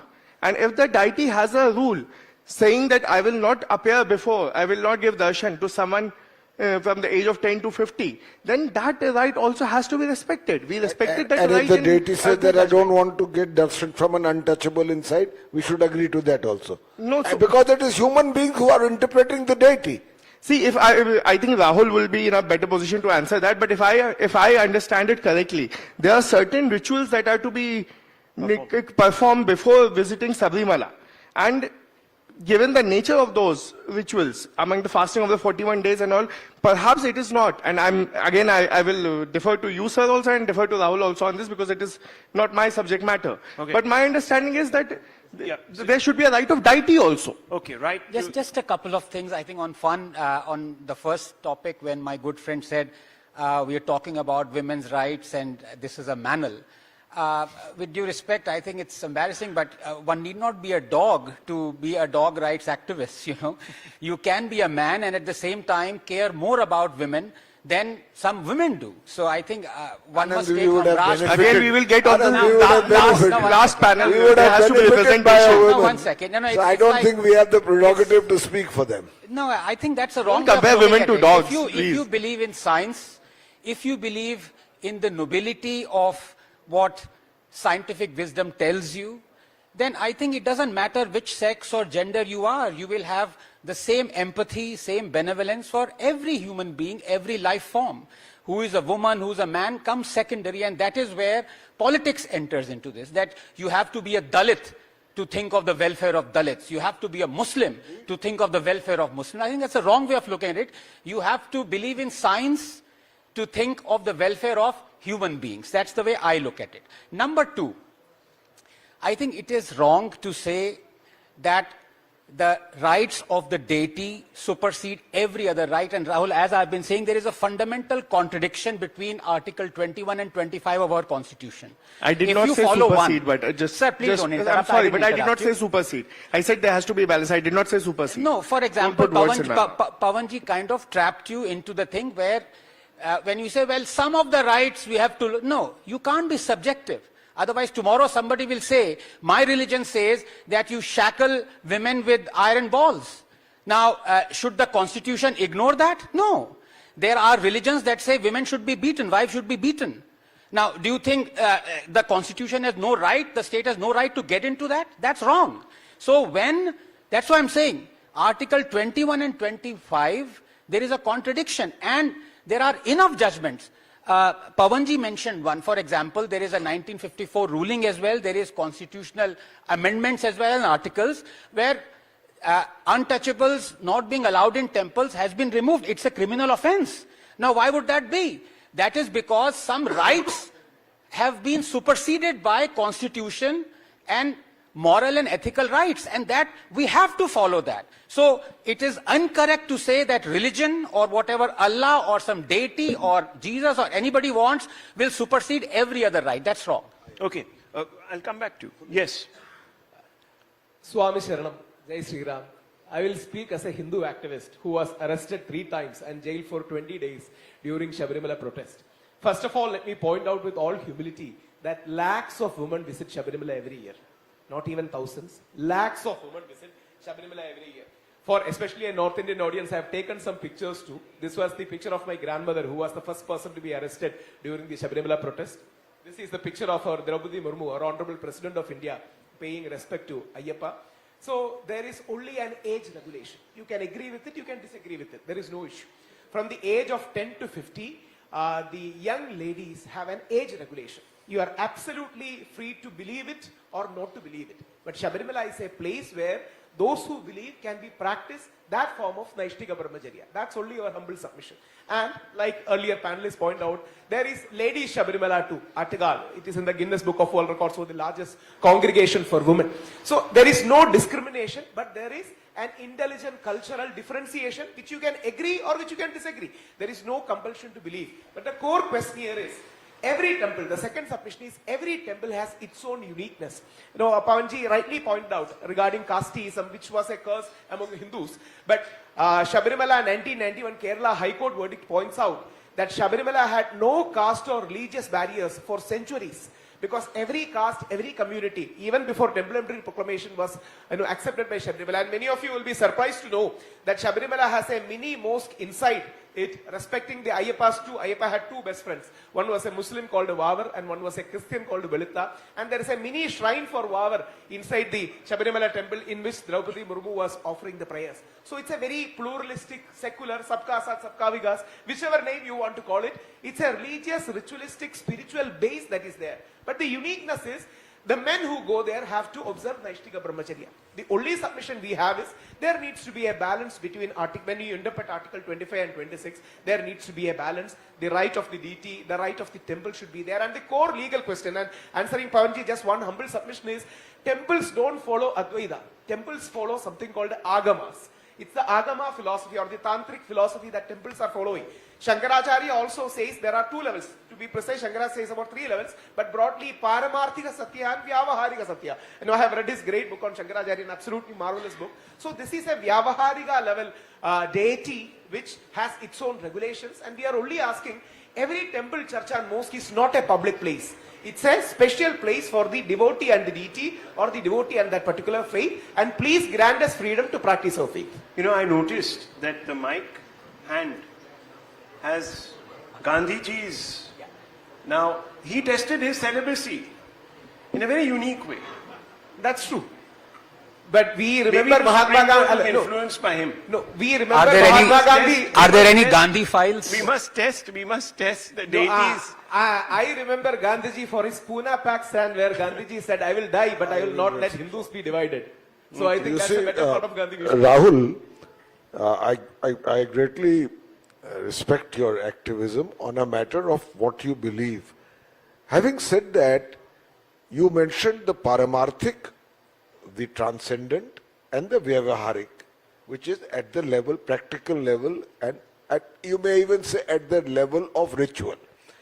I posit to you that there is a link between the Paramarthik and the Vyavaharik. The Vyavaharik has to be influenced by, imbibe, in a way internalize what the Paramarthik or the ultimate vision is. I give you the example of Adi Shankaracharya's life. At his time, there was obviously great caste hierarchy, and certainly what then called untouchables were not allowed within even a certain degree of distance from a high ranking or a Brahmin or the upper caste themselves.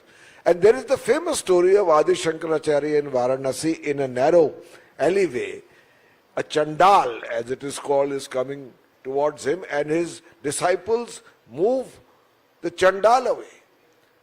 I'm saying why we must learn from the Paramarthik. And the Chandal still comes before Adi Shankaracharya and says, you say that same Brahm is in me and in you, and I am being removed from you because I defile you. And it is said that Adi Shankaracharya was so taken up by this question that he composed the 5 verses, right then, of which each line ends by the line, Chandal stu sat dujostu. You may be a Chandal or a twice born. Guru Reshya Manisha Mama. You are like my Guru. That is not what I want. That is my firm resolve. So that was the level of which Hinduism itself provides us inspiration. That overriding sometimes custom, we allow for that equality which at the spiritual level Hinduism recognizes. That's the only point I was making. I mean, if I can quickly, nobody is against that. Shankaracharya says this about Manisha Panchagam, we respect that. But here there is a particular practice called Naishtika Brahmacharya, in which the men are supposed to move away from people of opposite gender because they are practicing a certain system. See, one person is free to believe in this or not believe in this. But there are people, millions of people who believe in this, who go to that particular space. So we are only asking, let there not be an invasion. And with due respect, people who try to invade Shabarimala were, with due respect, urban Naxals, ultra left liberals, extreme, communists who wanted to defile the entire thing. So they were not coming out of devotion. They were coming to defile, to make a political statement. So our humble submission is, let there be an intellectual debate. We are happy for it. But at the same point of time, mine is at the intellectual level. I have no political agenda on this. Practical level, the people who wanted to defile and destroy were strong anti-Hindus who were against Sanatana Dharma, who wanted to desecrate the entire temple. So here is a bit of a contrast. First of all, let me just say there are 2 avowed Hindus on the stage. I'm another one. There is an atheist, Darwinian atheist who is a Hindu. And people say that, we are going to become a Hindu Rajya. Not a Rashtriya, a Hindu Rajya. We will become one Semitized nation where every Hindu will look at one scripture, one book, and will obey one set of rituals. Can that ever happen in this country when there are 4 Hindus sitting on the stage? 3 Hindus and I don't know, sitting on the stage? There are 5 people on the stage, all of whose ancestors were Hindus. Okay. Not necessarily. You can put it this way. You can put it this way. I don't think. And Rahul is even afraid of mentioning a Muslim. I'm very surprised in his own summit. I'm only talking about, because I might lose my head. Not in the metaphoric sense, but real sense. But that's a different matter. The point is, friends, it just gives me a little bit of optimism that we can have a conversation. It's such an open faith, and let's hope that we can preserve it. That we can discuss. Sorry to interrupt, Rahul. There is a man who's battling for his life. That's true. Who renounced Islam, and the apostasy for punishment for apostasy in Islam is death, Mr. Salim Wasik. So I hope he recovers. Our prayers are with him. So here is something that we must look at, because as we move forward, there is a demand, and that demand is raised from time to time, and various people have sort of said that maybe we shouldn't be looking under every masjid to look if there is a temple and if it was built over, because there are many who say that Hindus should be allowed in their own land, so to speak, to worship in certain places where they think their faith and custom specifically their religious beliefs, lie. So, who should be arbitrating this, Dr. Ranganathan? Should it be the courts? Should it be a matter of the two communities getting together and evaluating perhaps the evidence and deferring? Or are you happy with the courts stepping in? Well, because this is also a matter of faith at the end of the day. Firstly, I'm proud of the fact that this is a country where the most sacred and sacrosanct soil, where 1 billion Hindus believe that their Lord, overarching Lord Bhagwan Ram was born, was decided by 5 people, not by wars, not by civil war. So I'm proud of this fact that 1 billion Hindus left that decision to 5 people. Let's appreciate that. This is that country, you know. So this is the greatness of this country. And it must remain so. The courts have to decide, but I'll tell you the problem out here is it's a circuitous argument because the courts have decided that India will no longer remain a proper democracy. Because what is the hallmark of democracy, Rahul? The hallmark of democracy is that anybody who lives in a state has the right to knock at the doors of the judiciary to seek justice. Now, it might be that the decision may go against him, may go for him, but at least he should be allowed to knock at the doors of judiciary. Out here, 1 billion Hindus have been prevented to do so by the POW Act, the Places of Worship Act. Now, this is a dictatorship. This has not only been passed by the parliament, ratified by it, but ratified also by the Supreme Court. This is unacceptable. So, some of the most sacred of places of Hindus that they believe that were demolished, latest being Bhojshala, and something built on it, like Ayodhya, like Gyanvapi, you can see the temple, the remnants of the temple on which Aurangzeb built the mosque. Like, for example, in Mathura, you can see Hindus cannot approach. Either there is a clause called the Amara Act or to the Place of Worship Act to even seek justice, my lord. We would respect your judgment, but at least can we submit our case to you? Can we plead our case to you? You know, give this back to us. And for all those people who believe, including the RSS, and I publicly disagreed with Dr. Mohan Bhagwat, and he said, ki ab 3 hame chahiye aur nahi chahiye. This is, I'm sorry, this is not dhania mirchi. This is not the way how justice works. Can you imagine if there were 30,000 instances of crimes against Kashmiri Pandits and somebody came along and said, well, let's just solve 3 of those. Girija Tikus and Mr. Ganjus and someone else. Let's leave the 29,997 out of it. That's not justice. Justice is universal. You mete out justice universally. Now, who is to say that for me the most sacred is Ayodhya? It could be my deity, my Kuldevi, my Kuldevta. That is more precious to me than the abode of Lord Ram or Lord Krishna.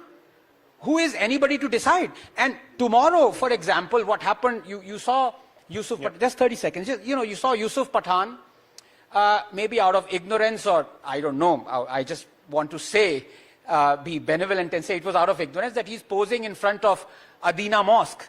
I didn't say Adani Mosque, I don't know so much of Adani going on. And he's saying, what a beautiful mosque. You can see the gods and goddesses on the walls. You can see how mercilessly it was destroyed and a mosque built over it. You can see the shivling lying on the ground. Sure.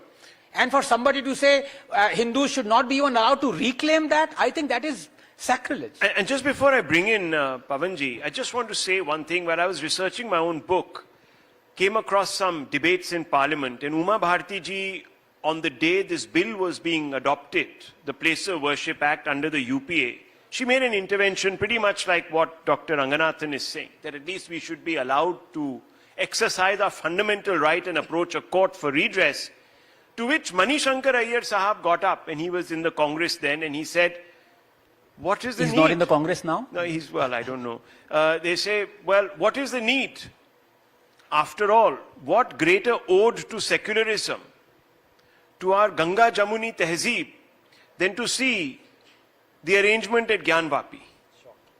This is what he said, that this is an exemplar of secularism. syncretism coming together.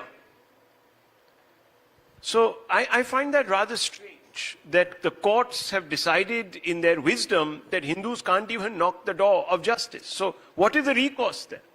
No, I think that there should be recourse for religions to claim their religious sites. The problem arises when the process of reclaiming your site becomes an arena of political contestation, where genuine people like Anand ultimately become puppets, and he can never become one, but people who help to further communal divide for short-term electoral dividends. It's happened in our country over places of worship. Now, the acrimonies of the past, and there is no doubt that I have written this myself in my book, The Great Hindu Civilization. There is no point glossing over history. When the Turkic invasion took place, there was tremendous destruction, pillage, plunder, and the destruction of what were centers of learning of the Hindu faith. However, if we were to rectify all those excesses and take the acrimonies of the past today to resolve them, then I think Mohan Bhagwat, although Anand disagrees with him, is absolutely right. How many temples are you going to dig up over this vast land to discover, a mosque, dig up, to discover if there was a temple below it? I mean, all societies work in some kind of balance and proportionality. Otherwise, we can forget development, we can forget the growth of India, social harmony, social stability, and continue to do this and have riots and instability all around. So I am not saying that this right should be denied, Anand. I'm saying that there has to be, I'm saying that there has to be a balance between what you have the right to claim and what is feasible to complain. But why should this? I'll tell you why. Why should this fall only? No, 1 second. No, 1 second, sir. I don't want to speak over you. I'm only saying, why should it be for the Hindus to constantly police themselves? There are many places where, and let me just tell you, sir, not every agitation was born out of a political logic. The Ayodhya matter preceded independence.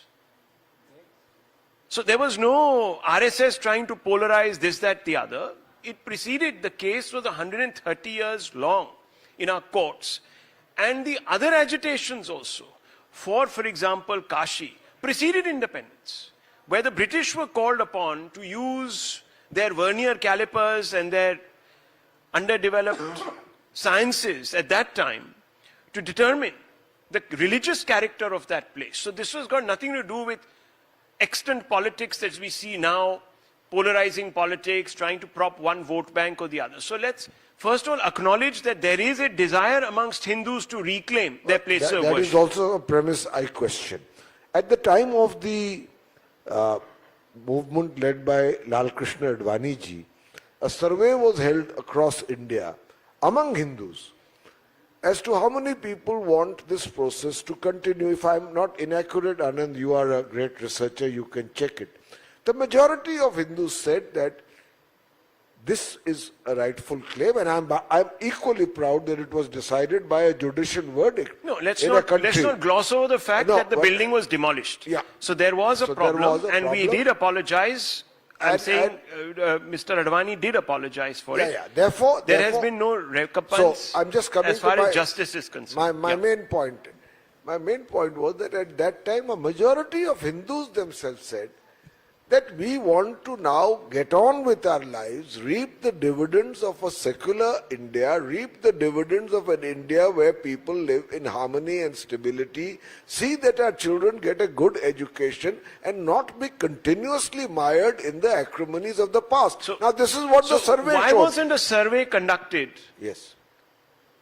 Which was universal in character, where Muslims were also asked their opinion. Because I wouldn't have seen, and I'm sorry because there is evidence now, whenever talks have begun with the Muslim community to come to the table and have a negotiated settlement, they have ended nowhere. Well, they should not have. I'll first of all, the judgment that the 5-judge bench judgment जो कहा गया कि हमने हिंदुओं ने 5 लोगों को पे छोड़ दिया इसका फैसला लेने का, आपको इतिहास अगर थोड़ा सा भी याद हो, सरकार आने से पहले तक बार बार ये स्टेटमेंट आरएसएस और बाकी जगह से भी आया था कि कोर्ट फैसला नहीं करेगी हमारी आस्था का, तो आपने छोड़ा नहीं था। जब सरकार आ गई, जब आपको लगा कि फैसला इधर है तो शायद छोड़ दिया।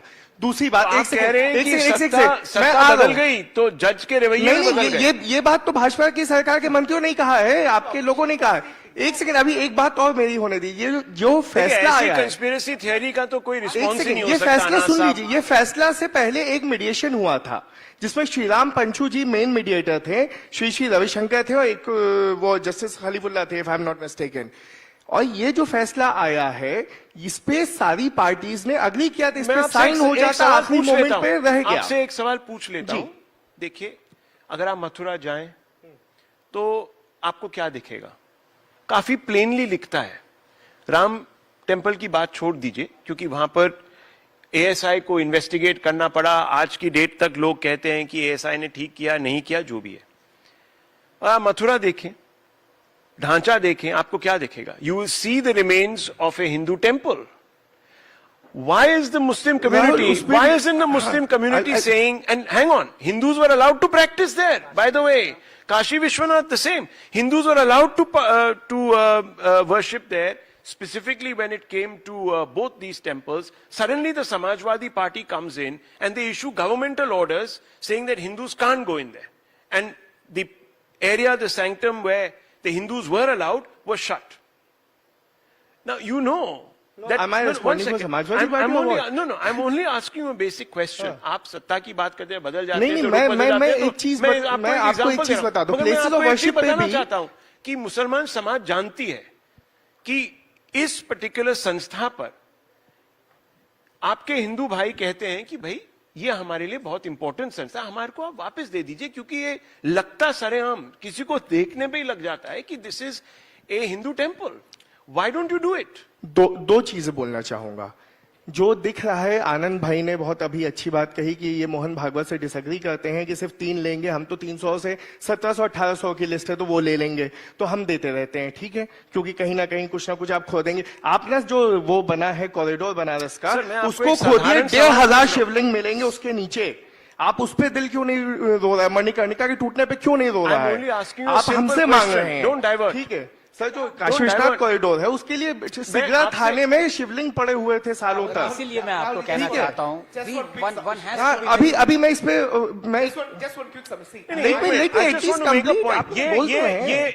ये पॉलिटिक्स की बात कर रहे हैं। नहीं, मैं अभी लॉ की बात करना चाह रहा था, आप लोग पॉलिटिक्स पे लेके आए। भाई साहब, प्लेसेस ऑफ वर्शिप एक्ट जो है वो कौन लाए? पॉलिटिकल क्लास ही तो। प्लेसेस ऑफ वर्शिप एक्ट ये नहीं कहता है कि हिंदूज नहीं आ सकते हैं। प्लेसेस ऑफ वर्शिप एक्ट कहता है कोई भी रिलीजन का, कोई भी वो जो 1947 में फ्रीज होता है वो फ्रीज हो जाता है। वो हिंदुओं को रिस्ट्रिक्ट नहीं करता है, वो सबको रिस्ट्रिक्ट करता है। और जब मैं कह रहा हूँ सबको, तो सुनिए, मॉस्क है जो हिंदूज ने डिमोलिश करी, जो आप मांग रहे हैं, मैं उसका जवाब दे रहा हूं। बुद्धिस्ट हैव क्लेम्स, मुस्लिम्स की मॉस्क है कोई ऐसी? क्लेम्स आप तैयार हैं? बुद्धिस्ट के साथ जाऊंगा कोर्ट, आप तैयार हैं के लिए कि उनका स्तूपा उनको मिलना चाहिए, मैं जाऊंगा। आप चलेंगे हिंदूज के साथ? नहीं, अगर वो सोमनाथ पे क्लेम करते, नहीं मैं चल दूंगा, मैं भी चलूंगा अगर आप प्रूफ लेके आते हैं। अगर बुद्धिस्ट क्लेम करते हैं सोमनाथ पे तो आप चलेंगे? काशी के लिए चलेंगे मेरे साथ? मैं चलूंगा, बिल्कुल चलूंगा, लेकिन आप सोमनाथ के लिए बुद्धिस्ट के साथ चलेंगे? कहीं तो कट ऑफ होगी, कहीं तो फ्रीज होगा। आप पीछे कहां तक चले जाएंगे? आप कब तक इतिहास का मुआवजा मांगेंगे? Let him finish his point. One second, Rahul, one second, please. Go ahead. In this matter, he is in the minority. Let him just finish his point, sir. Make your just in the minority. No, that's, sir, please. Now, let's not, play victim. I'm giving you the space. Atheists are the biggest minorities. There is a death sentence in 13 Islamic countries on atheists, bhaiya. Okay. Actually, Anand, let me correct you. We have 6 systems of philosophy in Sanatan Dharma. Technically, all 6 are atheists, because they don't mention God. they don't mention Okay. any So deity. let's they not speak let's not about hog, what the let's not- ultimate truth can okay, be. on these not a ecumenical- god. on so these you are in ecumenical- good company, Anand. Okay, on this ecumenical. One second. On this humble point, see, there are in every nation's history there are points of confrontation and conciliation. No, I don't belong to RSS, but I think it was greatness of Mohan Bhagavatji who rightly said, "Let us not go and dig, search for Shivling under every mosque." I think it's a true stand of what a Gandhian Hindu should be. अगर And I think अगर that's a Bhagavat very- साहब अगर भागवत साहब कह रहे हैं, That's a and I'm not positive- saying he represents all the Hindus, but at least empower the political class for saying कि ठीक है हम आपके लिए 3 ले आए अब खत्म कीजिए. Maybe you deprive the community from constantly asking for mosques. I'm only asking you. There are these 2 mosques. देखिए आपको एक चीज समझ में आएगी, एक सिविलाइजेशन है हिंदुस्तान, बहुत पुराना, कोई शक नहीं है इसमें, इससे पुराना शायद कोई सिविलाइजेशन हो भी ना चलता हुआ. मैं बनारस से आता हूं, मैं कहता हूं इतिहास से पुराना शहर है वो, मैं ये बात मानता हूं, लेकिन हिंदुस्तान एक रिपब्लिक भी है, यहाँ एक संविधान से भी चलेगा, और वो संविधान के अंतर्गत वो कानून है जो कहता है कि चलो 1947 पे फ्रीज करते हैं, एक नया हिंदुस्तान देखते हैं, क्योंकि हम चोटिल घायल अवस्था में ही आजाद हुए थे. तो अगर आप आज थोड़े बेहतर हालात हो के आप कहते हैं कि चलो फिर से उन चोटों को किया जाए, फिर से वही ब्रिटिशर्स, जो ब्रिटिशर्स का इन्होंने कहा कि पहले से चल रहे केसेस, वो क्यों चल रहे थे? क्योंकि ब्रिटिशर्स ने क्या किया था, ब्रिटिशर्स ने डिवाइड एंड रूल के सीड डाले थे, जिसके पेड़ से ये फल खाना चाहते हैं. तो अगर आप ये चाहते हैं तो फिर घाव लगते रहेंगे, घाव कहीं रोकना पड़ेगा आपको. ठीक है अनासा, मैंने एक सवाल पूछा आपसे, सिंपल सवाल था कि ये दोनों जगहों पर संस्थाओं पे कंप्रोमाइज क्यों नहीं हो सकता, और आपने मुझे पूरी इंडियन इंडिपेंडेंस हिस्ट्री की बता दी. मैं आप तो नो 1 सेकेंड, इन 1991 ये प्लेस ऑफ वर्शिप आया एक्ट, उससे पहले तो समय थे जब आप कॉम्प्रोमाइज कर सकते थे. 2 संस्था पे, अयोध्या पर हो सकता था. देखिए शायद लीडरशिप की कमी मैं मानता हूं इस पे, मैं कोई पॉलिटिशियन उससे नहीं. इसलिए मैं कह रहा हूं, see this is I want to say 2 things. Yeah, okay. This is not I have to about wrap up. Yeah. leadership. This is not about the present. This is not about the future. You have to understand what the Hindus are up against. And I'm saying this as a completely detached, disinterested party. I don't have a skin in the game. But you have to realize not an inch will be given by the Muslim side, because it has never been. Yeah. The only way out is justice. And just to talk about when Pavanji was saying that we have to forget the acrimonies of the past. I'm sorry. Acrimonies do not just end in the past. Acrimonies continue. And I want to finish by saying this. Acrimonies continue every day, 5 times a day, but the essence of azan is do not worship any other deity except Allah. Is that not acrimonious? Okay. No. So 30 why are seconds, we not please. honest to realize that there is only one God, there is othering by one religion? If Final science word, had okay. this discrimination, wouldn't we discuss it? Just because it is religion, we are scared. But as Rahul said, you are scared because your head might be chopped off. Okay. Very quickly. I just want to say, Rahul, Yeah. that the tone and tenor with which we began this discussion was not to run down any other religion, and I at least cannot be a party to it. You may believe, you may not believe, but everybody has a right under the Constitution, and by personal instinct, we must respect all faiths in this country. Secondly, I think that ideally, if there is a dispute, we should have a means through dialogue to resolve it. Dialogue, as you said, between Hindus and Muslims, to sit down and say, this is what we can give, this is what you should take. Communities as part of one nation, one civilization. One of the reasons it is not happening is that so much of the atmosphere today is vitiated. And I'm sorry to say, I am in politics, but by politicians. They are use both communities for short-term electoral dividends to win elections rather than look at the larger good of India in the long run. This is unfortunate, This but can true. be said about any issue, Pavanji. Let's be honest. It can be said about any issue. It's one of those sentences and statements that you can't dispute. That's not the fact. And At the end of the day, the 2 communities must not have a dialogue of the deaf. At the end of the day, it let's comes be down to frank. communities. The communities are reasonable. It comes down to consensus. I would just add one line. Sir, I've April got to 13, 1921, when our flag was decided, Mahatma Gandhi categorically said, our father of the nation, that I want a Hindu color to be represented, a Muslim color to be represented. That's our tricolor came. We have to find that consensus and balance. No, whichever way is, because we understand the Muslim community's insecurity that will open a Pandora's box. But वहां से कुछ बात हुई नहीं. I completely agree with you on this. That's it. Please silence. We've got to wrap up. I've got to go for another. Can I just have one last thing, just one small point. It won't take more than 10 seconds, Rahul. Please. Rahul won't take more than 10 seconds. It is not attacking anyone. Okay, Please, we leave it at this. Seconds. We leave it at this. Thank you very much. Thank you. It's an energized debate. We don't want to reduce the nice atmosphere in which we spoke. Thank you.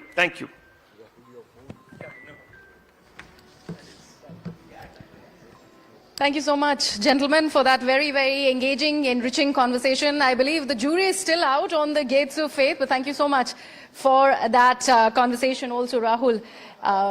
In fact, for that gentleman there. Ladies and gentlemen, a huge round of applause for all of them.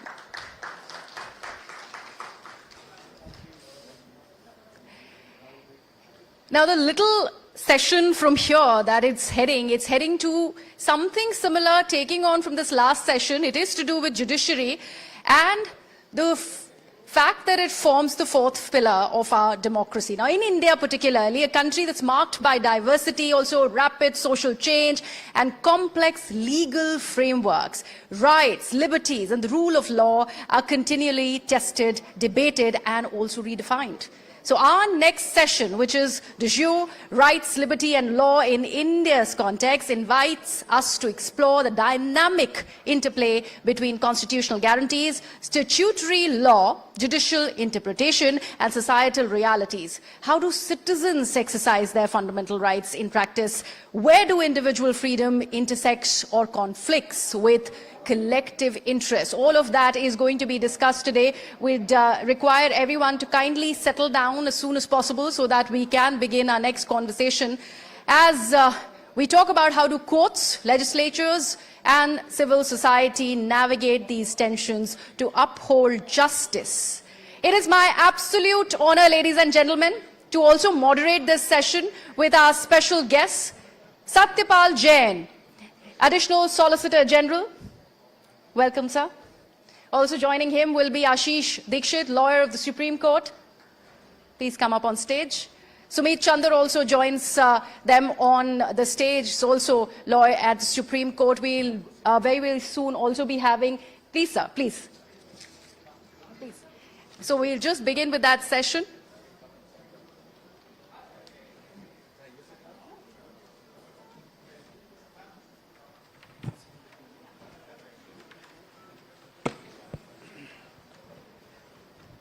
I'd request everyone to kindly settle down so that we can begin this next conversation. I am assuring you and hoping that it's an equally interesting one. Ladies and gentlemen, kindly settle down.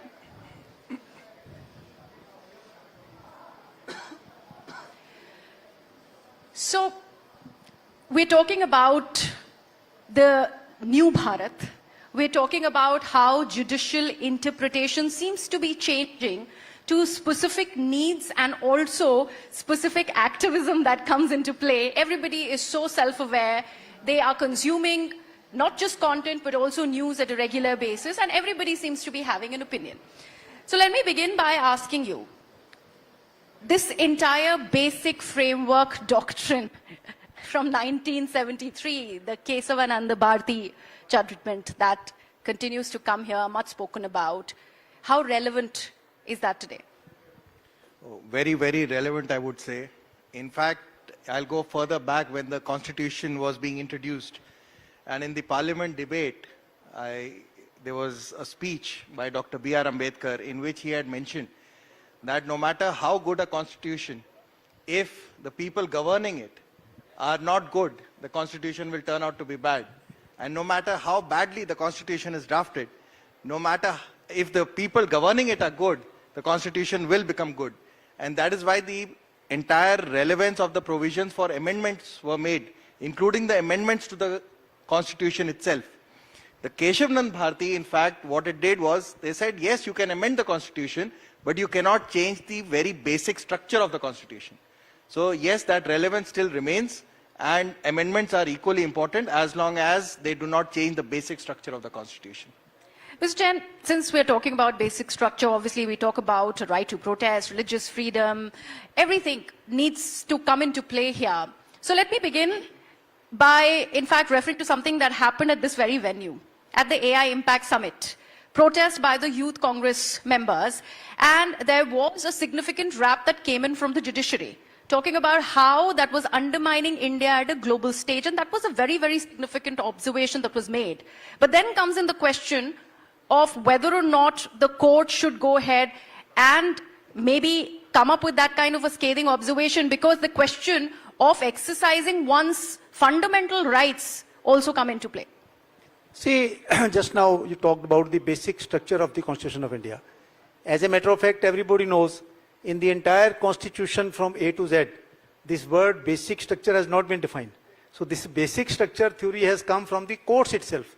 The honorable judges have held in number of cases, even in the, while striking the NJC Act, Supreme Court, Constitution Bench said that the basic structure of the Constitution, you can't change that. Now what is that basic structure? The basic structure is 3-4 major factors. Number one, distribution of powers between parliament, executive and the judiciary, your fundamental rights, your right to enjoy those fundamental rights being enforceable. Fortunately, the word was not defined, but it is the spirit of the Constitution which ultimately we can say is called as the basic structure of the Constitution of India. You have to reconcile between the rights as well as your duties. Now, Article 51 was introduced in the Constitution of India during 1975 when certain amendments were made, and this is the only amendment which has not been nullified by the Parliament. Other certain amendments were nullified by the Parliament after Janata Party came back to power. So I think the basic thing which has to be reconciled, wherever there is a duty, wherever there is a right, there is a duty also. You have a right to speak, but you don't have the right to abuse others. You have a right to travel on the road, but you can't obstruct the way for others. So the balance has to be struck. Secondly, even under the fundamental duties, if you read all the 11 duties under the Constitution of India, Article 51A, it's your fundamental duty to respect your nation, to respect your freedom struggle, to respect the national anthem and all other national things. So therefore, when such a type of situation comes, I think that those who are doing it should use restraint. Let's not do anything which may make joke of the whole thing, even may make your protest laughable to the public at large. I feel that in such situations, even those who are doing it should also use restraint to and avoid inviting many other things which are avoidable.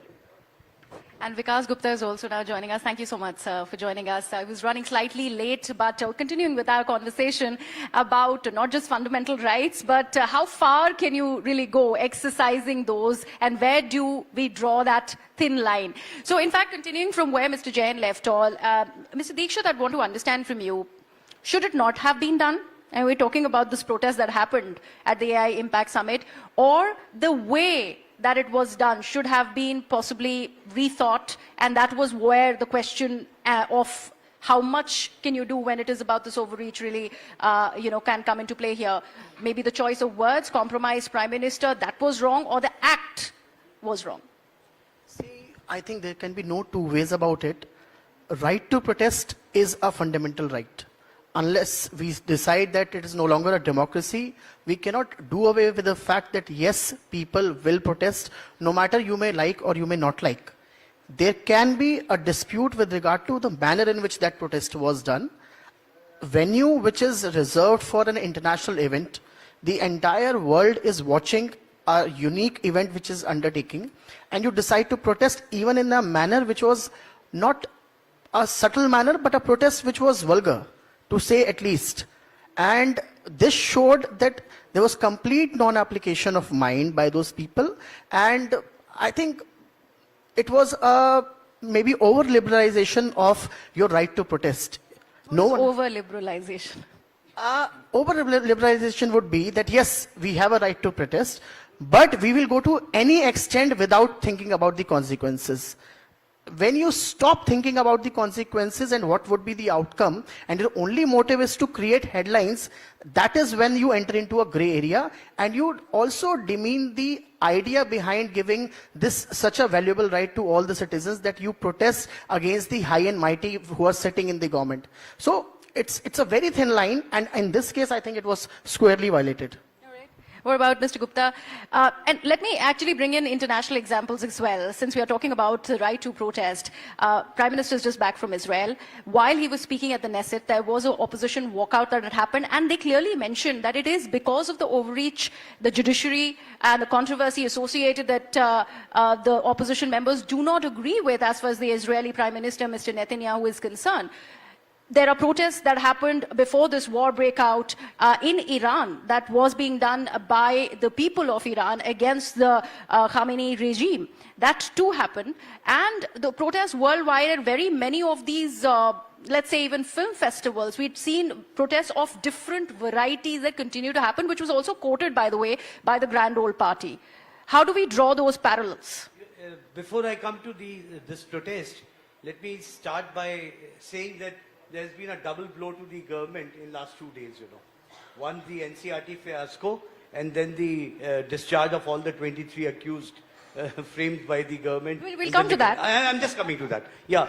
You know, when we had a protest in Sweden, when we have it in Denmark, these kind of protests, if you would recollect, a couple of years back, and all of us have been visible on television that they've protested without clothes. And you know, we've always praised those kind of democracies, you know. So when it comes to our own country, where you feel that the institutions are being taken for a ride, the government is exercising its authority over institutions, unless and until the people, and if the opposition protests, and where very little protest has been offered to them by way of communication or by way of dialogue in the parliament, I think this is a parliamentary democracy, and where if not inside parliament, it could be, these protests could be outside parliament. They were doing it outside as far as the manner in which it is concerned, you know, that can be debated. But when you accept those manner in the European countries and you don't speak against them, I think that is an acknowledgement that that kind of expression of freedom of speech and other things can happen in this country also. Okay. Mr. Gupta mentioned about the NCERT textbooks, particularly the 8th Standard Social Science textbook that now has been withdrawn, that particular chapter that speaks about graft in the judiciary. Do you think should have been done, considering it, the CJI took that suo moto cognizance? We will go to the suo moto part of it, but I want to understand about this complete ban. There's so much talk about whether this is judicial overreach, whether just about talking about this criticism against the judiciary has got the judiciary acting up. Those conversations have also come to fore now. Please keep in mind, when we are talking about these NCERT books, these were class 8 students, if I'm not wrong. These are very impressionable minds. These are the future of a country. At such impressionable minds, there are various things you could have taught them. But the least, I think, what you can teach them is to lose their faith in the rule of law. If that happens, and that happens at a very young age, and if they lose faith in the rule of law, they'll start taking law in their own hands when they grow up. They'll not trust what ways to take to get justice in the manner which is already prescribed. There is a judiciary, there's an entire system to it. It is because you're trying to give this kind of image to an impressionable mind, rather than talking about overall situation, you're talking about a certain community, you're talking about a certain institution. And you're trying to create a system in which you are making these young minds lose their faith in the rule of law. I think that should not be allowed at all, and the sooner it stops, the better it is. Mr. Chen, what do you think? Why did it happen? Whose poor judgment, if we put it in that perspective, was it? Eventually, there's a rollback that has been announced, that's been ordered by the courts.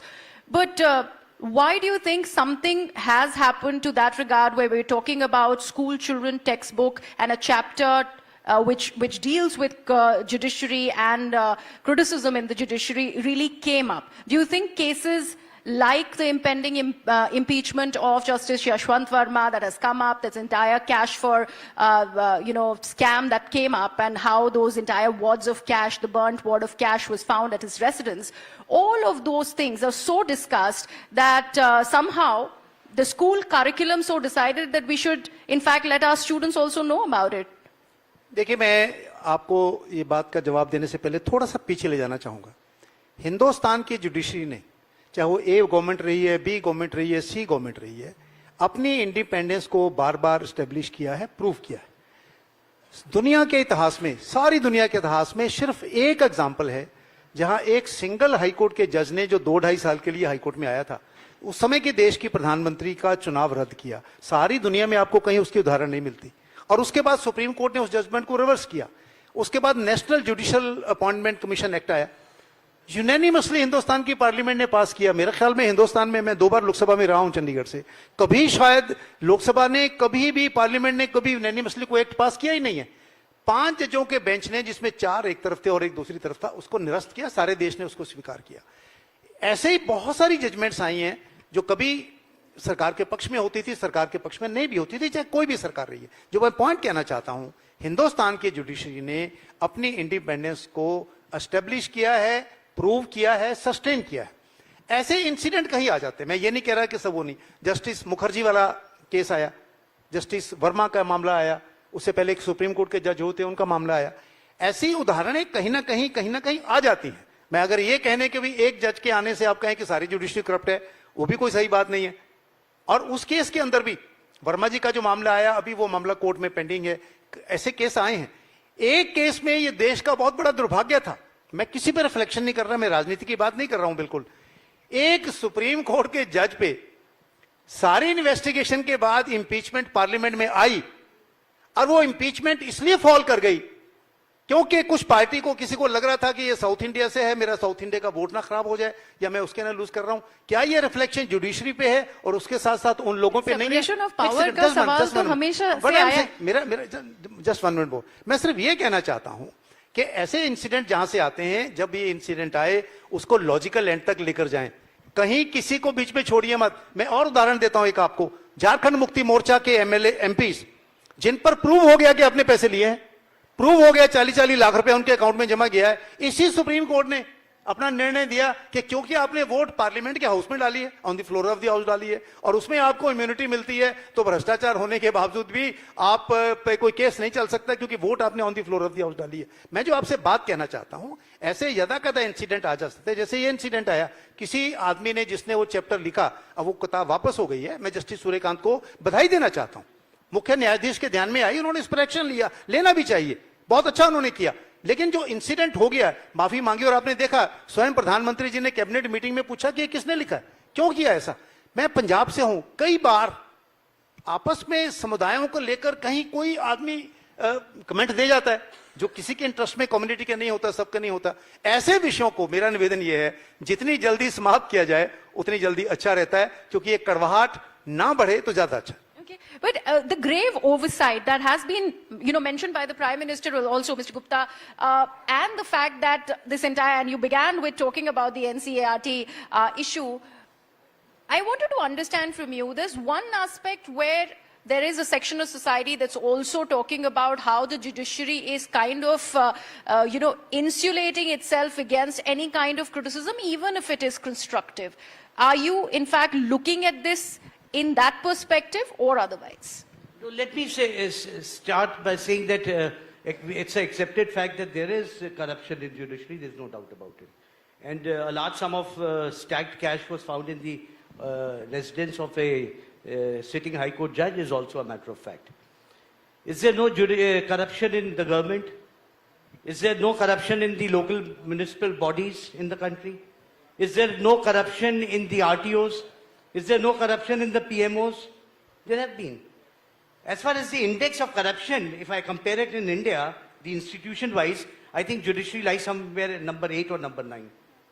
If there was a larger chapter that there is corruption in India wholesale, and there are various heads, various institutions which are ripped with corruption, would have been accepted fact.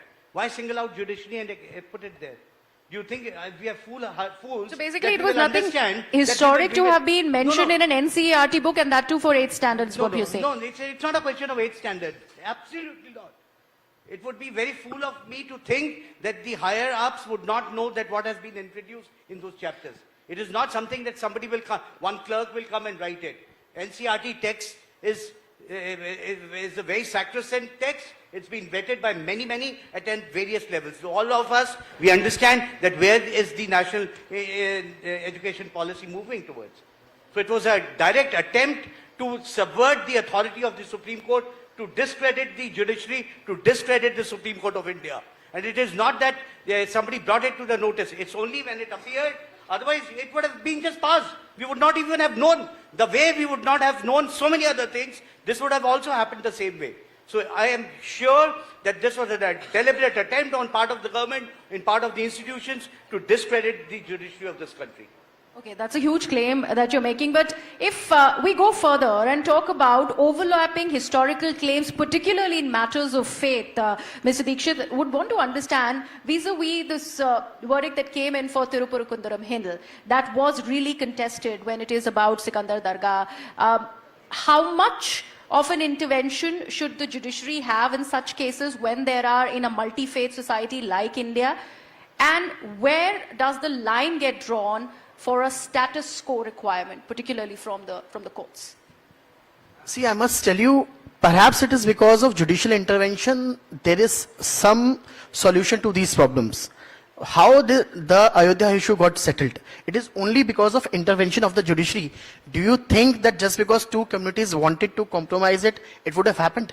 The court initially tried to refer the matter to the mediation, but nothing happened. Similarly, the way out which was given by the court in this matter was the solution.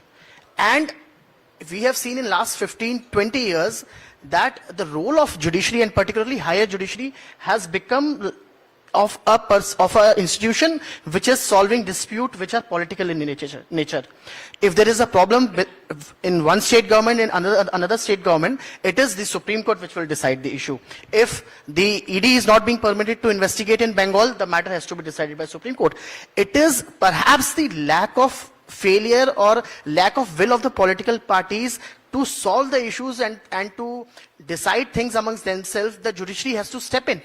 And this role has given more power to judiciary. There is a big complaint which political parties and leaders make that judiciary has become very powerful. They are totally unquestionable. It is because when you are giving the opportunity to Supreme Court to decide which CM will hold the post and how the session will be conducted, how voting will be conducted, you are not keeping your house in order. And this is why Supreme Court is getting into this domain which was not essentially prescribed. Supreme Court's role was to determine the interpretation of the Constitution, to be the final arbiter with regard to the issues arising out of the Constitution. Now you see all these political matters are the biggest, I should say, on the docket of the Supreme Court. So that has created a situation where obviously Supreme Court, once a petition is filed, Supreme Court cannot say that, okay, this is a political matter, we cannot interfere. Even last week also, when this petition was filed with regard to hate speeches being made, the CJI had to be very clear about it,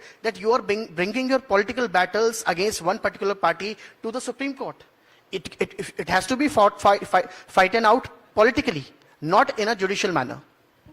And in fact, taking cue from that very argument, there is also the Bhojshala Kamal Molla Mosque Complex case. Although it's not very similar to what has happened at the Tiruparukundaram Hill, but I wanted to understand, Mr. Chandar, where should the court finally bring in archaeological surveys? Which part of the surveillance really is where the court should really think that, okay, fine, these are the documented proofs that in fact speak about a contestation that we feel is finally documented, and that's when we want the surveyors to come in and talk about the history of a certain site. See, all of this depends as to what is the issue at hand. And in issues where the involvement of archaeological survey is required to prove a certain fact or to bring a certain fact to the notice of the court in such matters would appoint the Archaeological Survey of India to do that. Now, where all these things are required, I think there cannot be, it's all case-to-case basis. There cannot be a general rule that in every case which involves a monument, the archaeological survey should be required or not required. Sometimes the documents itself are sufficient enough to prove, but where it is not, where certain statements are made which needs to be proved in depth, where the court requires a certain information on ground, the court may appoint a local commissioner who will go along with the officers of the archaeological survey, see the documents and create or decide its mind as to what direction it is to take. So it all depends on case to case. It cannot be a generalized statement, and that's about it. I think the court needs to take it. Where is the evidentiary threshold? I mean, we've seen what happened in Sambal. Now we are seeing something similar in this Bodhshala case. But where is that threshold is what I wanted to understand that should get the judiciary to get the ASI, for example, involved, sir? See, try to understand one thing.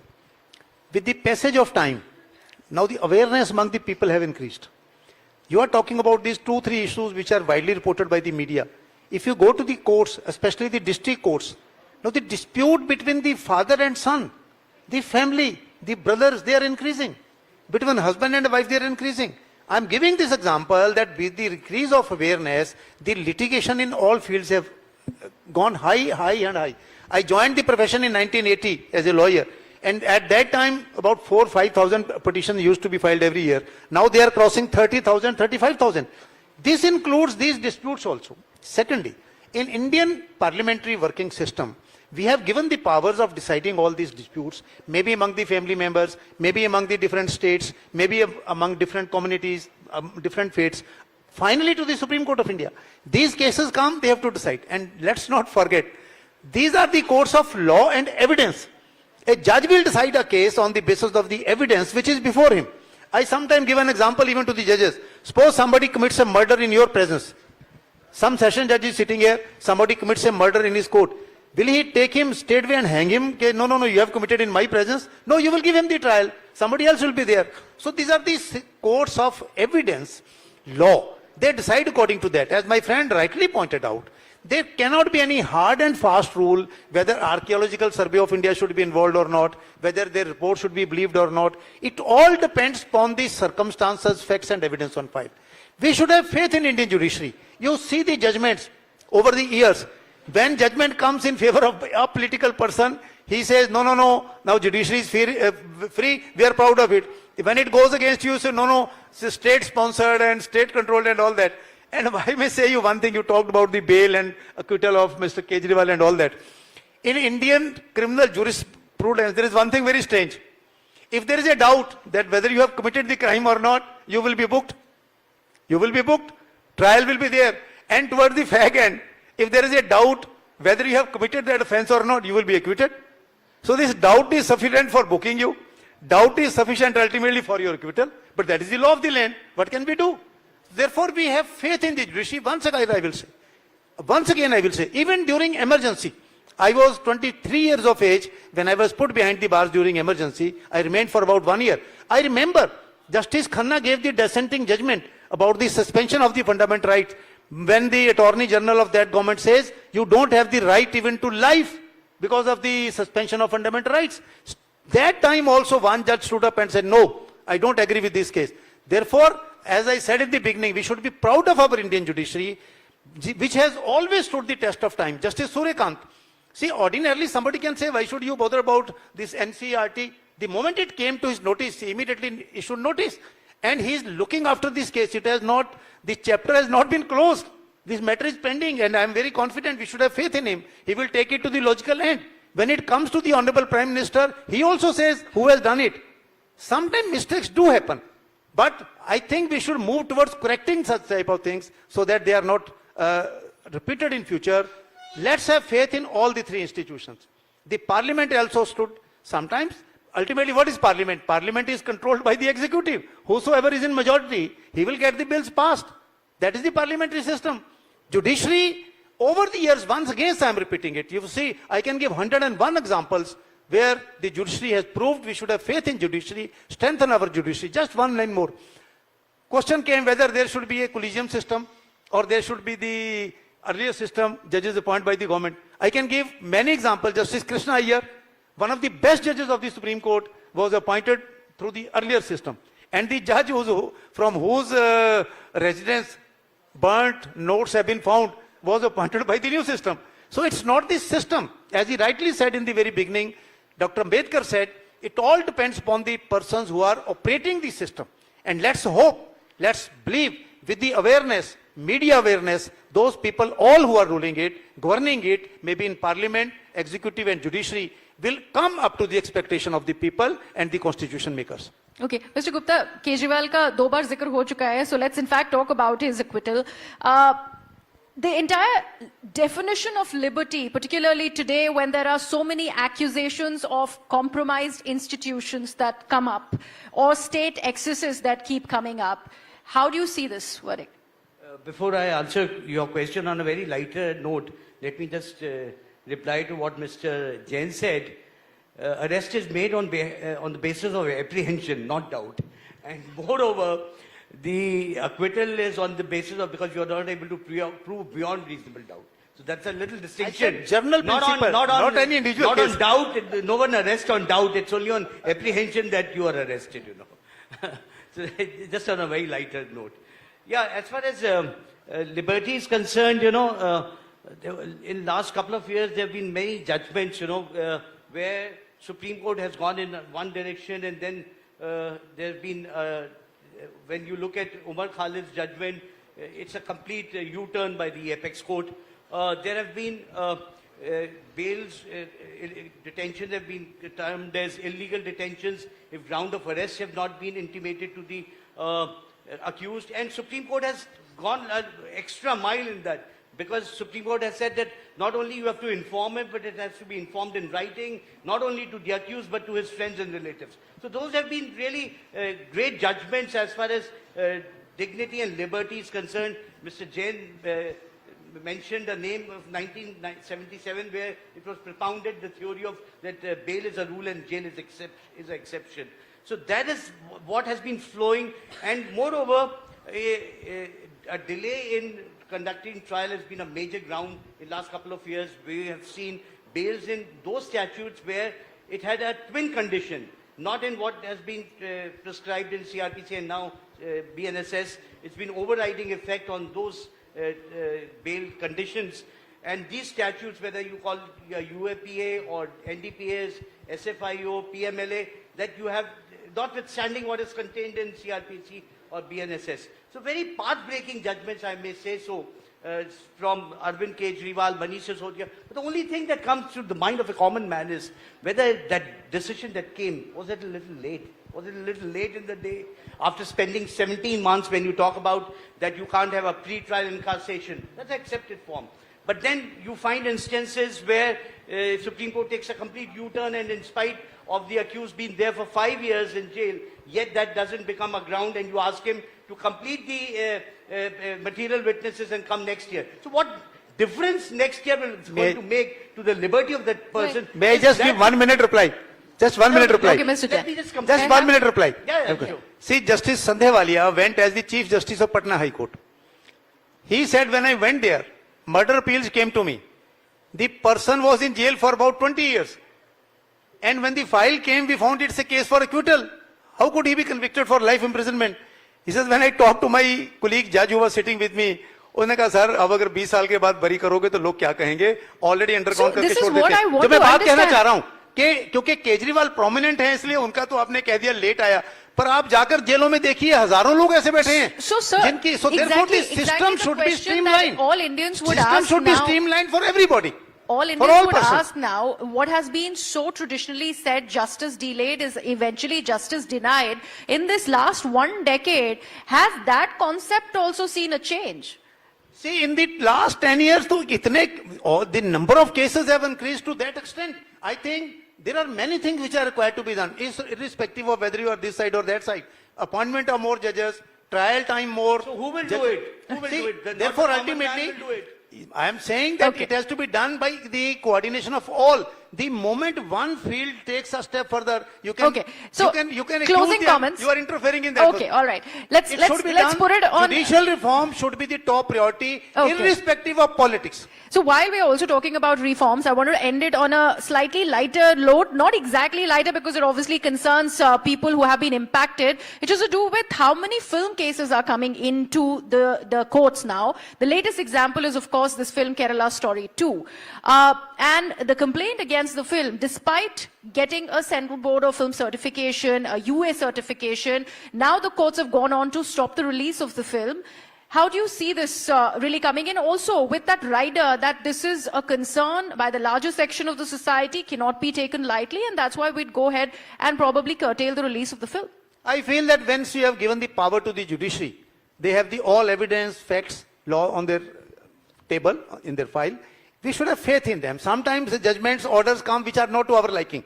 And if we start criticizing every judgment which we don't like, then I think there will be no judicial finality. Supreme Court, we have given the constitution makers final power. Let's have faith in them, abide by that order. Mr. Chanda. See, just concluding what Sir has said, as lawyers also we have a role, and there's a very famous quote which says that as a lawyer, I may lose a case, but I should not lose my client. The client should feel that I have argued his case well. I may lose my case and my client, but I should not lose the court. The court should feel that I have argued towards fair and just. I may lose my client, my case and the court, but I should never, most importantly, lose my conscience. And if we all go by that system, I think our judicial system is wonderfully made. It is the integrity of the lawyers and the judges, which includes the entire judicial system. If they work consciously, if they work fairly, justice will prevail. And that's the rule of law. It was always meant to be. It will remain and continue to remain always. And finally, I would want to take this one from Mr. Dikshit. Considering there are elections in various states, particularly in the West Bengal, state of West Bengal, we'd seen the sitting chief minister of West Bengal go ahead and plead her case. And this is to do with the SIR. So much has been said about it. Since we are talking about things historic, setting precedents, we cannot miss this one. This exactly shows what is the relevance of Supreme Court in today's Indian democracy. And now coming back to one very important aspect which I wanted to highlight, that what is the role of a judge? See, we must appreciate, we have to examine how judges are functioning. We all can sit in public and criticize a judge that he should have done this particular thing in a particular manner. But he's the one who has to decide a particular case. If the case is in your favor, he becomes the best judge. If it is not in your favor, he is the one who's corrupt. Mr. Kejriwal got released on bail. Justice Judge Jitendra Singh is one of the finest judge. Previous judge was sending him for judicial custody. He was worst judge in this country. Supreme Court rejected his bail. Supreme Court was bad. Supreme Court is under political influence. But now when a district level judge is giving him relief, so the judiciary is under the finest system. So we have to kind of distinguish and understand, and our general public must understand that judges have no way to defend themselves. They are deciding things in accordance with law, what is before them in file. I may not like it, he may not like it, some parties may not like it, but we can't cast aspersion on the judges that because there is pressure from the government, there is pressure from some other sector. We have judges after judges saying, in fact, CGI had said it in public that in 24 years of his career, Justice Chandrachud, I'm quoting, he has never faced a single instance where there was some pressure from judges, on judges by any political party. This was both BJP and Congress. We have to give some leeway and hope to judges that they continue to function. You go on social media, look at the criticism which is done against judges when they give judgment which is not in your favor. You cast aspersions on their personal life also. This is a trend which has recently grown. Well, blame the social media for it. But thank you so much, gentlemen, for having this conversation. We're talking about judgment on the judiciary. The jury is still out. But thank you so much for, in fact, enriching our audience with that. Thanks a lot. Thank you. Thank you.